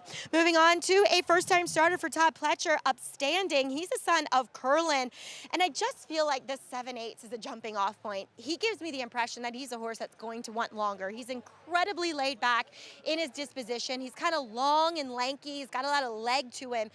It just doesn't feel like 7/8 is the most preferable distance for him. But I will say this, watching his work two back from the gate, he definitely broke running whilst on the inside of an unraced 2-year-old, and he really has a lovely way of going. But a lot of times that big bounding stride speaks to more distance, Greg. All right, Maggie, thank you. That's a first-time starter there for Todd Pletcher, 4-1. Difficult distance to win first time out at here, this 7/8 of a mile. And giving up some experience to some others in this group as we're 8 minutes away from the start of this race that will kick off the late pick 5. Here's a look at Light the Way. And this is the experience of the field. After a certain amount of starts, it does not become a good thing in a maiden race. But out of the dam by the Light, who was a half-2, one that Rajiv knows pretty well. By the Moon, Grade 1 winner in the Ballerina back in 2017, decided to go to the front that day. Oh man, this was one of my favorite wins here at Saratoga, winning this Ballerina. It was such a good story for me and for myself, because it was the third time winning the Ballerina. But not only that, the trainer Michelle Nevin, this was her first ever Grade 1 win at Saratoga. So we really enjoyed this moment and kind of stole it on the front end. One of the biggest compliments I ever got as a jockey was the day following this Ballerina. Bill Mott, Hall of Fame, legendary trainer, he comes, he says, "You stole that race on the front end." And it made me feel so much gratitude for my craft when he said that. Well done. And took advantage of that easy lead. Ended a 4-race win streak, too, of a horse that had to feel sweet for Michelle Nevin. Was taken away from her. Paula Silver Lining moved to a different barn, and she exacted a little revenge there in that race. Yeah, it was such a great feeling all around for Michelle, because winning at such a big race, and the owner Samantha from JMS, it was just a really, really fun day. One of those days that you'll never forget. Well, this horse, Tom, has shown some ability. It's not like this horse is some rank outsider 30-1 shot, but the horse is 29-1 on the board. Big works coming in, according to the DRF Clocker reports, and some efforts that would put him in the mix. Yeah, and I mean, look, one of the things a trainer will do when they're not getting the effort in the afternoon that they're seeing in the morning is they'll geld a lot of these colts, and it can make a big difference. So he was gelded, and he's had 2 starts since then. Those were 2 improved starts from his other starts, and look, he got speed. You know, in these kinds of races, going 7/8, that can be a dangerous weapon. Meanwhile, Hurricane Nelson, you know, everyone was kind of wowed last year at that debut from Deterministic. Came back, won the Gotham this year on the Kentucky Derby Trail. We forget there was another stablemate in that race. This horse, Hurricane Nelson, who was right behind him. Yeah, this horse is fast, too. I mean, this horse, Hurricane Nelson, I look for this horse, even off the layoff from last October, to show some quickness out of the gate, because he was brilliant early on in his 2-year-old year. And, you know, that day he's his second best, but I mean, a good fighting effort there. The layoff is the biggest concern, but the public is buying into him. It's a mild favorite at 3-1. You know, sometimes you run into these horses and you wonder, okay, is this horse just running into second-itis? But when you're 10 lengths clear of third, or 3 lengths clear of third, and then 11.5 lengths clear of third, you kind of give the horse a little bit of a pass. Here's our post break. We start with Hedge the Risk. Breaks towards the outside for Chad Brown. Haven't run since last September. This one adds Lasix after getting beat 19 lengths in that maiden race. Right next door, second to the outside for Chad Brown as well. Call Protection, Flavian Pratt. Didn't show much in his first race, but that was also in last October. Adds Lasix for its first start as well.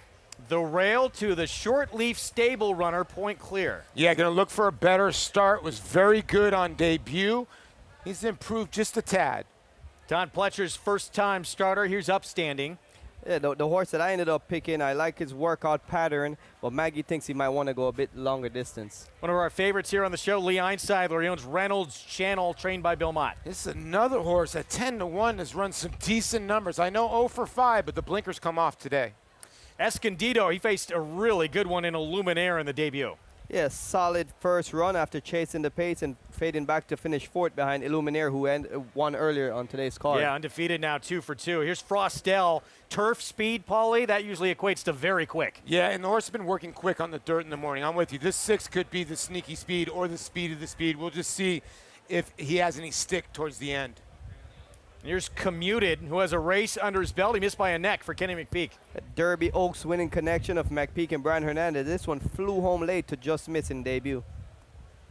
Frankie Dettori sighting. Here we go. He's on ready as ever for Hall of Famer Bill Mott. Yeah, and the Godolphin Silks. I would think this one would need one, and you made me see this horse go a little bit longer next time out. Here's the big price on the horse we talked about, who's shown some ability. Light the way for Michelle Nevin. It at least going to be a pace factor because this one shows a lot of speed going 6 furlongs, stretches out to 7/8 today. Hurricane Nelson had the lead on Deterministic in that debut, got beat at half length in the end. Yeah, you know, this is his 3-year-old debut. I think the other thing needs to be noted, this is his first time Lasix too. He's been working tremendous in the morning, and that's why he's your favorite. And 2 starts over in Dubai for Tappett's Tale of Verve for Dallas Stewart, who we just saw won the last race. Yeah, adds Lasix for his North American debut. Didn't show much running in those races going a longer distance. This is an incredibly difficult late pick 5. Ooh, Tommy, Tom's decided to put together a ticket. You're a brave man. Yeah, look, I spread it out here. It's hard to trust a horse that hasn't run since October in Hurricane Nelson, the 10 horse. So I'm spread out in this leg. But the place I'm focusing on the most are in the 9th race. Irish Aces is my best bet of the day in the 9th race, number 8. And then in our stake, I like Moplex. I think that horse is going to come to play from that outside post. And we'll keep it simple and keep it cheap, $22.50, and spread out in the other 3 events. I like it. It's a good ticket. All right, good luck, Tom. Thank you. And I do play my tickets, for the record. Here's a look at the 7. Oh. Commuted McPeak. Hernandez pulled off that Oaks Derby double, and this horse nearly pulled off a win in the debut at 7/8 of a mile, Churchill. I have a feeling this horse can really run. You know, when you're at Churchill Downs, sometimes the middle of the racetrack is not the place to be. When you're out there, you're just sitting there thinking it's an optical illusion that you're going to get there. This horse made up so much ground, and Brian's not even hitting the horse. He's just basically just flagging the horse to the wire. I think the Commuted's got a ton of talent. He needs to break a little bit better, and you're getting a great price. I felt like when you watch that replay, you can tell that Brian was kind of educating him first of all before really setting him down. He came off the turn, he made him switch leads, and by the time he got going, it was a little bit too late. It was a very impressive first run in a race that I think he can move forward off of. Again, Tom, you know, we talk about it a lot. Talent's a great equalizer, but especially in a 7/8 race, how important is it to have experience? Does it mean a lot more? I think it does. I mean, 7/8 is such a difficult distance to prepare for. I mean, Todd Pletcher, who has the 3 horse in here and one of the betting favorites, is trying to do it first time out. It's hard, right? But he's a Hall of Famer. Maybe he can get that done. But experience, you know, it just, a horse tends to move forward so much more when he learns something, and you can't simulate a race in the mornings with your workouts. So giving him that experience and getting that dirt in the face, second time out there, usually so much better for it. See, 7 a little bit washy on the racetrack. It's hot, man. Yeah. Warm day, but yeah, with more on how Commuted looks, let's go to Maggie. I'd be washed out if I didn't have this fan blowing on me right now. In fact, I am. Keep the arms tight, Maggie.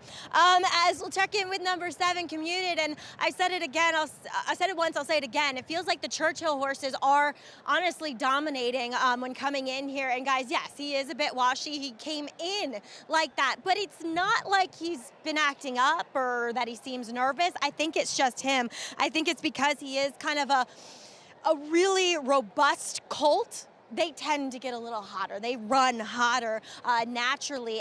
He does look like one that should be quicker than that first race suggests. And as you guys said, with that experience, I think he will be. I think he will find a more forward position, especially with Brian aboard, who gave him a big warm-up. And it's also why you see him a bit hot, too.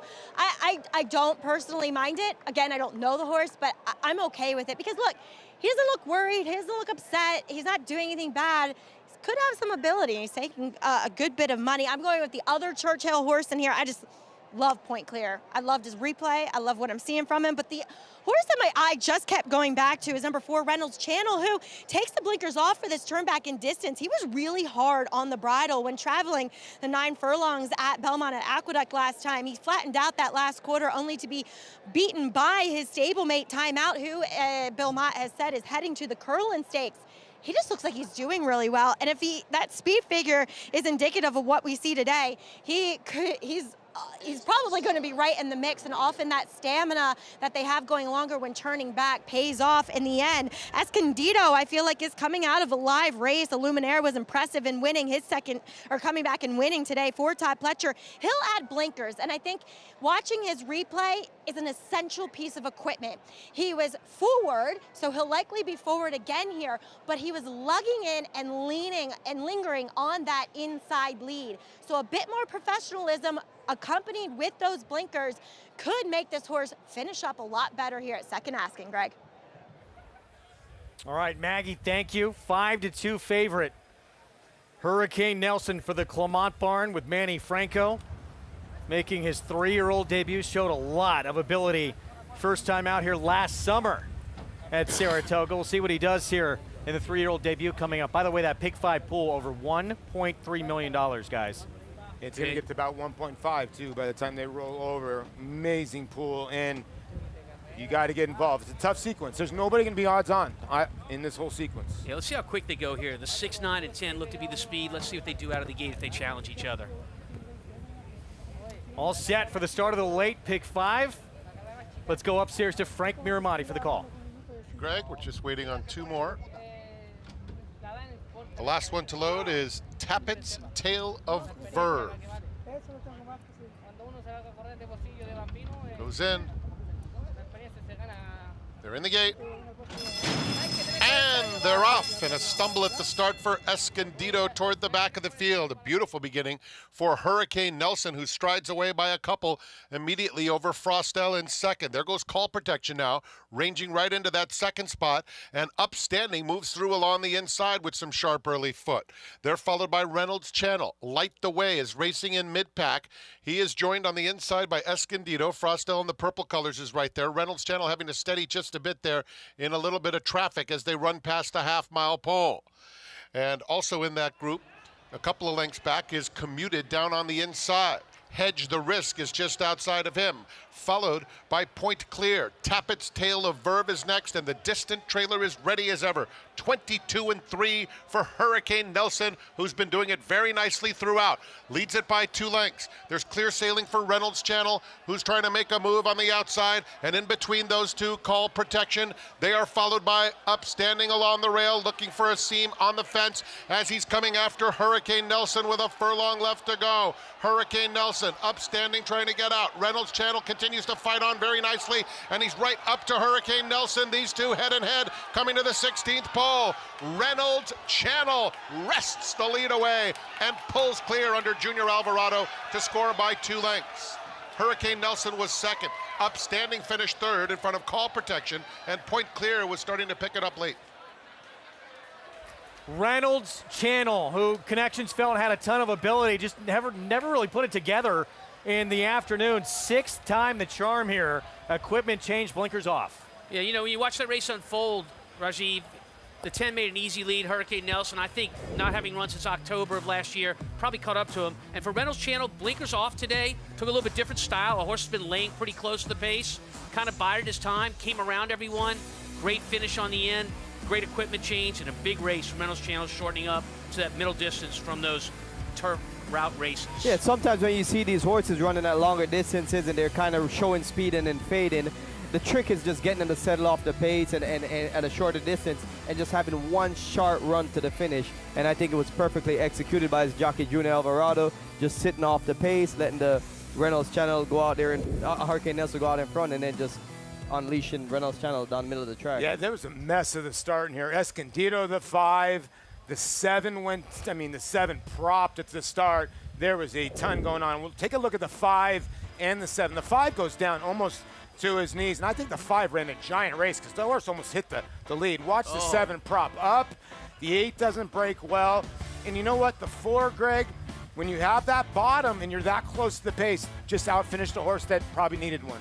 As we had cutting back from 1 1/8, you knew he was going to be plenty fit for this 7/8 and seals the deal this time around at a price at 9-1 for Lee Einseidler, Hall of Famer Bill Mott, and Junior Alvarado. And sometimes, Tom, it takes a little time, even with the horses that show a lot of talent, to come around for you. Oh, it does. And, you know, look, I mean, just by way of example, when you get a horse, we'll take months, and then we just ran the race before this one. You learn so much from each race. Horses are teaching you about their personality and their style. They're just like human athletes, these elite equine athletes. For a horse like this, for Reynolds Channel, I guarantee it's middle distance from here on in. I'll tell you what, you got to give a little bit of props to the 3 upstanding, because you ran against 2 horses in here, the 4 and the 10, that had experience with very good numbers. I thought the 3 ran a very good race for being a first-time starter in this race. Coming out of this race, he's the one I want moving forward. Yeah, I see he what you're never, saying. he was buried on the inside, never really had a chance to get going until late, and he did show his run. There's a guy that's been known to make a bet or two. I have a feeling And he have was a down tequila on or this two. one. Yeah, a right. master And he'll at give you creating a tequila or brand. two. Lee Einseidler, there he is, Reynolds Channel. I know he's happy with this one. Been talking about this horse for quite a while, and this horse finally breaks his maiden here. Career start number 6, 9-1 to start off this late pick 5 under Junior Alvarado. We'll have the prices for you when we come back. We'll have the tale of the 2 brothers who are as dominant as it gets in all of sports. Arad and Jose Ortiz, and what drives these 2 when we come back.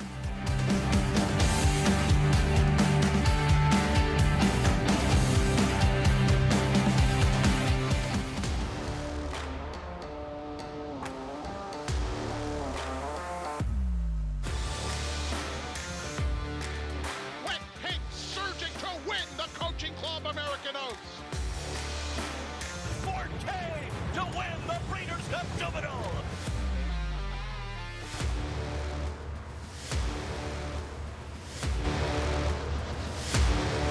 Eclipse champion Blame, standing at Claiborne Farm.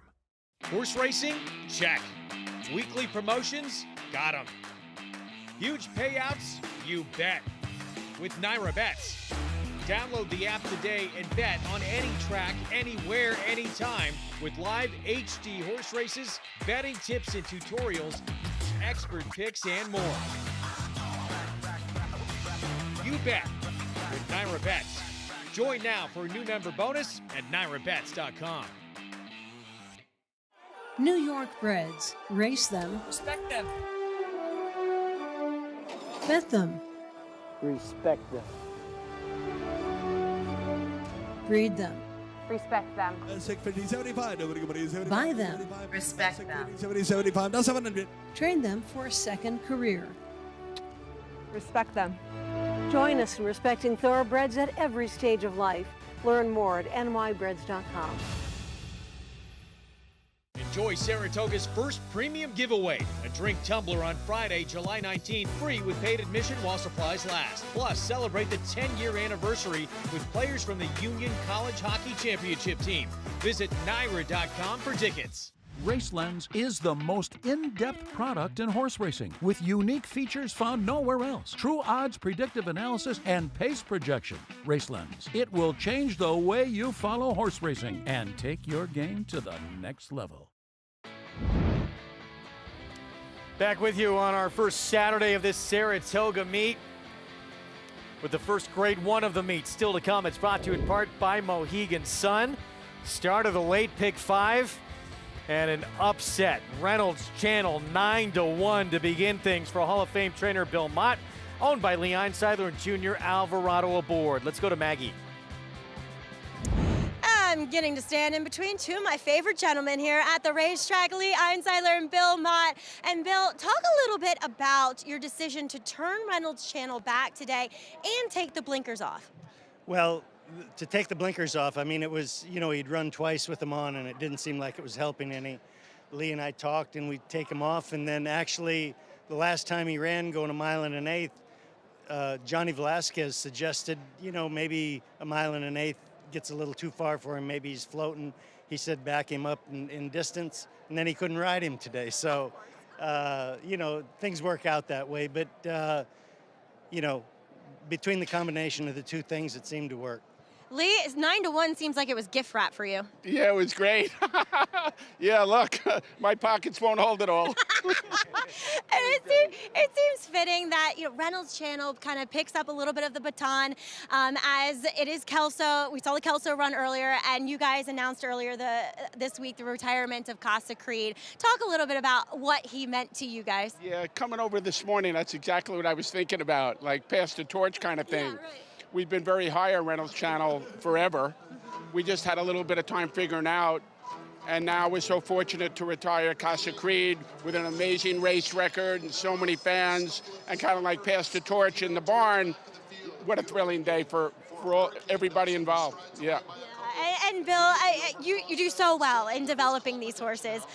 Does Reynolds Channel have the ability to be a greatest stakes horse?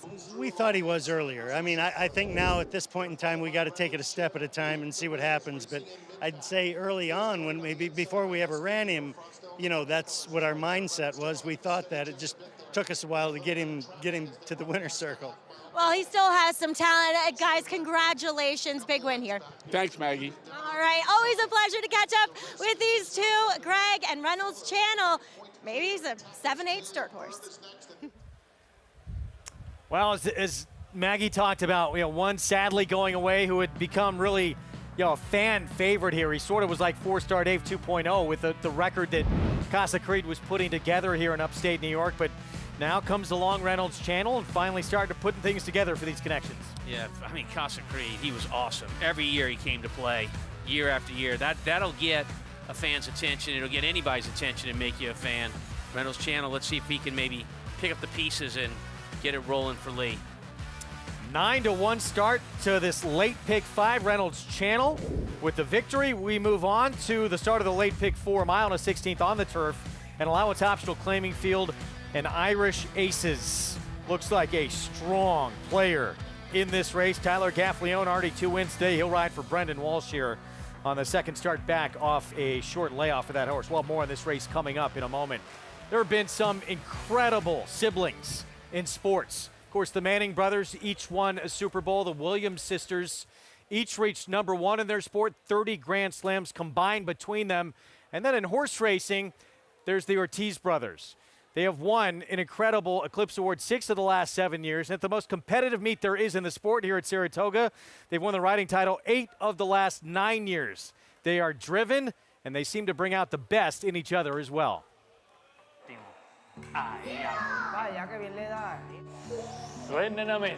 Every single sport that we play, we compete. We play this game every day. Who do you think is gonna be the winner there? We never face each other against each other. We never did. Like now. Like now, yeah. Energy de qué? Energy de qué? First of all, it's very fun to share your success with your brother. We spend together more than 15 hours a day. We know how to manage it's business and life, real life, so that's pretty good. When we understand that, we have a line right there, it's perfect. Despite how close the brothers are, sometimes their competitive nature lends itself to some tense moments. We've been very heated moments. We curse a lot and say a lot about words in Spanish. When we was younger, we never throw punches, but we've been so close. Yeah. We don't talk about races before the race runs. It's fun. It's Ira is very quiet, like you cannot say nothing. It's like on his own, and I don't want to know anything about his thing. yeah, it's very fun when you can outsmart the competition. I have to think how he thinks to try to beat him. It's very hard to a rider like Ira try to read his mind before he does it because he's so unpredictable. He's one of the best, and I think he has made me better. Sometimes I come out to Jose, why you will do different if you ride the race again? He say nothing. I say, are you sure? Because I have another mind. I have something. I see something different that probably he don't see. It's like the same thing happened to me. While the brothers push each other to be better riders on the track, Arad credits Jose with making him the man he wants to be away from it. He used to be too on the muscle, like too keen, and I tell him he need to calm down and think before he do things and say things. he started winning like crazy and started winning all the Eclipse Awards. And I told him, just, my job is to keep you grounded and keep you doing the right thing. As a person, I think he made me better. He's so good at some things that I'm not. So I try to get whatever I can get of him to make me better in that part of the racetrack. He's been working, so he's been doing a lot better, become a better person, a better father, better son, and everything. So it's nice to see that. Always gonna have him. He's my brother, he's my blood. I love him.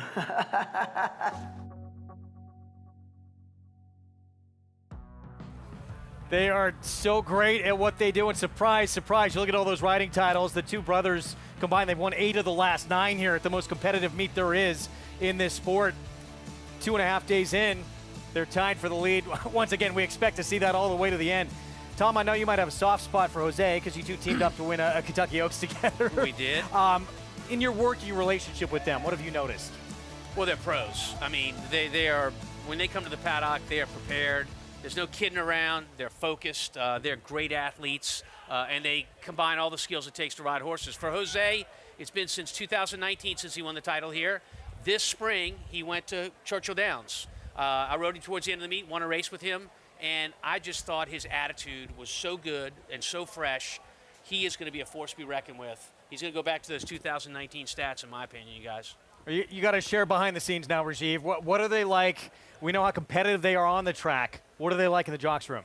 I mean, spending many years rubbing shoulders with these guys, I've been able to see them mature over the time. And what's funny is Irad Ortiz is actually the older brother. But when he was younger, the 20-year-old version of Irad, he was just so intense and stuff. And Jose has a complete different personality. He's way more relaxed, composed, didn't say much. And there was one situation where Irad and we were playing Gallop Racer. And just to tell you how competitive he is, we were playing Gallop Racer, and I kind of fouled him a little bit in Gallop Racer, and I beat him. And he wanted to almost fight with me over Gallop Racer. I mean, it went crazy. We almost blew the lid off the game. So, I mean, you know, he's such a competitive-natured person, and you can see it the way they ride. Irad is so aggressive, and Jose is more like composed. But, you know, Irad has matured over the years, and it's made him such a great jockey, that competitive nature. We talk about it a lot, Paul. And I mean, in terms of Irad, he almost has that Mamba-like mentality that Kobe Bryant had. He's just his drive every single race he wants to win. Yeah, and I think you hit the nail on the head. We're seeing something here that's just not done. Now, we've seen father-son, Ken Griffey Jr. and Ken Griffey. I get that. Bobby Bonds and Barry Bonds, but they never played. But when it comes to siblings, I think he hit the nail on the head. The closest thing is Serena and Venus Williams. Let's be honest. What these kids are doing in the horse racing world, I think, is not being recognized. You can go to the Watt brothers when it comes to football. They've won, 7 defensive titles. You mentioned the Mannings, too, as well. I got to throw in Joe and Dom DiMaggio, who was a great outfielder. But when you think about what they're doing in this sport, it's what Serena and Venus have done. And that is amazing what they did, because they ruled a sport for 20 years. And these kids are ruling a sport right now for the last, 10? And they're still pretty young. They still might have a long way to go, Rajiv. It's crazy to think that the level that they're riding at now, this is what you see after people doing this craft for 15 to 20 years. Usually jockeys don't get to hit their best stride until mid-30s, going into your late 30s. I mean, they've been on top of the game at mid-20s, just so far above their years, in my opinion. We're going to see them both in our first grade one of the meet as well. Jose, he'll be on Didia, who just won the New York. Irad will be on Chile Flag as they get set to do battle as well. And a big one still ahead on the grass for fillies and mares in the Diana. It's amazing. I mean, we're used to having horses in claiming races, and here we're at the undercard of the Belmont. And they're off in the Woody Stevens, and here's Bookham Dano, who has blown by them all. Bookham Dano, Prince of Monaco in between. It's going to get very close. Bookham Dano! Winning on New York's most important day of racing. I can't. That was awesome. He's the best. For over a century, success starts at Saratoga, America's #1 yearling sale by percentage of Grade 1 winners. with back-to-back Preakness winners. She's the Brave, wins the Preakness! And Grade 1 winners Sierra Leone, Kingsbarns, and Prince of Monaco. The 103rd Saratoga Sale, August 5th and 6th in Saratoga Springs, New York. Where will you be?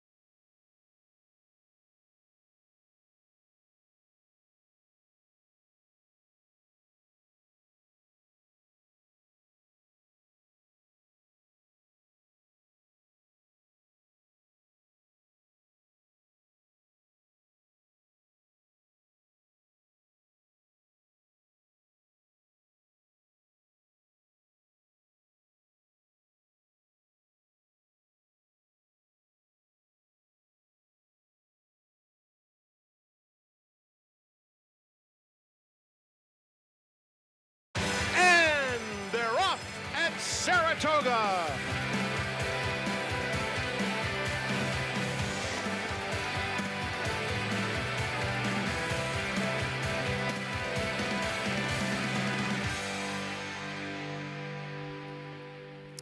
Opening Saturday, the most anticipated meet in the sport brings the first grade one of the summer at Saratoga. To say trainer Chad Brown has dominated the Diana, well, might be an understatement. He's won 7 of the last 8 runnings. Today he'll send out half of the 10-horse field in search of another, led by last year's surprise winner, White Beam. Stablemate Chili Flag continues to surprise, including a win over 3 of her stablemates to win a 3rd straight in the Just a Game. The favorite, Didia. She looks to cement her status as a division leader off the best performance of her career. And in the first grade at stake of the meet for 2-year-old males, a big defection puts the focus on a rematch from the Tremont as Studley Do-Right looks to outdo 3 Echoes once again in the Grade 3 Sanford. It's all next as opening weekend from Saratoga continues.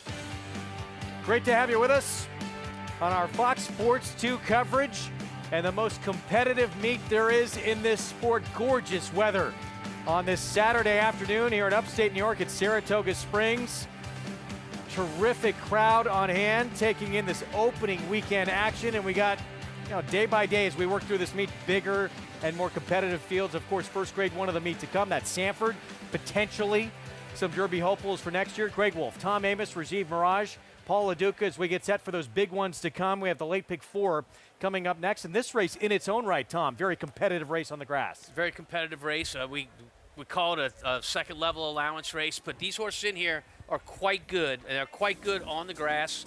A lot of speed in here. Rajiv, you said that earlier, and looks like it might be a kind of race that sets up for a closer, which is exactly what our favorite might be looking for. Yeah, with such a wide open race, I mean, I'm going to get creative in here. I'm going to pick a horse that I think is going to be a deep closer, the number 6, Altazor, who's going to be a big price. 29-1 right now. I'll have you defend that pick in a moment. Let's check in with Maggie Wolfendale.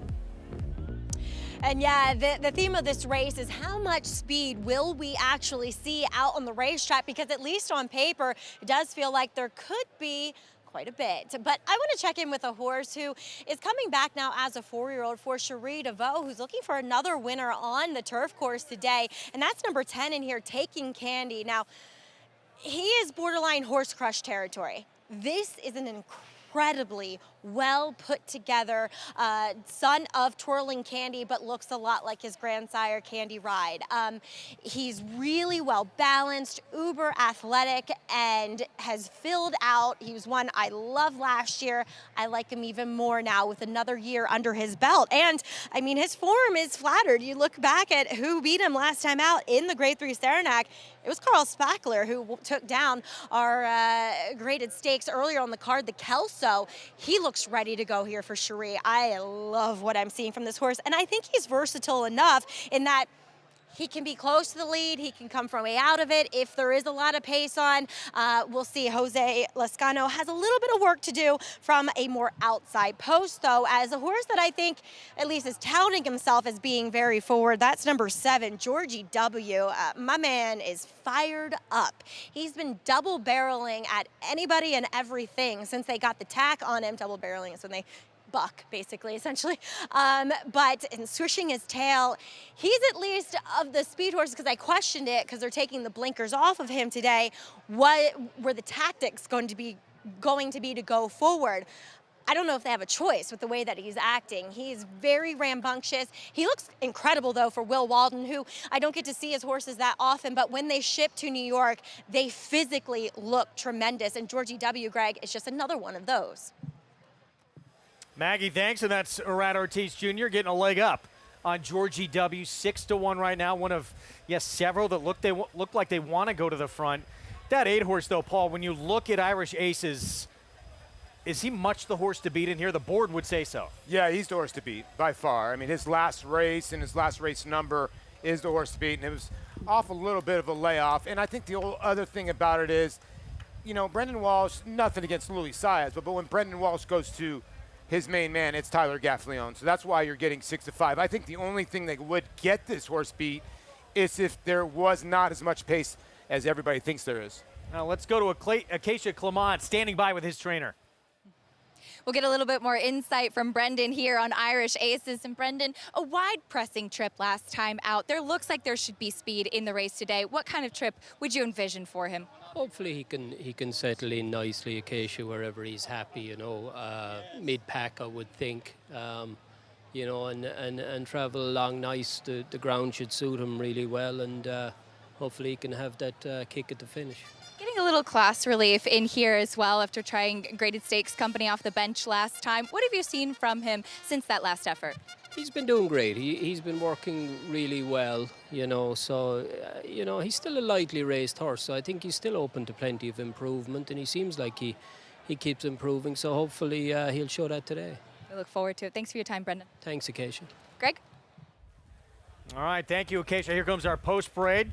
Start with the remaining half of the entry. Javier Castellano on Tidal Forces. Second last time out at Monmouth Park in a race that was taken off the turf. Horse that has 2 wins in 10 lifetime turf starts. He'll break from post 4 at that big number. The rail to Ruse, the 2. Yeah, this one for Romero Ra in here. And this horse won, actually, last time Romero was aboard. Big long shot today.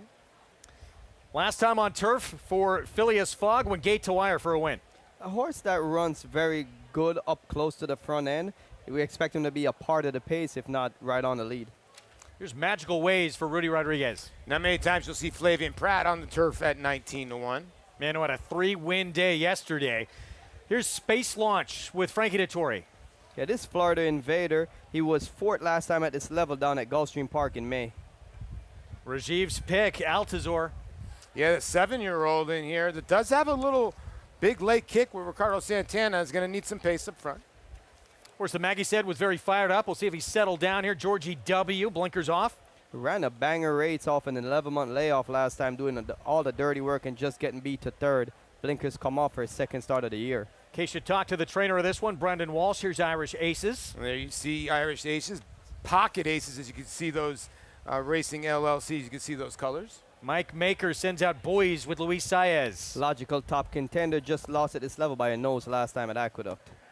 It's the one off the bench who was second to Carl Spackler, who won earlier on the card today, taking candy. Yeah, 6-1. Cherie DeVoe, very good in these kind of situations off the layoff. This 11, I thought, an interesting long shot. Bring me a check. Stretching back out to a route after sprinting on the turf last time to not much avail. He was claimed out of that race by his connections. And last time we saw Mendelssohn March last year, it's in graded stakes company for Kenny McPeak. Yeah, he's been gelded since then, and you're right. He was in the Belmont Derby. He ran some decent races, so you never know what a gelding a horse can do. He's not been seen since September. We decided to give Jonathan Kitchen, Andy Serling, Paul LaDuca, just you three, right? Mythical bankroll to play with, and now it's getting very competitive between you three. I didn't know it was getting that competitive, is it? You have a play coming up here? Yes, I do have a play coming up here, and I'm going to go with Phileas Fogg. I think everybody in here thinks there's going to be a ton of speed in here. Let me go back to Phileas Fogg. Since James Toner's had this horse, one first time out for him. The second time this horse ran, had some issues. Then the next time out, wired a field from the 10-hole.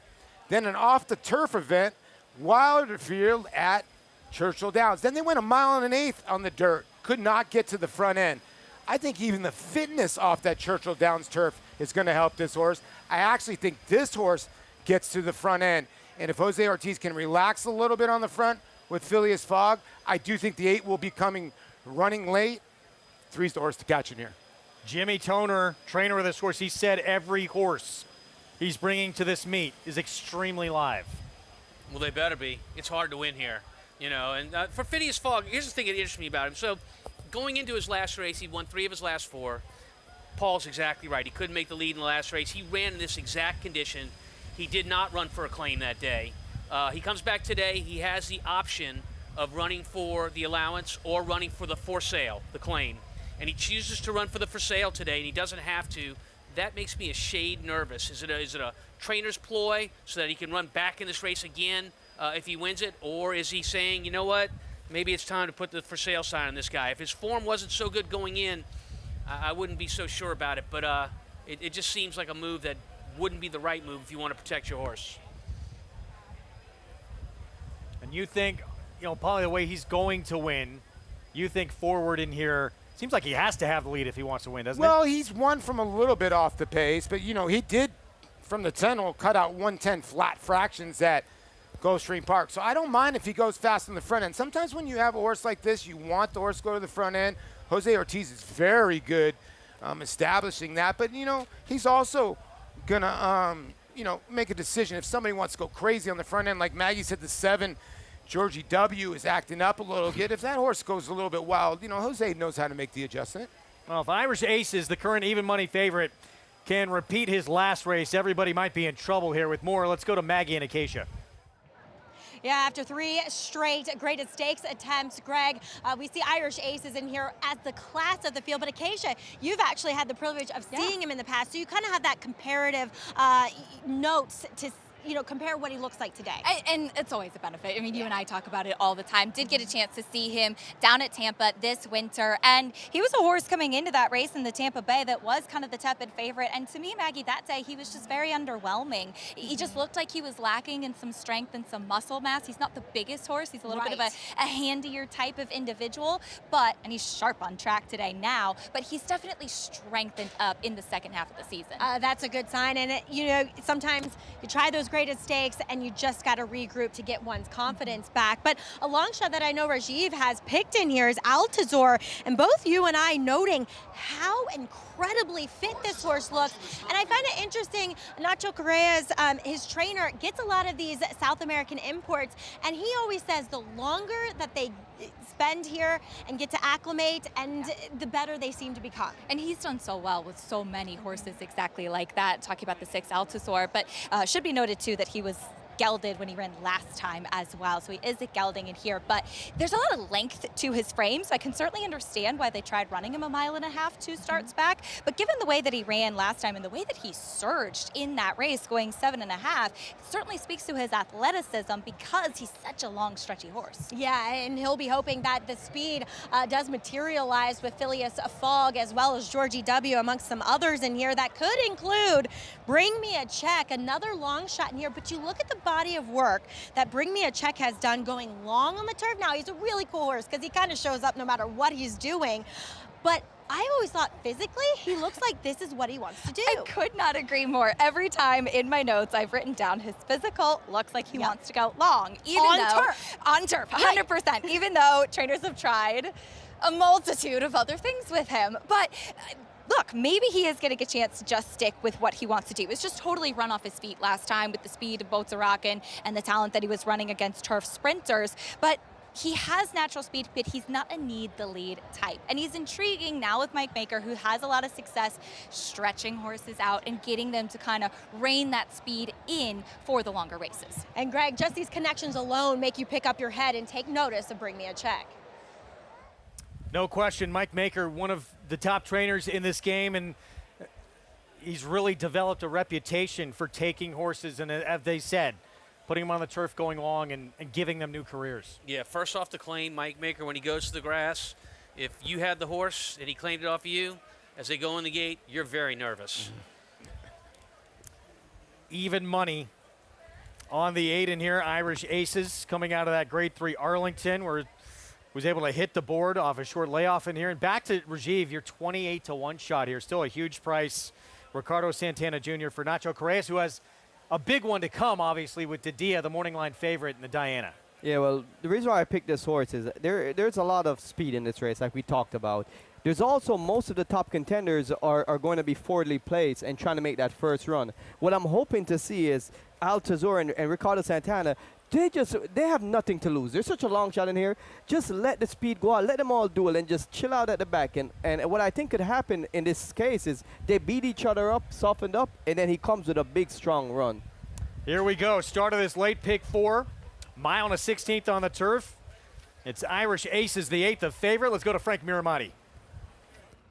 Mendelssohn's March is the last one to load. Goes in. They're in the gate. Space launch restless.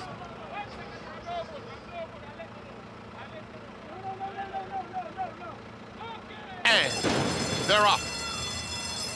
Phileas Fogg is the quickest, sprinting clear in the opening strides. Bring Me a Check in the yellow colors, and in between here's Taking Candy, ensuring a nice, honest pace. Boyce is just behind this group as they move into the first turn, and Ruse hugs that rail, only 2.5 or so off the lead. Then comes Tidal Forces in the orange colors, racing 6 off the pace. 2 lengths in front of Magical Ways on the inside of Georgie W. That pair is followed at the rail by Irish Aces, who races right next to Mendelssohn's March through an opening quarter that went in 23 1/5 seconds. Then it's a gap behind that pair to the 2 trailers, Space Launch and Altazor. Phileas Fogg continues to dictate terms, leading by 1.5 lengths, tracked by Taking Candy in second. Boyce third. Bring Me a Check is in fourth, 4 lengths off the lead. Then Boyce racing on the outside of Magical Ways, who's 7 off the pace into the far turn. Tidal Forces is trying to make some headway, has 8 lengths to make up. The half went in 46 3/5 seconds. Irish Aces still with work to do, but traveling kindly enough. 1.5 lengths back to Georgie W. They're followed by Space Launch and Mendelssohn's March. Another 3 lengths back to Altazor. They pass the quarter pole and turn for home. Phileas Fogg is still there by 2 lengths to Taking Candy in second. In the center of the course, Boyce is starting to finish with some nice interest. On the far outside, Tidal Forces. They're in the final furlong. Taking Candy is up to take a narrow lead, leads it by 2 lengths close to home. Tidal Forces on the outside. A late surge coming from Irish Aces, but it's too late. Taking Candy holds off a wall of horses. Tight photo between Tidal Forces and Irish Aces. Georgie W. is fourth. Taking Candy off the bench, had not raced in September of last summer here at Saratoga. Wins under Jose Lezcano for Cherie DeVaux. Yeah, good ride here by Jose Lezcano to get the job done. Good job by Maggie and Acacia. I know they both had this horse. Maggie said she had a crush on this horse, and Cherie DeVaux is very good at doing this. In the middle of the lane here, it was kind of crazy what was going on here with the 8. Got a little bit pinched there, Tom, and it looked like he was having a little trouble with Tyler Gaffleon, but the 10 already had the jump on everybody. Yeah, look, that was it was game over at that point. You know, you can watch when they pass the wire, the 8's going to gallop out in front, and it suggests that maybe with a better trip he would have gotten there, but you got to take your hat off to Taking Candy. Cherie DeVaux hasn't run since last September, almost a year layoff. Come back and win this race today. And a perfectly timed ride from Jose Lezcano. You can tell even when he set his horse down in the lane, you can tell that he had the number 3 measured, and he didn't want to go by him yet. He was just kind of waiting for the right time to really squeeze him to the wire, and just timed it perfectly. You can see Tyler was trying to navigate. You got to give some props too. Tell you what, Javier Castellano gave the one a heck of a ride too as well. 30-1 here, Title Forces to round out your exacta. Jose Lezcano, that man right there, he is a master on the grass. 5-1 off the long time away, and that's the second win on this card today for trainer Cherie DeVaux. She's good at what she does, and Shotgun Hottie, she's got some really good ones. She's so pretty. She's a heck of a trainer, and there she Tom's is. right. You know, there she is, Cherie. Tom's right. This was a tremendous training job, and they came home pretty fast here. 140. One of the things that's quick. Yeah. And I mean, look, the race was quick. I mean, I know there was only one horse setting the pace early, but those are rapid times. It's set up for someone to close. Usually when you see that, you get a wall of horses that close, but you don't really see it that quick, huh, Paul? I mean, that's a fast last part of the race. No, there. listen, and like I told you, like I liked the 3. I was okay with that. 110 and change, you just gotta try to be the best. I knew we were gonna go fast on the front end. But the 10 just never let the 3 get a breather at all, right. Rajiv. Yeah, I mean, the 3, it would have to be a superstar horse to run those fractions and maintain it at this distance against, this type of competition. I had a nice talk this morning with Cherie DeVaux, and one thing that you got to look out for her horse is running this meet, because she said she's split between different divisions. She has horses in Kentucky. She can hand select what she brings here. So she's purposely taking horses to Saratoga that she knows are going to fit in the races that she's going to bring them for. Beats a strong field here, and this is just the starting point for this horse as a 4-year-old. Taking Candy, 4-year-old debut, a winning one worth the wait. 10, 1, 8, 7. Still to come, White Beam. Looking to go back-to-back in the Grade 1. Diana was a surprise last year, the biggest price of the 4 that Chad Brown sent out in the race. Will not be a surprise this year. Diana is next. Liam's Map, a 2-time Grade 1 winner with 6 consecutive triple-digit buyers, including a 114 to win the Breeders' Cup Dirt Mile. He's already taking the lead as a sire with Grade 1 winners Basin, Wicked Whisper, Colonel Liam, and Juju's Map, plus multiple 6-figure yearling sales and 2-year-old sales up to $1.2 million. Proven on the track, proven in the sales ring. Liam's Map, only at Lane's End. Horse racing? Check. Weekly promotions? Got them. Huge payouts? You bet. With Naira Bets. Download the app today and bet on any track, anywhere, anytime with live HD horse races, betting tips and tutorials, expert picks, and more. You bet with Naira Bets. Join now for a new member bonus at nairabets.com. He possessed such natural athleticism. It is Golden Pal winning the Juvenile Turf Sprint. He's very, very agile and quick. Golden Pal has repelled the challenges. Each and every race, he just got better and better. Golden Pal broke like a rocket. Golden Pal, wire to wire. He's a very confident horse. Golden Pal, the lead is out to 5 lengths in deep stretch. He's just got a brilliant mind. They're all behind Golden Pal. I'm going to be breeding everything I have to him. Racetrack Television Network brings you every race, from every track, on every screen, every day. With monthly packages starting as low as $5, RTN gives you great value and access to more live HD streaming and race replays than anyone. Visit RTN.tv today to sign up and watch on almost any device, including Roku and Amazon Fire. RTN has packages that start at $5 per month.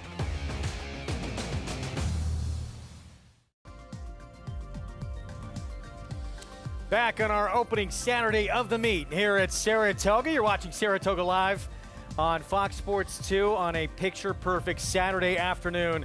How about this performance? Coming off the long layoff, taking Candy. Hadn't raced since last summer here at Saratoga. Wins at 5-1. 2-win afternoon for trainer Cherie DeVaux. Let's go downstairs to Maggie. A pleasure to be joined here by Cherie and taking Candy. Cherie, you had him ready. We were discussing the trip. I know Jose was probably thinking, look, I got to go forward from the outside, but to be able to go through fractions like that first off the bench and finish the way he did, you've got to be impressed. Very impressed. I really was expecting him to need a race. We brought him back. He'd been training well, and he got a quarter crack, which had a couple weeks off of breezing, so that's not ideal. So I just figured he'd need the race. And Jose knows he has to keep him close, but with having that amount of time when he came out of the gate and he gigged him a little bit, he just kind of took him there. So, he hung on. He did get tired at the end, but really excited for him and for the Jacksons. And a horse that kind of asserted himself as having talent last year. I mean, his second place effort in the Saranac behind Carlos Spackler, it speaks volumes. So a horse that you're hoping to get back into Greatest Stakes company, obviously? Yes, that is definitely the goal. Hopefully we have a really good year. He stays sound and healthy, and something that we can have fun, for the next couple of years. Helps to have the Jacksons on your side too, or patient owners? Most definitely. They've been great for my career, and I really appreciate both Roy and Gretchen and Doug, who manages them. They've been great for my career. They've been very supportive. It's clients like that when you're starting out that really give you the confidence to be able to do this on the big stage. And Cherie, congratulations, 2-win day. Looks like you have another nice one in your hands. Thank you so much. All right, I have to go there. It was as easy as taking candy from a baby, guys. Taking candy, nice, Maggie. Rebel Red back in the 5th as well for Cherie DeVoe. Nice afternoon on the first Saturday of the meet. $13.60 for the win. You know what, Tom? And I think we need to consider her elite. I'm being dead serious. She's elite trainer. I think she's one of those, and she should have probably had the best filly in the filly and mare turf. She's the kind of horsewoman now with Chad that can hang with these European trainers. I honestly think it. No, it's not just on the grass. Oh, 100%. And then, Cherie has been, to be elite, you got to keep proving it, right? Yeah. She's been proving it all year long. Yeah. Our ABR race of the week. One of the most prestigious turf events there is in this sport for fillies and mares. The Grade 1 Diana at 1 1/8 miles. And 10 will line up. We've talked about it a lot. Chad Brown has owned this race. He's won 7 of the last 8 runnies. He's going to send out 5 of the 10 in this field, but I think a little bit different, than years past, where he's had those superstar runners, Tom. You can arguably make a case the 2 best fillies and mares in this group might not be in his barn. Right. I think things are changing on the landscape of turf racing in New York. Appleby has been coming from overseas and challenging Chad in a number of these races, and you're starting to see trainers develop grass horses for the Saratoga meet and for the fall meet at Belmont as well. It's not as easy as it once was. There's a lot of talent up here. Tough when you're going up a 5-headed monster.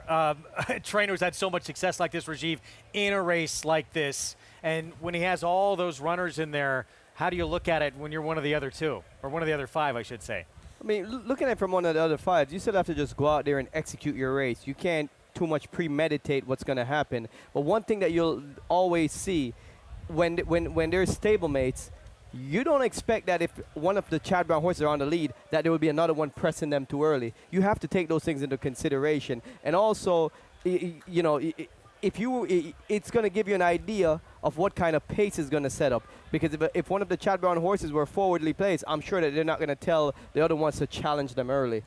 A lot of history in this race, including back in 1999. Trainer who won it that year said, I didn't want to face the 2 fillies who got his filly beat, and a 5-race winning streak was snapped in the Gopher Wand. So he said, let's go to the grass. It was Banshee Breeze and Beautiful Pleasure who beat her that day. Worked out on the grass, didn't it, Tom? It did. There's Heritage of Gold. My first Grade 1 winner, she was. And I don't even think I was shaving back then. I'm not. At least it wasn't on a daily basis, I can tell you that. But I think this might be the last Diana that Chad Brown didn't win back in 1999. I'm not sure, but pretty quick too. It's 2/5 of a second off the track record. She was a great horse. She was so easy to train. I mean, she stayed sound, her entire career. You could do whatever you wanted with her. She was adaptable. She was adaptable in her races. The kind of horse you dream about training. Well, a very good chance to see that domination for Chad Brown continue in this race. 8 overall, 7 of the last 8. He'll send out 5 in the race this year. Coppice, Gina Romanica, last year's winner White Beam, Fluffy Socks, and Chili Flag. We'll be back with the Diana next.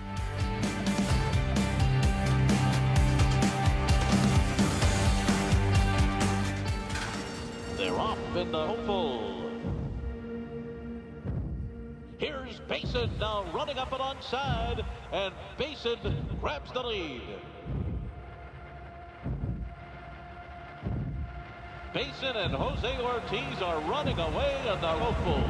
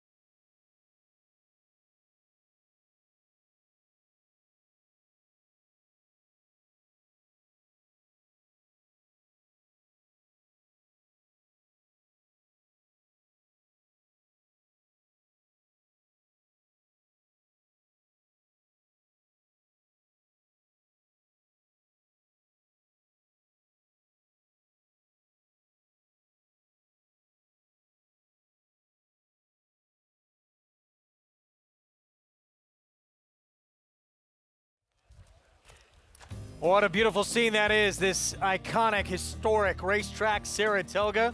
Opening week continues here on Saratoga Live on our Fox Sports 2 coverage of the first grade one of the meet. It's coming up. The Diana on the grass for fillies and mares began back in 1939. We've seen some good ones, including the fastest ever run in Italian course record, although got nudged by her stablemate for an Eclipse Award, Regal Glory that year. Most wins forever together. One of several did it a couple of times. We all know who's won it most. Chad Brown will try and get a 9th. He'll have 5 chances at it coming up in this year's edition. Most wins by an owner, Rokeby Stable, going from 1967 to 1989, those 6 wins spanned. Johnny V, quite a bit of success in this race. He'll ride Mission of Joy for Graham Motion this year. Diana and Breeders' Cup Filly Mare Turf winners 3 times it's been done, including Sister Charlie. Back in 2018, that championship season, and 8 Diana winners have been crowned champion in a very important race on the road to a championship in this division. Let's look again at the field. 10 will line up, 5 from that Chad Brown barn. He does not, though, have the favorite in this race. That is Didia, who has been so ultra consistent. Paulie, we talked about it earlier, and coming off probably her career best performance in that Grade 1 New York. It was her career best performance, but then again, you keep on looking, and she just keeps on getting better and better at age 6. She's 11 for 17 lifetime. She got the best of Nisi Marie on this day. Now, Nisi Marie will be in the 8th slot for Robert Reed, who had come off a win in the Bogey. You know, Didia's just in really good form, and, you know, I guess your one concern is she better at a mile and 16th? Oh, she's 2 for 2 at that distance. I mean, she was positioned perfectly, found an opening. When you see horses win like that on the grass, Paul, I mean, a couple of lengths, they typically you don't see that in the grass. The grass brings horses together at the finish line. So, I mean, that is a dominant win in a very difficult race. And Rajiv, we talked about it earlier too. It's been a change in tactics this year with Didia that's really paid off. Yeah, being able to put her close to the pace in these kind of races, because sometimes in turf races, you get stuck in the back, and in a typical turf marathon where the pace is slow, it's hard to overcome it. Now they found that putting her close in the pace, she still has her kick, and she's going to be laying right up close to the pace today. 2-1 favorite right now. Jose Ortiz has been this year her regular pilot. He'll be back on board this afternoon. Paulie, who do you expect to be leading the way in this race? You know, I would think White Beam's going to go out there and obviously show speed. Evie Jets, the 9, is a horse that did win this race last year at giant prices, so that horse could be going to the front. I would see those two horses obviously fighting towards the front end. Chad Brown may have half the field, but he does not have the current favorite. That is the man standing by with Acacia. He certainly is. And Nacho Correa sending out Didier, coming off that win in the New York. And Nacho, we talked about her last time. She is just as consistent as they come. Yeah, she always have been very consistent. That's a blessing. To have a horse like her that shows up every time, and she finished with such a good punch last time as well. It seems like she's really rounding into form yet again now at the age of 6. Yes, I mean, I think that last year she had a great form. She didn't have all the luck that you need in the Breeders' Cup. A couple of bad decisions probably happened, but nothing that you can do. But then she had a great year, and this year is, I don't know if she's better or, you know, she's the same with a little bit more luck. I always love watching her because she's all business on the track, but she's definitely spirited on the warm-up. What kind of horse is she to train and just to be around? Oh, very easy, very easy. I mean, it's like you have to stay away from her. I mean, it's very gentle. I mean, actually, on the stall, everywhere. She looks like she's going to be tough or something, but it's like 100 yards, and then she's relaxed and good. She's all class. Best of luck today. Thank you very much. Appreciate it. Greg? Nacho Correa's Didier, 2-1 current favorite, looking to go back-to-back in grade 1s on the toughest circuit there is. We'll be back with the 86th running of the Diana right after this.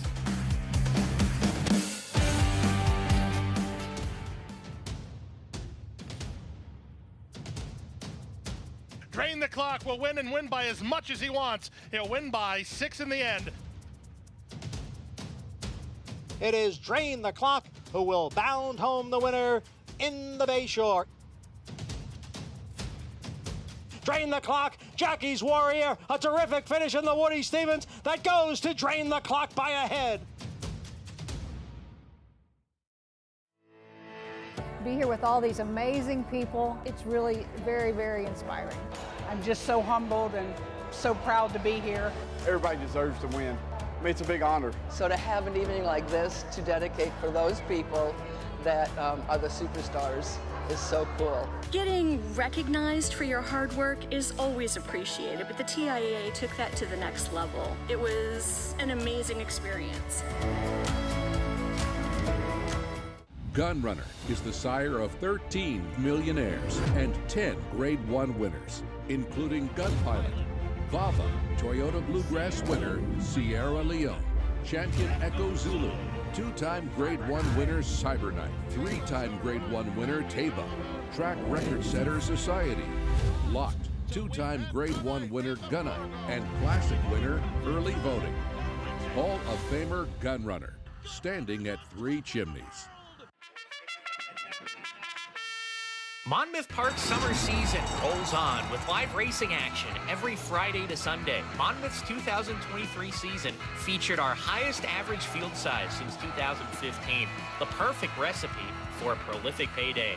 With a stakes race every Saturday and Sunday, plus our Win Early Pick 5, Monmouth Park is your summer place to profit. Joining us on site? Lock in your odds with fixed odds wagering at Monmouth Park Racetrack.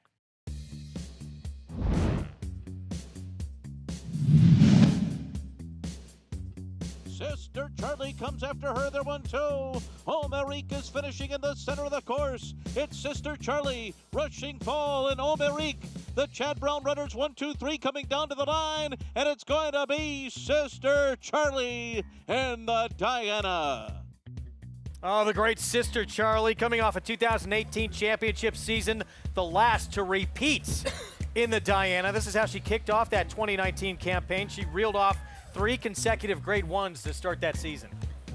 She was super amazing, this filly. Just another one that you talk about consistency. She just did it over and over, year after year. Bring her A race every time. And Rushing Fall, her stablemate, just used to blister races with speed, and you know, she kind of caught up to her sister Charlie and then turned the corner on her. But Rushing Fall, you know, she got to her Diana in She'd get her 2020. turn. You look at this list, too. This is amazing.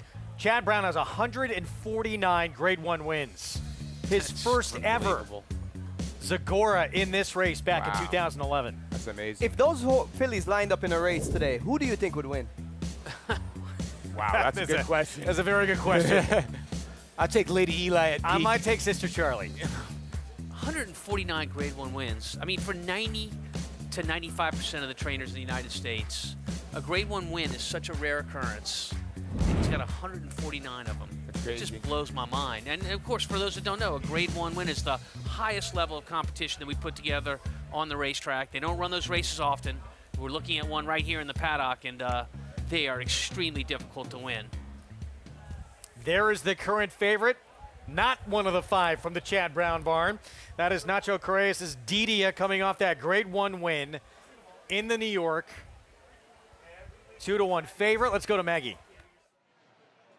Thanks, Greg, and let's check in with Didia here as I saw her for that Grade 1 New York win, and I think she actually looks better than what she did for that effort a month ago here up at the spa. She is a forward, energetic type, but it's the good energy that you want a horse to be displaying prior to a start. But I think she's strengthened up. She's put on more conditioning, it looks like, with her preparations for this effort here, and I don't mind a little less distance as she cuts back from that today to this 1.125 for this Grade 1 Diana. All things looking tremendous for your current favorite. We have a horse on the comeback trail who ran really credibly in the Breeders' Cup Filly and Mare Turf last year, and behind very talented Inspiral. That's number 1, Moira, the Canadian bred that I feel like she always kind of overachieves. Now,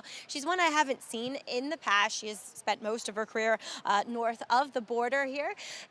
She's a little bit of a lighter framed individual. I'm wondering if she might need to strengthen just a touch. She has always worn that breastplate, so that's kind of just her physical makeup as well. You know, she's a little bit of that long tubular type. She was saddled outside on the walk with the pony, but handled herself beautifully. It feels as though she is fresh and eager, but not doing too much. So all good signs for a horse coming back off the bench. Again, just feel like this is a bit of a tough spot, A, and B, that she might need to start to just fully strengthen up. And then we'll check in with one of the 5-4 trainer, Chad Brown, and this one's a long shot. In number 5, Gina Romantica, whom I haven't seen, honestly, for quite a while now. I love what I'm seeing from her. She's really filled out. And you know, kudos to Peter Brandt for keeping her in training. She is a daughter of Into Mischief that they paid a lot for, so I'm sure there was a lot of temptation to send her to the breeding shed. But I feel like as a 5-year-old, physically, she might be doing better than ever, and she's mentally matured so much. She's so much more relaxed prior to her start. She used to be a ball of nerves. And last time in that Grade 1 Just a Game, she was wide. She tried to rally between horses in the stretch and just never looked really comfortable. She was never really able to set herself down, lower herself into her stride, and get clear. So maybe a little bit unlucky, but third off the bench here at a distance where I think she might be best at, I would be willing to use her at a big price, guys.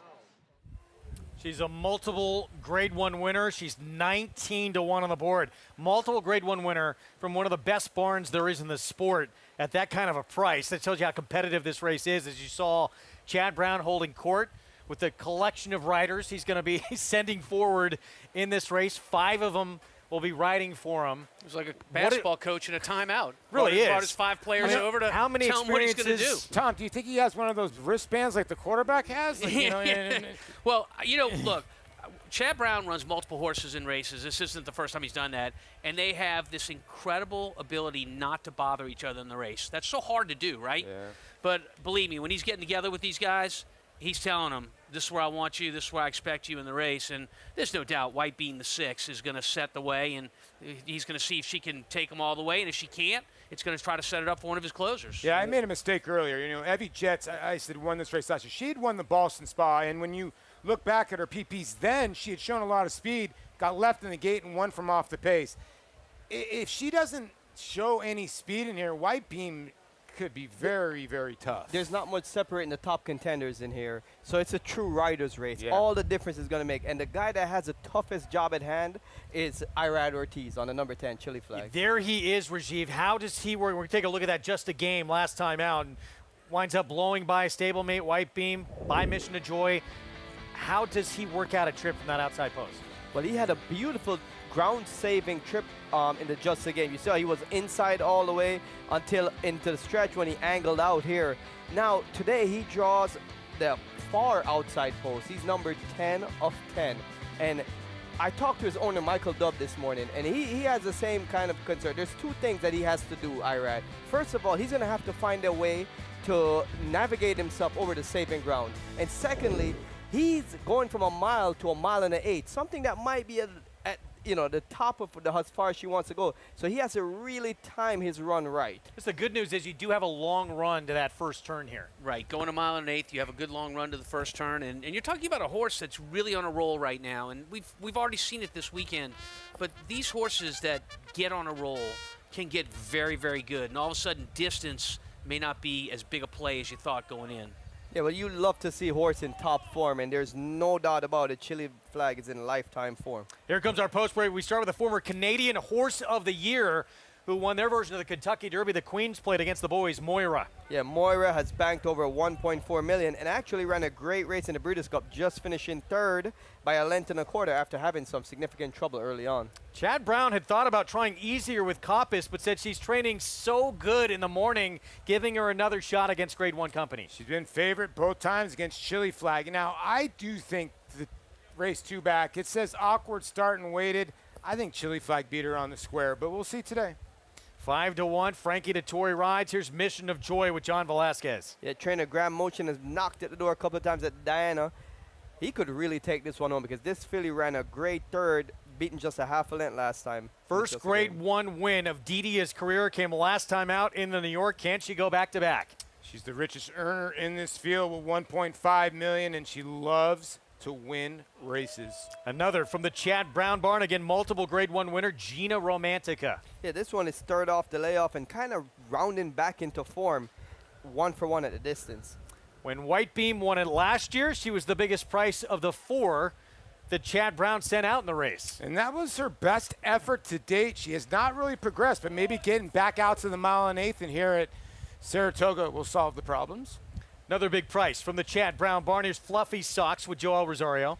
A massive 7 3/4 lengths win last time on Preakness weekend down at Pimlico. That was over soft turf against Grade 3 competition. Long shot, Nisi Marie. She actually beat White Beam 2 starts back in the Bogey. Yeah, Robert Reed and Luis Saez, when they usually ship in Robert Reed, they got purpose. This horse will be launching from way out of it. Terrific story for the Canner Machis with Evie Jets, who was a former claimer, turned graded stakes winner.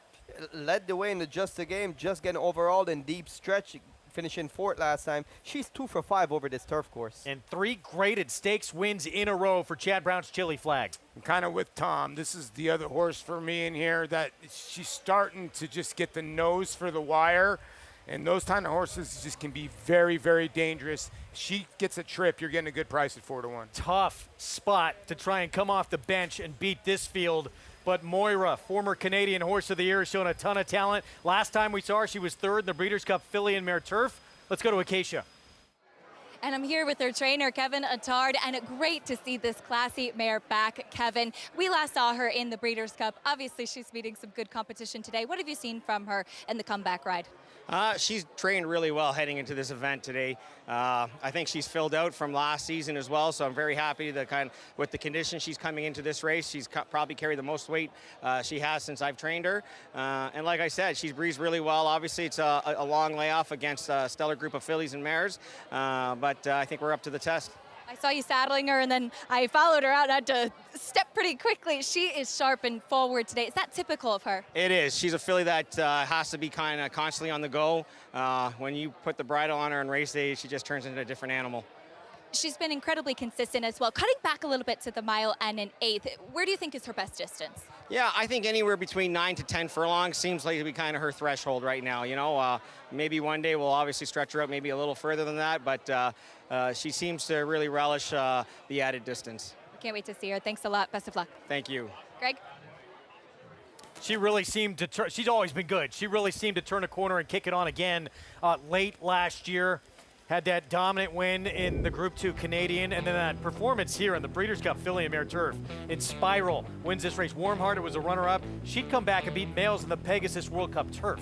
It's a good race. I'm telling you right now, this horse got checked in the backside, and to hit the top of the stretch, and then what happens? Well, the Europeans engage right here. Look at Frankie Dettori just come from the way outside. But, you know, this horse ran a giant race that day.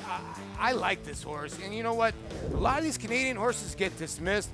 Kevin Attard is a very good trainer. You know, she won the Woodbine Oaks by 10, came back and won the Queen's Plate, transferred over to the turf. She is a classy filly to be 7-1. And I mean, look, that replay you're watching, Paul, those are the best filly and mare turf horses, not in the country, in the world. Yeah, you took the words out of my mouth. That's exactly what. She's running against the best of the best, and she's giving them all they had to handle. She only lost by 1 1/4 lengths. But this goes to show what kind of race this is, and what the race is at Saratoga. This is a great one. This is a very prestigious race. But to Tom's point, that was a different level of competition. 100%. And she held her own. But I think what gets dismissed, and Tom, you could say this, the Canadian racing gets dismissed, especially the turf racing. I think a lot when they come down here, it's good racing. It's excellent racing. Yeah. And they prove it when they come out of the country and go to places like California where the Breeders' Cup was last year.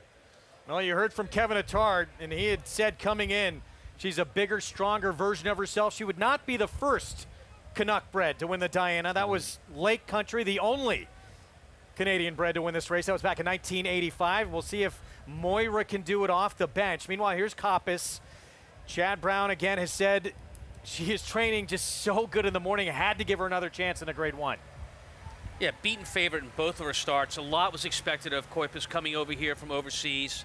You know, her last race, the pace was slow. It didn't give her a real chance to finish up like she wants. She wants some pace in front of her. I think you get some pace here, Paul. I think, you know, the two we talked about, the 6 White Beam and Evie Jets, the 9, I really think that those two make the race legitimate pace-wise and help these deep closers, of which Chad Brown has 4 of. Coppice is a confusing horse. Because if you look at the horse, 2 of the wins are on synthetic. Okay, and so the horse has come over here with a lot of promise. I thought Chili Flag beat this horse, Rajiv, on the square both times. And the horse was never really running this kind of distance. Now, unknown, obviously, with Chad's horses, they usually will get the distance. But you think this horse is a good proposition? But I don't think she beat her on the square. Both times, Coppice had a bad start. So that would be the key factor for her today, so just get out of the gate. But keep in mind, when you look at her class from overseas, she is not placed in a group race from over there. Everything she's done has been in, you know, races that are kind of designed for her type of horses. Did face in Spiral, who we saw win the Breeders' Cup Filly and Mare Turf in that last start overseas. Let's go downstairs to Acacia and Maggie. Yeah, and let's check in with a bit of a overachiever, Acacia, and that is Nisi Marie in here. She's number 8, finishing second to Didia last time in New York. She's one that we've both kind of been fans of. Talk a little bit about her today. I always love this mare, or the filly, I should say. She's one that has held her weight remarkably well, too, and kind of stepping up to face some of this tougher competition. She did end up getting the pace set up in the Bogey 2 starts back, and last time she was very far towards the back and did kind of swap leads a bit in the stretch, but I thought finishing well, and she's a horse that just always shows up. We talk about Butch Reed sending these horses in, and at 15-1, she's one that absolutely could hit the board. Let's check in with 2 of the Chad Brown horses. Number 6, White Beam. I thought last time she was pressing the pace from the outside last time, and I thought she was pretty game to the wire behind stablemate Chili Flag. I almost think a little bit longer is better, and yeah, her form would prove that as she is the defending champ. I couldn't agree more. She also has a lot of that size and substance that you like to see of a mare that's going to be able to tackle this 9 furlongs. And we'll go and check in with number 10, Chili Flag, one that neither you and I ever like, but she has displayed this new kind of turn of foot. Now, is that going to be dulled a bit stretching out in distance? I think she's the opposite of her stablemate White Beam. I think she's better when it's a little bit shorter, when she's able to kind of sprint towards the front like she was last time. She's smaller, she's kind of angular in the way that she's put together. See how she handles the extra furlong. Didia, much the horse to beat though here, Greg. Can Didia cement her status as the leader of this division? Chad Brown with 5 of the 10 runners trying to win this Diana for the 8th time in the last 9 years. Let's go to Frank Miramati for the call. Thank you, Greg. Here's Gina Romantica coming up to the gate. The last two will be Evie Jets and Chili Flag to complete the lineup. Chili Flag walking up and in. All set for the Diana. And they're off. Gina Romantica was away well. Didia has sharp early speed, and here comes White Beam, and White Beam just cruises to the front. They don't appear to be going so quickly in the opening furlong. So it is White Beam in front, Didia second, and Evie Jets will be in third through the opening furlong. Moira is next. Gina Romantica settles in mid-pack. A 3-wide Nisi Marie is racing on the outside of Mission of Joy. Coppice is inside of that pair, then Fluffy Socks, and at the back of the field, it is Chili Flag. They're covered by 10 lengths around the first turn, and it's White Beam cruising along, 24-1 for the opening quarter mile. Evie Jets moves up to take second. Didia gets a nice trip, coasting along in third. Then it's Gina Romantica, fourth and 4 lengths off the lead, followed by Moira, Nisi Marie in the black silks on the outside, and Mission of Joy is in between those two. Frankie Dettori has a strong hold of Coppice, who's 8 lengths off them. The same can be said for Arad Ortiz and Chili Flag, and Fluffy Socks is behind that pair. 49-2.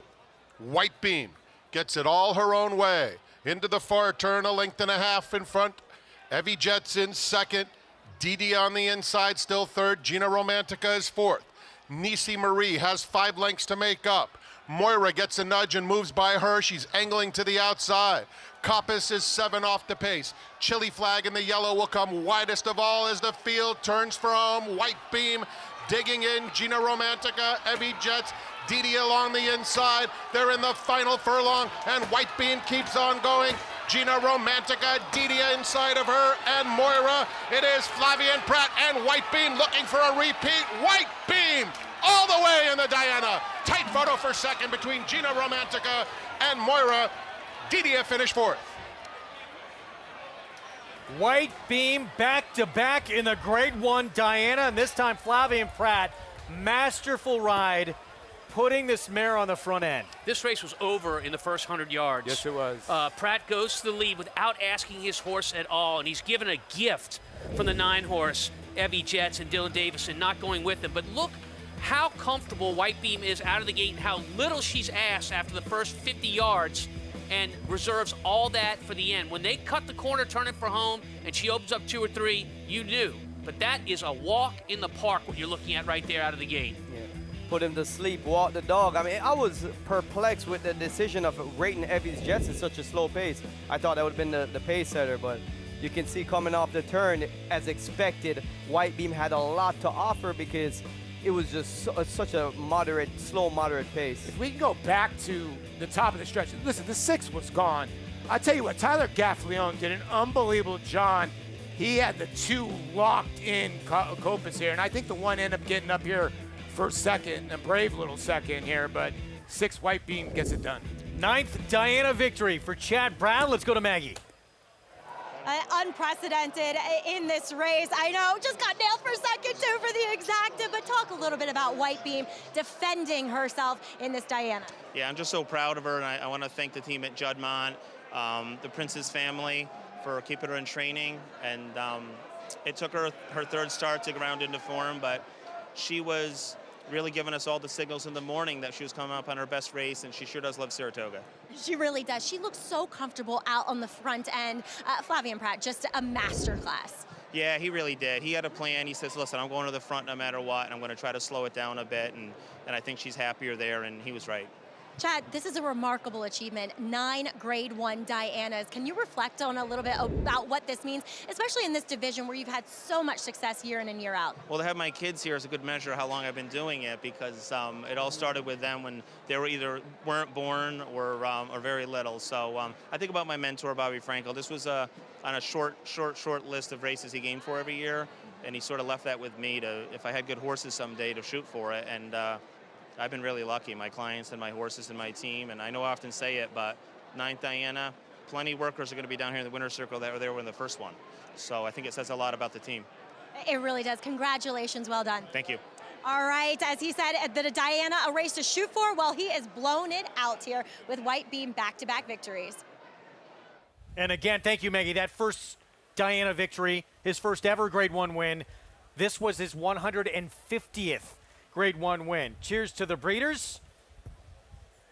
Brought to you by 3 Chimneys, White Beam, homebred for Juddmonte Farms, back-to-back winner of the Diana.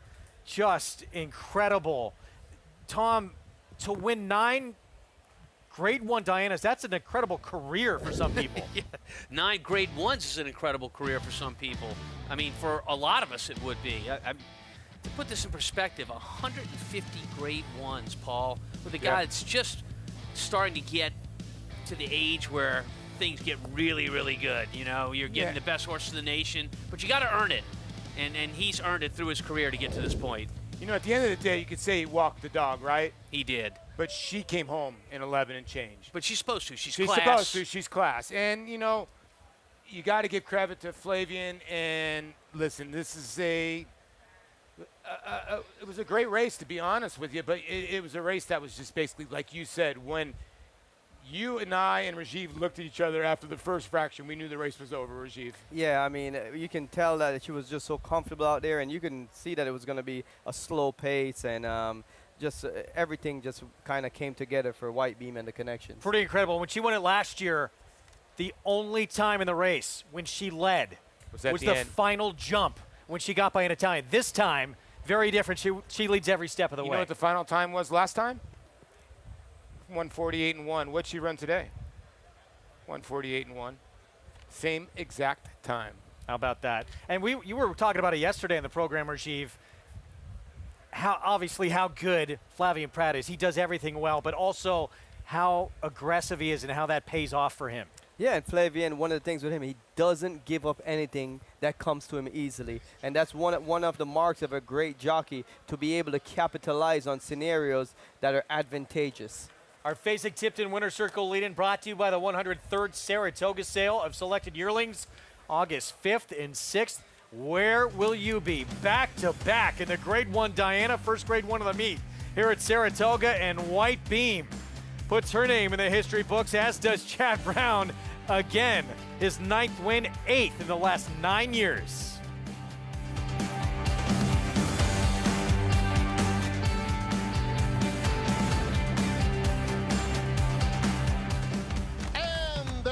In the Belmont Stakes at Saratoga. Here's Dornick, headstrong in the early going. Mind Frame is 4 deep, but up and on the pace, and Antiquarian is in the field. Turns for home. Mind Frame on the outside is coming after Dornick. Dornick in an absolute thriller. Dornick and Mind Frame. It will be Dornick and Luis Saez to win the Belmont Stakes at Saratoga.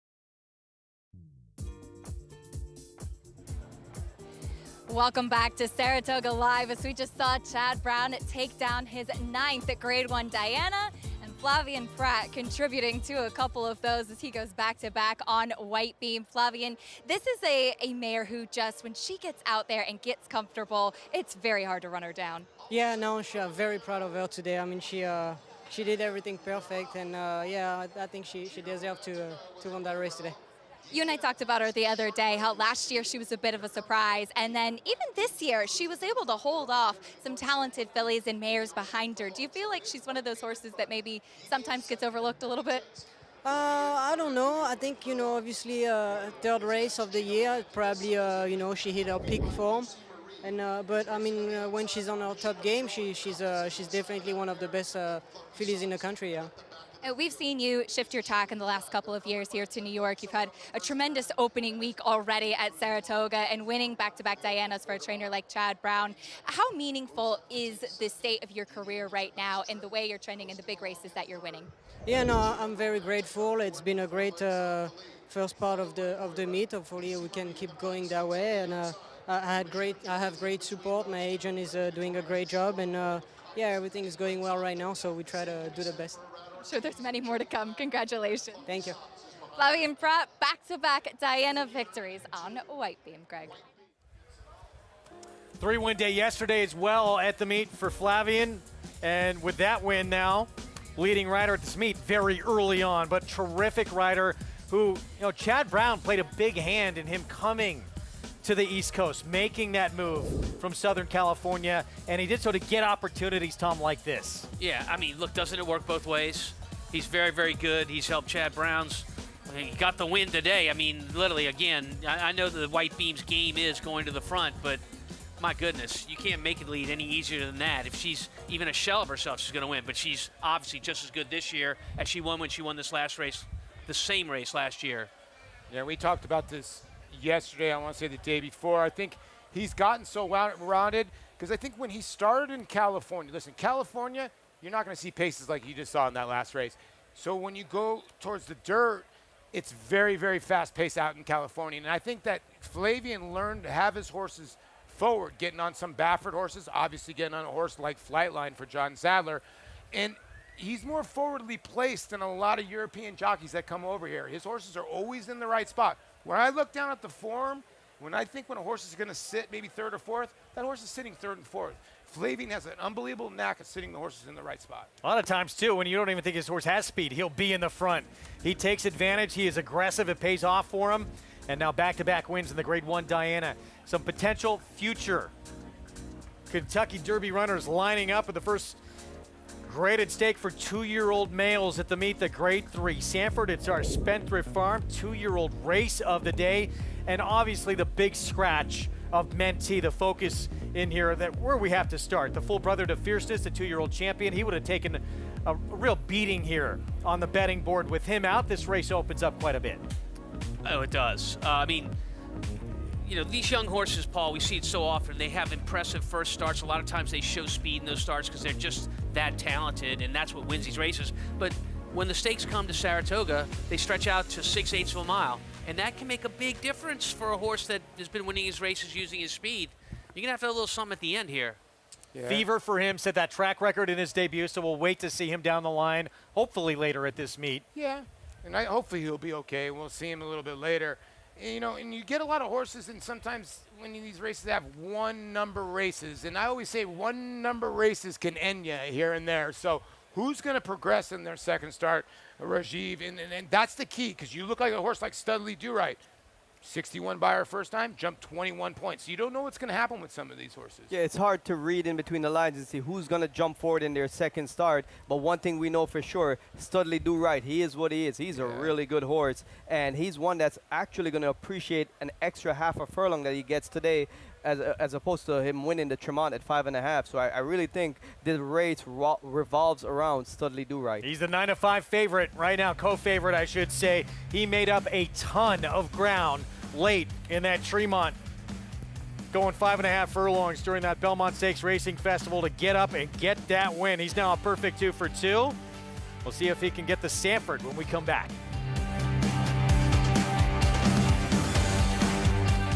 Flightline is in away. Flightline turns it on at the top of the stretch, and he's in cruise control.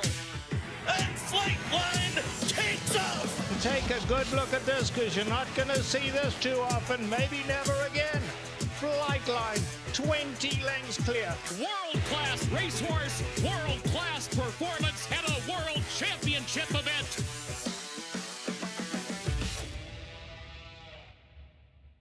Horse racing? Check. Weekly promotions? Got 'em. Huge payouts? You bet. With Naira Bets. Download the app today and bet on any track, anywhere, anytime with live HD horse races, betting tips and tutorials, expert picks, and more. You bet with Naira Bets. Join now for a new member bonus at nairabets.com. Join us at Saratoga Racecourse for the 4th annual New York Thoroughbred Aftercare Day. This special live race day celebrates retired racehorses and fun for the whole family. Free with paid admission on Thursday, August 15th. RaceLens is the most in-depth product in horse racing with unique features found nowhere else. True odds, predictive analysis, and pace projection. RaceLens. It will change the way you follow horse racing and take your game to the next level. Who's in for Mohegan? Obviously everyone. We're off to the races, and it's you for the win. A moment of calm before the dark and stormy. High score, one more, dance floor. Who needs skill when you have style? And feeling like it's the best time ever? Smile. Abs, craps, and nightcaps? Yes. Then it's down for the thread count to start it all again tomorrow. This is how it feels when you're all in for Mohegan. Mohegan Sun.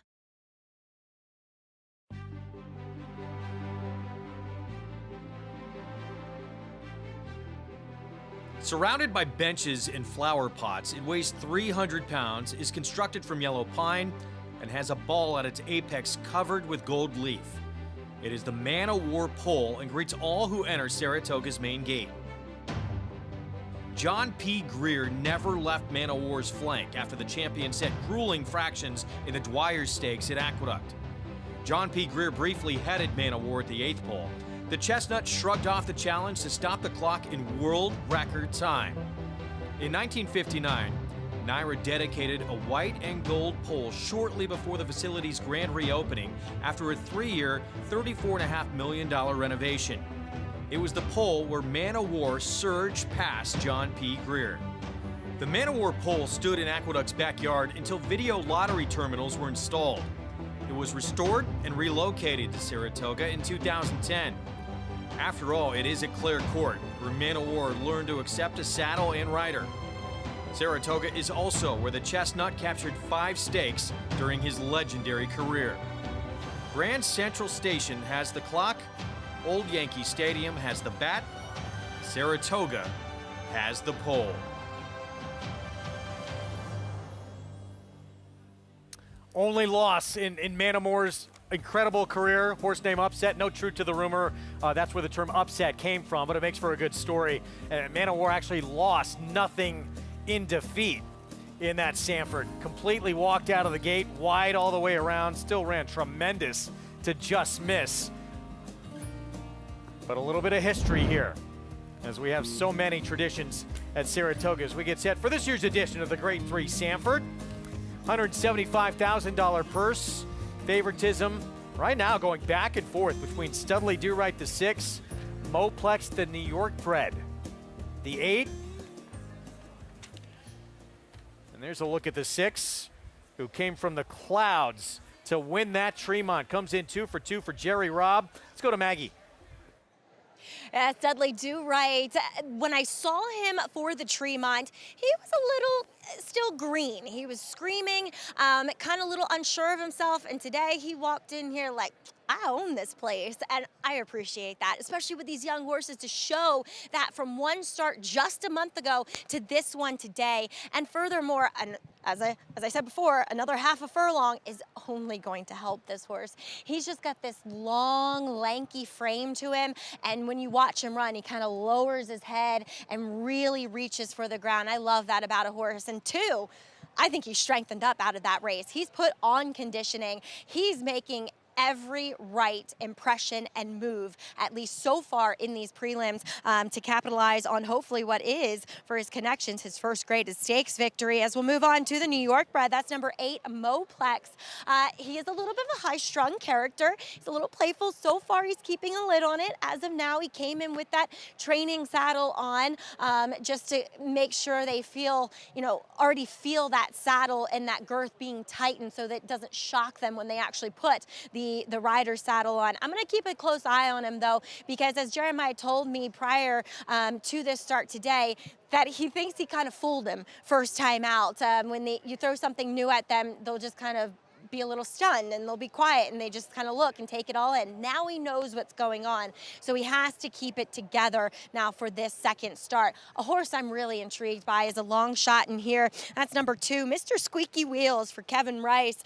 He's a horse that debuted and lived up to his billing, albeit up at Presque Isle on that synthetic surface. Now, he is by Gormley. The dam, though, she was a stakes-winning dirt sprinter, and the family has included several very good sprinters on dirt and turf. And so looking at him, I see as though he can handle this surface A-okay. He's really nicely put together, and watching his stride, at least on that synthetic surface, just showed that there's a lot of ability, a lot of power as well. And it's evident here in the paddock too, with how strong he looks behind the saddle. He's been a class act so far here in the paddock. I think he's really intriguing coming in here for the Rice family, who can often come here to Saratoga and deliver at big prices. Kevin Rice, from limited starters, has had a lot of success here in New York, and there's the man who will pilot his runner, Mr. Squeaky Wheels, Jose Ortiz, from the inside post with the scratch of the 1. They're 38% together, so obviously when they do team up, and they're obviously siblings as well, as Jose is married to Kevin's, I want to say, Taylor Rice? Sister. Yeah. So they've come, and I would think this horse is going to show some speed, the two. Yeah, and talk about high percentages combinations. Irad Ortiz and Jeremiah Englehart, they win at a 71% clip. What? And with a $3.43 ROI. That's so, crazy. I mean, that's another tough combination. But, as the more I look at this race, I just think Studley Do Right just overwhelms this field. And Maggie kind of validated that thought with the way he looked in the paddock. Yeah, look, he's a horse that can come from off the pace. He's 2 for 2. Look, I won this race in 2009 with Backtalk. Same kind of form. Came in 2 for 2 off the pace and won it. Well, there's Irad Ortiz Jr. He's going to ride that 8 horse, the New York bred Moplex. Dominant 10-length winner. First time out. Let's take you back to that performance, June 20th, Belmont at Aqueduct. Sometimes you don't focus, right, Tom, on who's behind you. Just focus on, visually what's going on here, and this horse is opening up lengths. And like I said, it's tough to teach horses to separate at this young of an age. No, it is. This was a very impressive maiden victory. I mean, right out the gate, this horse was ridden with just complete confidence. Irad stays on the horse, going to the wire easily there. This horse only went for $45,000 at the OBS sale, 2-year-old sale this year. And you've got the most keen, best eyes down there looking at young horses. I don't know how this one slipped through the cracks, but he did. That was, state bred company. That was against New York breds. Open company today. Graded stakes open company. Coming up is Irad Ortiz Jr. Does his duties. How do you taking think some pictures with the fans. How do you think that's changed, Rajiv? It used to be such a gap between the New York breds now to this, but it's not that much anymore, huh? Well, the purse structure in New York has blossomed over the years. I mean, it's drastically increased, and it's become very favorable to own New York breds with the big payouts. So you can see where people started breeding more New York breds at better quality New York breds. And now the New York breds, actually, some of them are very influenced by Kentucky Stallions. So, there is a good mixture of blood coming into New York. And he's going to have that cozy outside post as well. Meanwhile, here's a horse we expect to be somewhat forward in the race 3 Echoes. He was forward in the Tremont when he backed up to third, and Studley Do Right went right by him.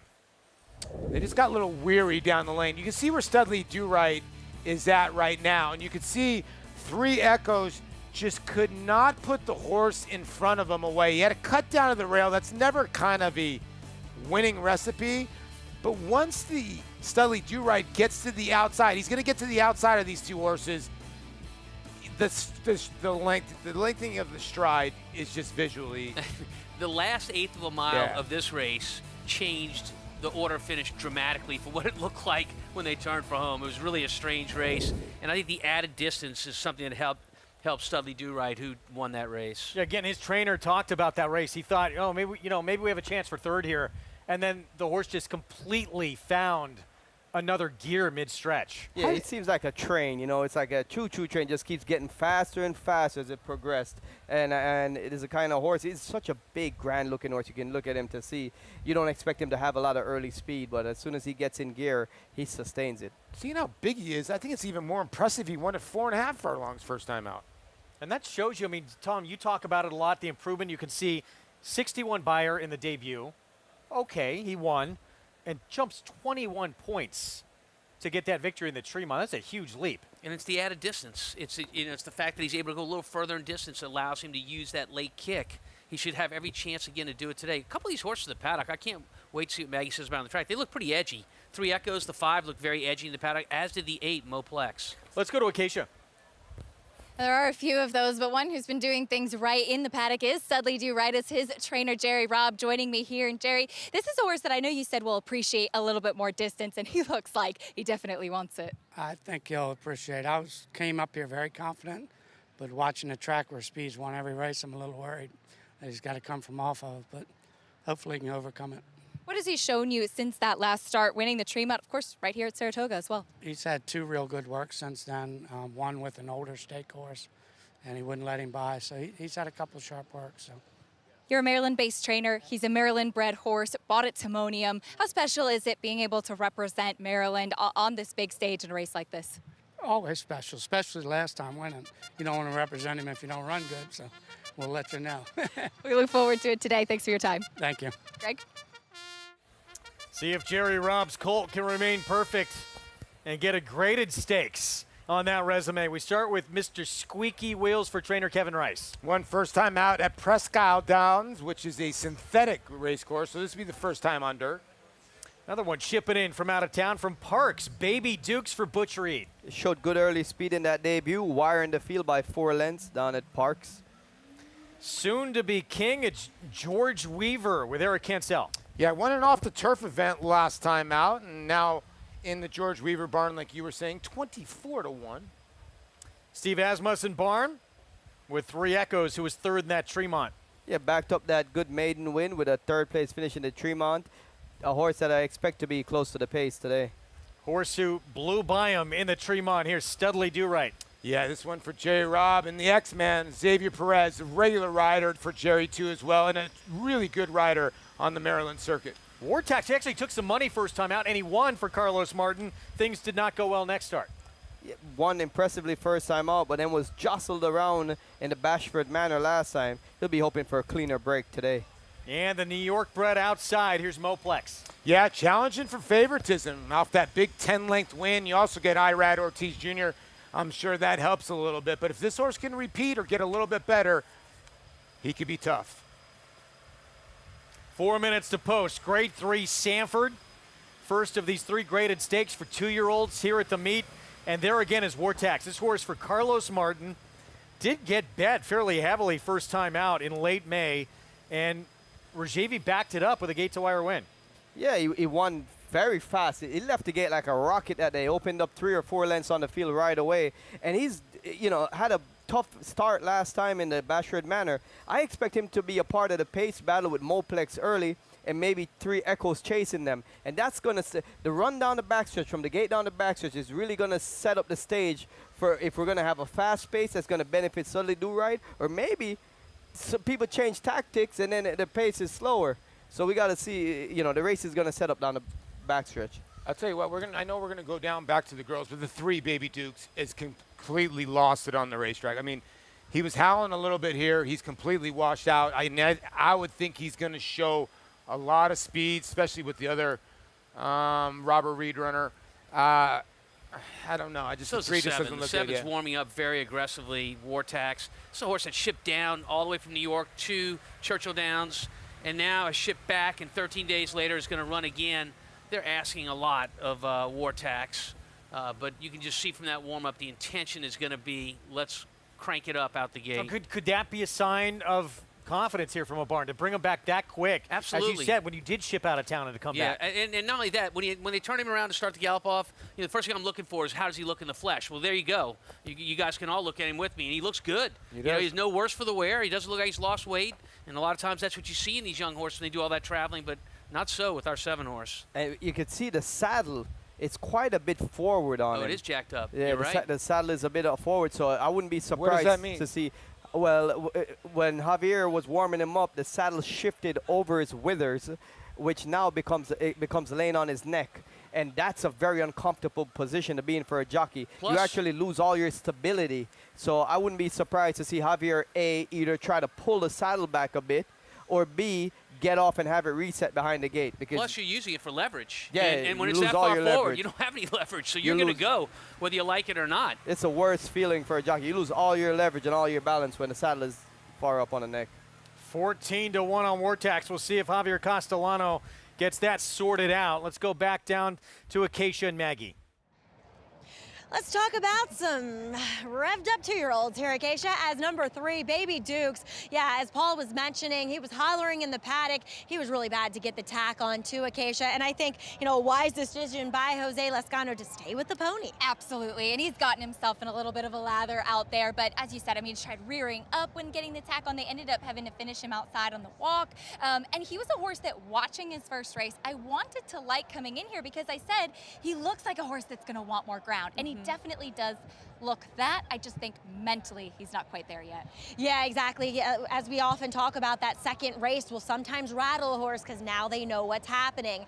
Next, let's check in with your current third choice. That's number 5, 3 Echoes. Acacia, I'm a big fan of Jack Russell's. That's all I've ever had when it comes to dogs. This is an equine Jack Russell. He is small, but he doesn't know how small he is, and he likes to get in a fight with some bigger horses. Well, I grew up with a Rottweiler, Maggie, so a little bit different. But yes, I was surprised looking at him, and he has that intense demeanor. They finished putting the tack on. He pinned his ears when another horse got close to him, and you like to see that competitiveness. I mean, you always expect for a Steve Asmussen horse to be well prepared, but he definitely is the smallest one of this group of a bunch of horses that look like they're going to appreciate more distance. Yeah, he's a little fighter too, though. We've seen it in both of his career starts. He's gotten in tight down on the rail, and he has fought back every inch of the way. So I still respect him. But let's check in with number 7, who we just watched Wartax with Javier Castellano aboard. Get a big warm up out on the track. He did. Javier took him right away from the pony, gave him a strong gallop, and I think we're going to see him go back to the tactics that we saw in his debut where he used that speed. He was just, yes, he was jostled a little bit last time, but I thought more than anything he was just totally outfooted as well, and he was never able to make any impact. He was very relaxed back in the paddock, and I think Javier really wanted to wake him up a bit too. You've gone for the second choice as well as many others here, Moplex. Yeah, I know that he was trying to be a bit naughty, but we've seen Jeremiah Englehart with some horses that can be, for lack of a better term, maybe a little bit of a punk in the preliminaries. I just thought that he was such a good-looking individual that should like these conditions. I respect the favorite here, Studley Do Right, but I'm going to take a shot here with a horse that has just made an excellent impression, Mr. Squeaky Wheels, Greg. Grade 3 Sanford, so much history. 2 horses that would go on to win Triple Crowns have won this race. Affirmed, Secretariat. We'll see if Studley Do Right can keep his career early on perfect here. The Tremont winner trying to go 3 for 3 for Jerry Robb, the 6 with Xavier Perez. There's Wartax moving in. Let's go upstairs. Frank Miramati with the call. Here's Moplex taking up his spot on the outside. They're in the gate. And they're off in the Sanford. And Moplex flashes that early foot and takes the lead. Mr. Squeaky Wheels will make him work for it. And those two are 1-2 down the back stretch. They're followed by 3 Echoes racing in between horses. Wartax on the outside is now up to take third. And Baby Dukes is not far behind, moving through very willingly. It's a narrow opening along the inside to take second. Just in behind them, Soon to Be King and Studley Do Right as they move into the far turn. 22-2 for Moplex, who leads the way by a length and a half. Mr. Squeaky Wheels is to his outside outside now, and Baby Duke's red cap pushed along at the rail. 3 Echoes is racing in fourth, has 4 lengths to make up. Studley Do-Right is trying to make some progress between rivals. Down at the rail comes Soon to Be King. They're at the top of the stretch, and Moplex has a 2.5 length lead. Mr. Squeaky Wheels in second, chasing with determination, trying to close the gap. And 3 Echoes is also with a nice late kick in the center of the track. Studley Do-Right, final furlong. Moplex clinging to the lead and keeps on going. And it is Moplex, the New York bred, to win the Sanford. Studley Do-Right rallied strongly into second. Then it was 3 Echoes third, and Mr. Squeaky Wheels ran fourth. It's a New York bred in the Sanford for trainer Jeremiah Engelhardt. Arad Ortiz Jr. and Moplex now 2 for 2. There was intention out of the gate here with Moplex. Irad said, I am going to the lead. He sent hard from that outside post position. You can watch his hands communicating to the horse if we go back to the start, and he is out for one thing and one thing only. That's to make the lead, clear this field, which he does, and then get his horse relaxed while not having any company alongside of him. He does a great job of that. Kind of angles out, turning for home, and I think he maybe even does it on purpose to kind of give a little intimidation factor to the horse that was coming up on him, and then kicks it home for the rest. Moplex quick out of the gate and able to finish here. The New York bred Son of Complexity with the win. Let's go to Maggie. Here with winning trainer Jeremiah Engelhardt, and Maya, as you said, he might be a New York bred, but why not take a shot against some open company? And Maya, we've seen you do this in the past. You're so good at bringing these 2-year-olds along. Yeah, I mean, he's just a horse. I got to credit Legion Racing and my clients and the whole team. Jody, hopefully he's going to be watching this later on, but he's done a great job. His groom, Eric, my assistant, and I don't know, I was really mad at the beginning of the day because both my boys were 0-2 in lacrosse in the tournament up in Vermont, but this made up for it. So I'll be a little lighter on them now. And I'm sure they'll be happy too, watching Dad get a win here in the Sanford. Yeah, one of them, or they both came back with me, so, or one of them came back with me. CJ came back as well, so I don't know, I'm just really excited. Irad did everything great. I was a little nervous because the horse was more, this is how I expected him to act the first time when I ran him, but he was great today. So he is playful. Maya, you said if this doesn't work, you'll go to the funny side for New York breds. Yeah. Well, where do you go now? I don't know. I got to go back to Vermont. After this race, I'm driving 2.5 hours back up to Burlington for more lacrosse tomorrow. So hopefully he comes out of the race well and we get to have some more fun. Well, keep an eye on those kids, but keep doing what you're doing with the horses. Thanks a lot, Maggie. All right, Jeremiah Engelhardt with Moplex, New York bred, greatest stakes winner now. He probably has September 2nd circled on that schedule. That's a grade 1 hopeful. What a performance. We say it all the time. It pays to be a New York bred. Moplex, dominant debut, and now he wins an open company, a graded stake. Unbelievable. I mean, he's got a 2.5-hour ride. I mean, that's going to be the shortest 2.5 hours ever after winning a race like that. It's not Louisiana, but there's a pretty good chance that he'll have a roadie, right?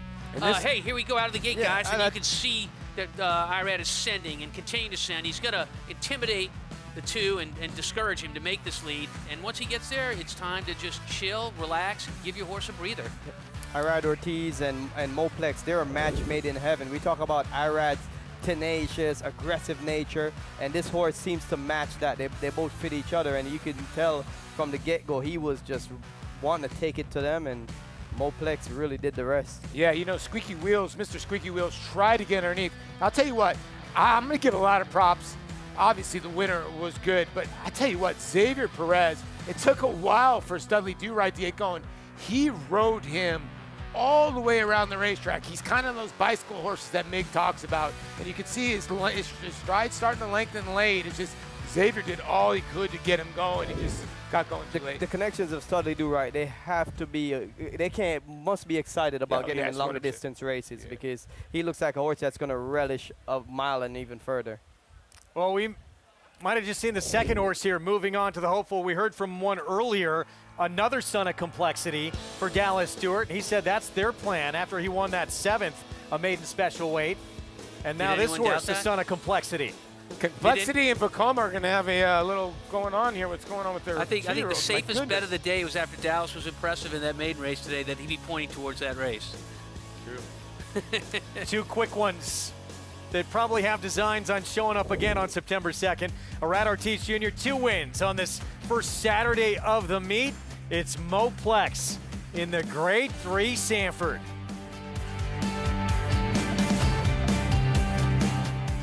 This proven son of Giants Causeway has sired 7 millionaires. With over 10% stakes performers, his recent top runners include Tarabi, placed in the Grade 1 Spinaway and Breeders' Cup Juvenile Fillies, Grade 2 winner Plum Ali, plus these standout performers.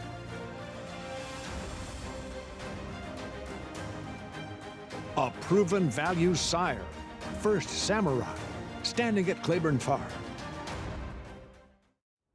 Good afternoon, ladies and gentlemen. On behalf of the management and staff of Keeneland, I would like to welcome you to the September yearling sale. Good to have you back with us. It is the marketplace. It's electric. Quality in quantity. Some of the absolute best horses. These are the horses we're going to be cheering on in the next 4 or 5 years to come. A shareholder to win the Norfolk. Dornick win the Belmont Stakes at Saratoga. Randomized in a dramatic photo finish in the Ogden pit.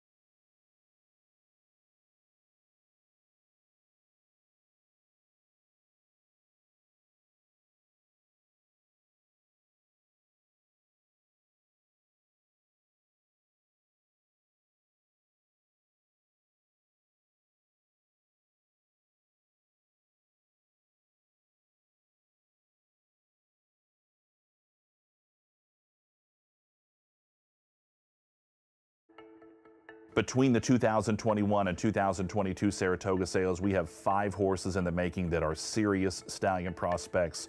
Kings Barnes, who is a graduate of the sale, winner of the Louisiana Derby in his 3-year-old year, backed up that success as a 4-year-old this year by winning the Stephen Foster, and is no doubt one of the top horses in the older handicap division in North America.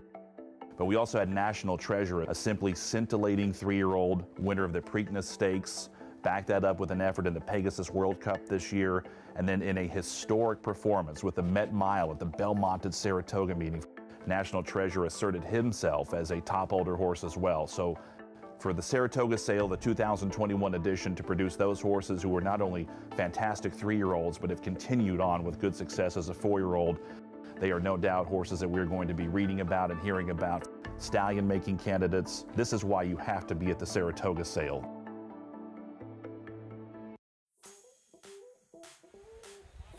Back with you on our opening weekend from the most competitive meet there is in this sport. Here at Saratoga, upstate New York at Saratoga Springs. Beautiful Saturday afternoon, and the Grade 3 Sanford. Some youngsters with designs on potentially getting to next year's Kentucky Derby. It's Mo Plex, a New York bred, son of complexity for Jeremiah Engelhardt, under Arad Ortiz Jr. for R&H Stable with the win. Let's go to Acacia. I'm very happy to meet the gentlemen from R&H Stable, Rick Higgins and Howard Reed. Rick, let's start for you. I loved seeing how fired up you were in the winner's circle with Mo Plex. What is that feeling, winning a 2-year-old stake opening week at Saratoga? Well, there's nothing like winning at Saratoga. That's what that's the stable we do. We say, everybody just point to Saratoga. Let's do Saratoga. So for us who live here, it's nothing better than this. I'm on cloud 9. As you should be. And Howard, this is a New York bred too. How special to see one that was able to step up to open company like he did. It's wonderful. I mean, we race basically New York breds, and it's just wonderful when they do that. I mean, there's such value, and it's for smaller owners. I mean, the New York program is just the best possible thing you can have. When you saw Irad Ortiz get to the lead with Moplex, were you pretty confident then? Well, Irad knows how to ride. So when he shot out like a bullet out of that gate, I'm sure he just said, I'm sorry, I'll just take this wire to wire. I didn't worry about it at all. It's Irad Ortiz, thank you. He did the right thing, and some big dreams now for Moplex? Absolutely. We're going to run on the funny side, of course, I believe, and maybe the champagne. His father and his grandfather won the champagne, so we'll see where we go from here. Well, we cannot wait to see him again. Congratulations, guys. Enjoy. Very excited, isn't he? As he should be. Enjoy this win. Thank you, Nice meeting you. This is what it's all about, Greg. What a moment to win against the big boys here. I mean, we talk about New York breds all the time. They've won Kentucky Derby. They won a Belmont Stakes, 'tis the law. They compete on the biggest stage here in the U.S. and internationally and win big races. So it's not really a surprise, but great to see them, a smaller outfit, with a win like this. Yeah, and look, you can buy a horse at any price. I mean, this is a 2-year-old where you're getting to watch the horse being test drived. 2-year-old training sale, he's under tack, he's breezing in front of you, and $45K, and that $45K is a very, very good investment they made back in April. A lot of equity built in this horse right now. I mean, Yeah. now a grade 3 winner, and it's a colt. Definitely a big value there. And did I hear that right? Owner said they might want to go back and get State Break Company next start. I like him a lot in that race. Well, why not? It could be free money. I mean, the way he ran last time. I mean, the funny side's what, like $150,000? Listen, when you have a New York bred that's very good, Rajiv hit the nail on the head, sometimes go through those conditions, take your money. I mean, this is obviously a nice horse, and a 2-year-old, you can run through the rampant, put in like $300,000-$400,000 in your bank. What's the matter with that? Nothing at all. We'll see what is the plan for Moplex going forward. Perhaps we'll see him again here in a New York bred race down the line at the meet. Late pick 5 follow along. Ooh, 21.60 to start her with Reynolds Channel. We have not had a favorite. I believe Studley Do-Right did go off favorite late, right? Yes, and we do have 6 horses that are carrying over out of the 11, so half the field, if they are the long shots, carrying over the pick 6 as well. Close out this first Saturday of the meet, sprinting on the grass. These are always fun. 5.5 furlongs on the turf. Starter optional claiming field. Rajiv, how'd you feel about lining up in these turf sprints at Saratoga? Wow, it's going to be a big mess sometimes because everybody jostling for position, a short run going into the turn, and you're going really fast. So this is one of the races that you actually need the most luck, the most fortune in, because there's so many things that can go wrong. You have to be very precise navigating through this big field at this high pace, high speed. That's how we're going to close out our Saturday afternoon card here at Saratoga. Sprinting on the lawn. I think fans have had a good time on this first Saturday. They already want to come back for more. Finish up those brews. And we got one more race. No, not that one. We'll be back with the finale on this Saturday from Saratoga right after this. He always showed up. From June at 2 and through 2 championship seasons, week after week after week of consecutive works. That's toughness. He always showed off. You know all about those 4 G1s. Here's his maiden on the Derby undercard. That's brilliance. Now his yearlings are at the sales. That's opportunity. Essential quality. Showtime. The spirit of Bushido. Courage. Respect. Integrity and honor. With honesty and sincerity, we hone our spirit to a winning edge. The way of Bushido runs straight and true. The soul of racing.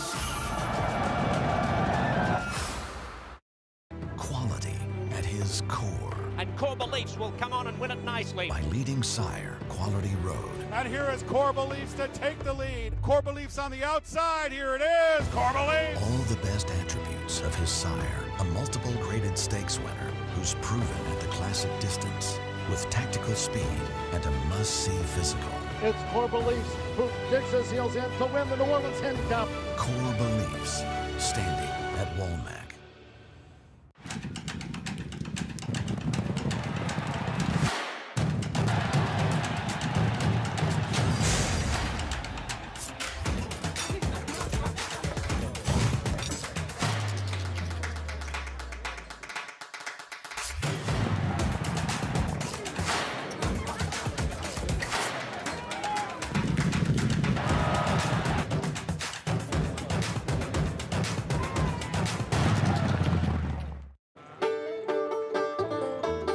Back with you on our opening Saturday of this meet here at the premier meet in the country. You're watching Saratoga Live on Fox Sports 2, and you can play it all by getting signed up and started with Naira Bets. Bet any track, anywhere, anytime. Go to nairabets.com. Play with us all summer long and beyond, and hopefully you make a visit or two as well to this historic racetrack.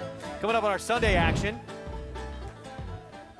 we have a 3-year-old filly who scratched out of the Coronation Cup against her own sex to face the boys on Sunday, and she's a shorter price morning line in this race than she would have been on Friday. Well, she's no stranger to the boys. I mean, she's beaten them before. She's done it in big races overseas. And this is an easier group than those. Yeah, she's good. I mean, she's really good. She's won a Group 2 over there. She won the Blue Point at Maidan. She was third in her first start in the Jaipur. And I love Charlie Appleby is unbelievable with a lot of these horses that come over from overseas because the gate's usually their issue, but most of the time he gets them out of the gate good. And that was against older boys. Yeah. This was not just older boys. She was just third against maybe the best turf sprinter on the planet right now. That horse just set a new world record in that performance for Steve Asmussen. Yeah, Cockburn is the fastest horse right now that we're seeing running, and she was third behind him. If he was in this race, he would be 1-9. So we expect that should be somewhere around that 4 to 5. What's the challenge they do in the air? Bet it or fade it, or what do you guys call it? Bet the favorite, beat the favorite. There you go. The other horse in there that's interesting is the 3, Fandom. Obviously going from the Wesley Ward barn to Brad Cox. The horse has got some talent, and you know, you don't really know what between the lines or whatever, but this horse won first time out. Wesley took this horse to Ascot, and then he came back to win the Palisades. And from off the pace, now Brad Cox has the reins here, and this could be very interesting how this horse gets played. Well, even Mansa Musa got off slow in this race. Talented runner. We talking about Phantom? Mansa Musa got off slow and was just behind Phantom. Yeah, no, but the reason I thought you were talking about Phantom is because that horse broke super sharp, and Jose Ortiz, with intention, took that horse back off the pace and showed a really good style of running that day. So I'm with you. Phantom, solid second choice in this race. Second choice, the key word. Yes. Yeah, no doubt. Do you all believe this race is over? Yes. No, I think that there's some horses here that can challenge her. Yes, unless the one has a Grimace Shake, the no-name Mets. I know the Grimace Shake is good for the Mets, but I don't think so. I'm looking Star at Mystery. She is very talented. Reason alone to watch our coverage tomorrow on Sunday. In that quick call, tackling the boys. Opting out of that spot against 3-year-old fillies on Friday. That's going to be fun to watch. This, again, the race we close things out with on this Saturday card. 5.5 furlongs on the grass. And Christophe Clement with the current 5-2 favorite in here. He'll go to Joel Rosario, Dr. Oserin. Stakes placed in the past. And now the third off the bench this afternoon for this 4-year-old son of Kitten's Joy. We'll be back with the finale next.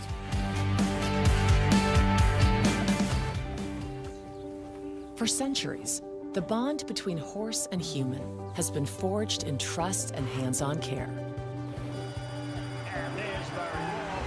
Now the sport of thoroughbred racing is combining those timeless traditions with cutting-edge technology to raise our standards of equine safety to the highest level.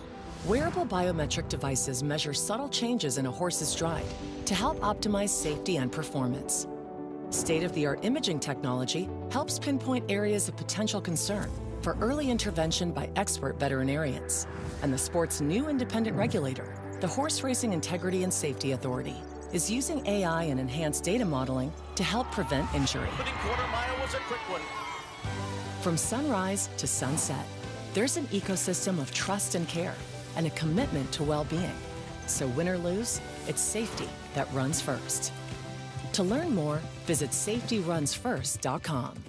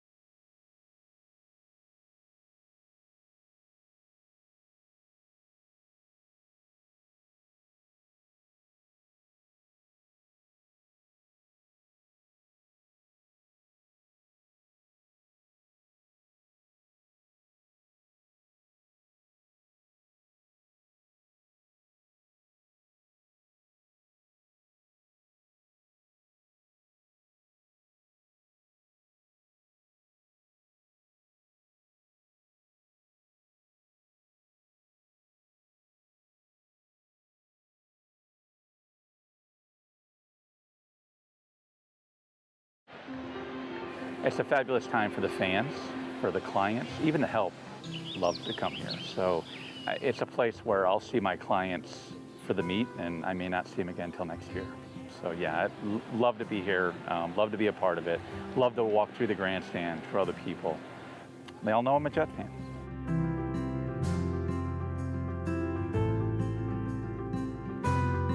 David Donk, what a day he had here back in August of 2020.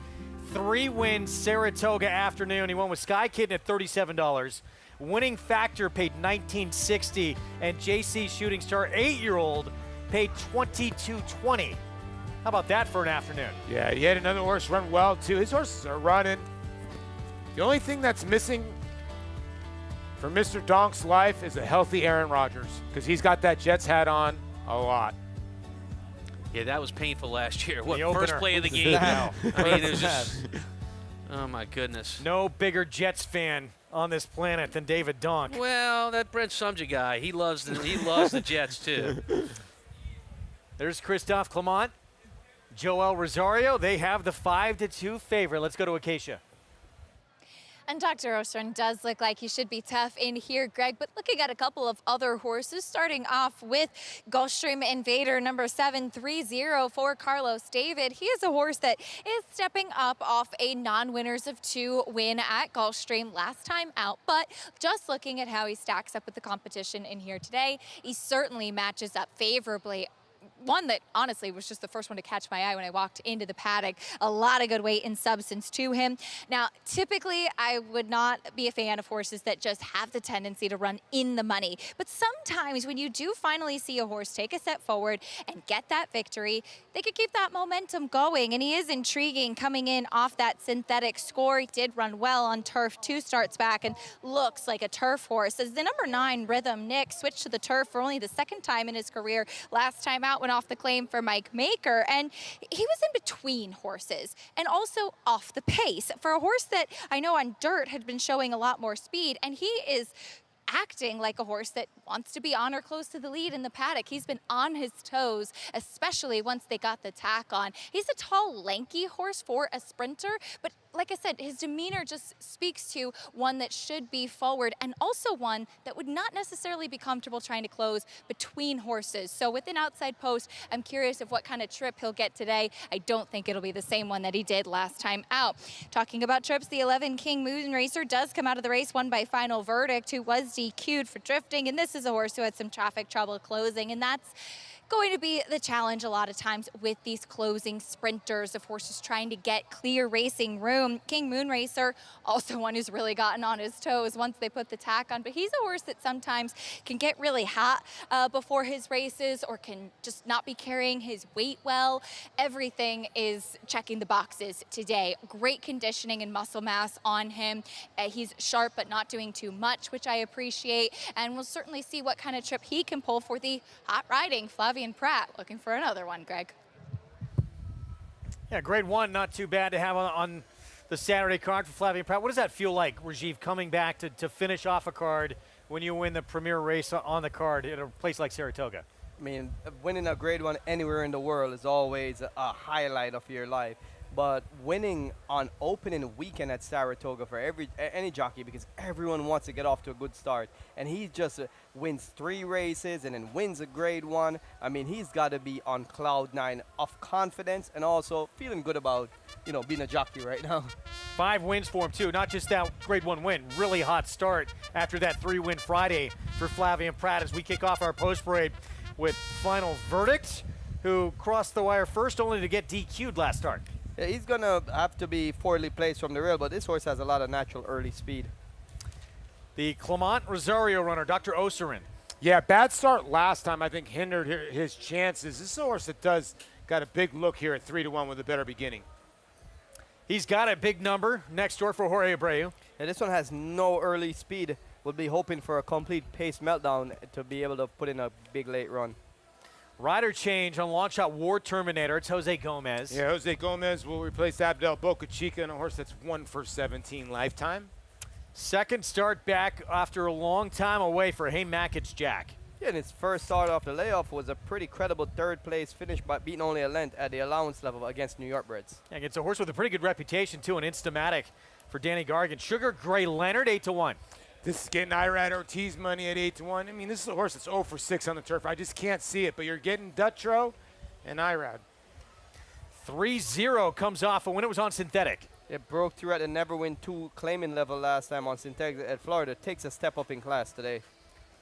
Playground legend, 19-1, Jose Lezcano. Yeah, Greg Sacco's one of those trainers up in Jersey that will ship some horses here up north and have some success. This one's going to have to improve. Here's Rhythm Nick, second off the claim, Mike Maker. I picked this one as my top pick. His turf record isn't that impressive. He hasn't hit the board in 2 starts, but he's taken a massive drop in class after a troubled trip. Biggest price on the board. Here's Feathers Road with Ramon Vasquez. Yeah, a horse that kind of falls out of the gate. Not a good gate horse, but, that's kind of his running style. He's going to come from way, way out of it. And Flavien Prat going to have to try and negotiate a trip on King Moonracer from the far outside post. Yeah, I'm very intrigued by this horse. If he wasn't in this outside post, I'd have probably picked him as my top pick. I think he's the most likely to upset the race, just coming from off the pace with a big stretch run. Well, back to favoritism. This horse, Dr. Oserin right here with Joel Rosario for the Clement Barn and the Silks of Michael Dubb. 3rd off the bench here of his 4-year-old season. Let's go back to May 17th. At Pimlico. He had a great trip along the rail. I mean, things are going to open up for him down there. He's second best that day, but nonetheless, and there you see, I mean, talk about what a rider loves to see. Joel Rosario's eyes, I'm sure, lit up, but he's going to get out finished on the outside in this race, and that race at 5/8 of a mile, a little bit different type of pace structure here, getting that extra 110 yards, basically a football field more this afternoon. One thing I didn't like about this race, though, Tom, he looked all over a winner once he got through on the inside. And he got the other horse re-rallied and beat him. And I think he lacks a little bit of a desire close to the end. Usually when I see this kind of horse, I don't love using them on top. I know he's always going to run a good race, but I think he's vulnerable to win because he didn't have that killer instinct. He burst through the hole, had the race to win, and then he kind of just faded back. He used to be super quick, Tom, too, out of the gate. He was a speedster. It's not really his style anymore. He's had some bad breaks, too. Yeah, and so, look, he's one of the few horses in this race that's running for a claim. He's for sale for $35,000.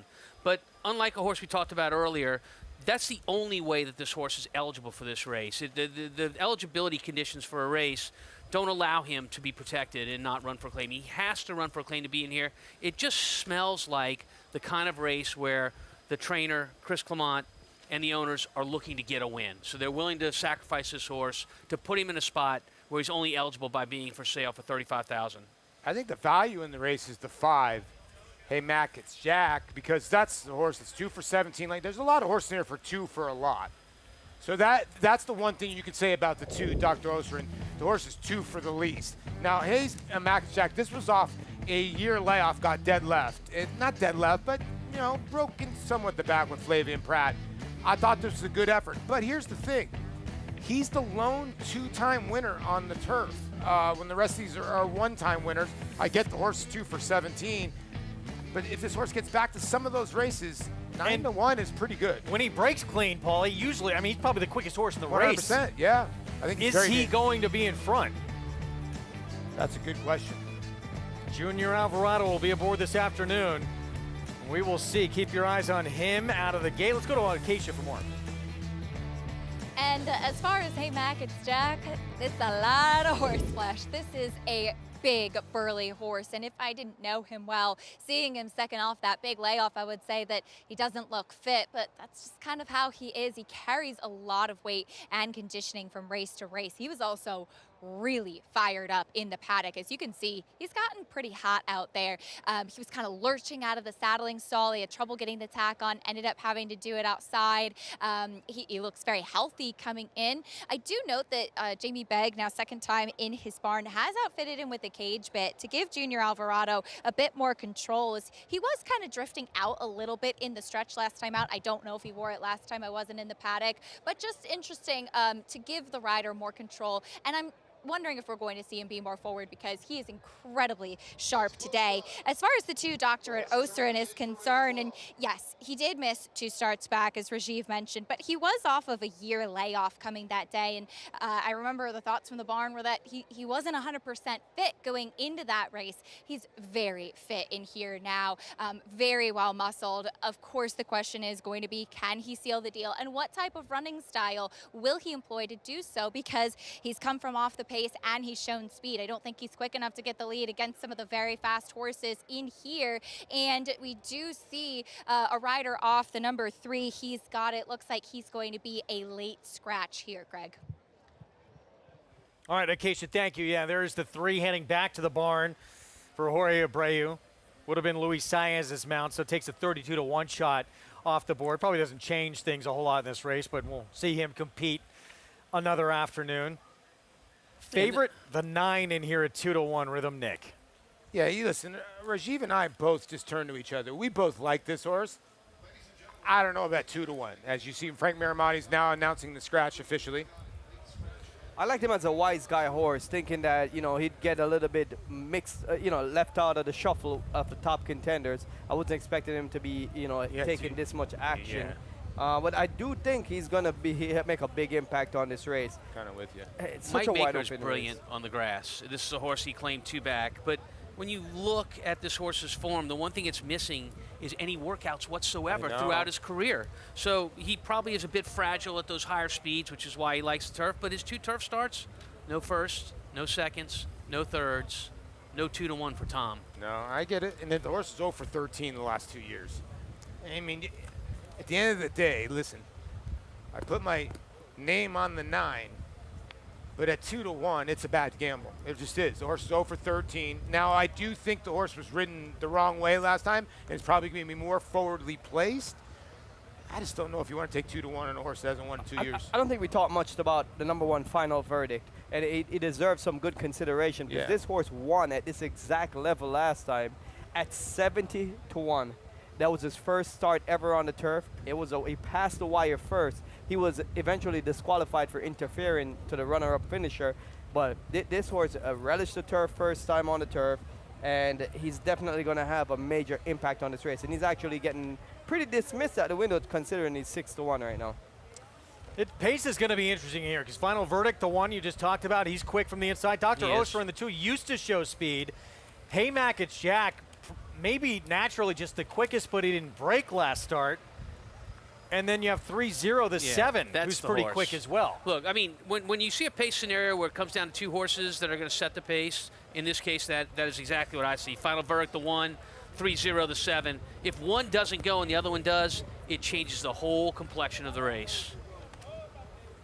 There's no doubt that Tyler Gaffleone, being in the 1 position, he has to send out of the gate and establish. If he doesn't get the lead, they have to run really fast to get in front of him, because if you get shuffled back from the inside, going 5.5 with a horse that has speed, your race is absolutely over. So I expect Tyler to send him out of the gate, and with his natural speed, he should be able to establish the lead. The 7's just as quick as the 1. I don't know about that.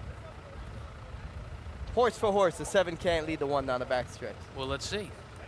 That's what handicapping's all about. I like it. 5 horse pretty quick as well. Tyler, don't let me down. I'm going to tell you right now, you better be careful if the 7 doesn't, if the 2 doesn't break. The 2 can get to the front end of the screen. See what happens. Could be a hot pace early in this finale on our first Saturday of this Saratoga summer season. Let's go to Frank Miramati for the call. King Moon Racer goes in. They're in the gate. And they're off. Dr. Oserin, a very slow beginning. It's a quick start for War Terminator, who's flashing some good early zip. Rhythm Nick in the pink colors on the outside, and in between horses, here's 3-0. So 3-0 is the quickest of the quick. Rhythm Nick racing in second. Down at the rail comes Final Verdict third. Then comes War Terminator fourth and 3.5 lengths off the pace, 3 clear of Feathers Road. On the outside of Feathers Road, 3 behind to King Moon Racer. Then comes Playground Legend. Sugar Gray Leonard is next.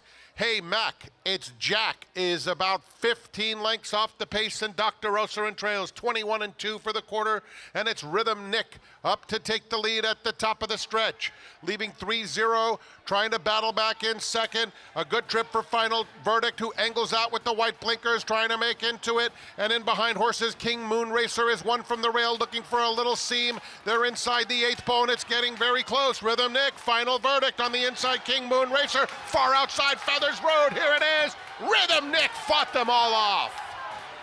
Feathers Road came flying, a battle for third between King Moon Racer and Final Verdict.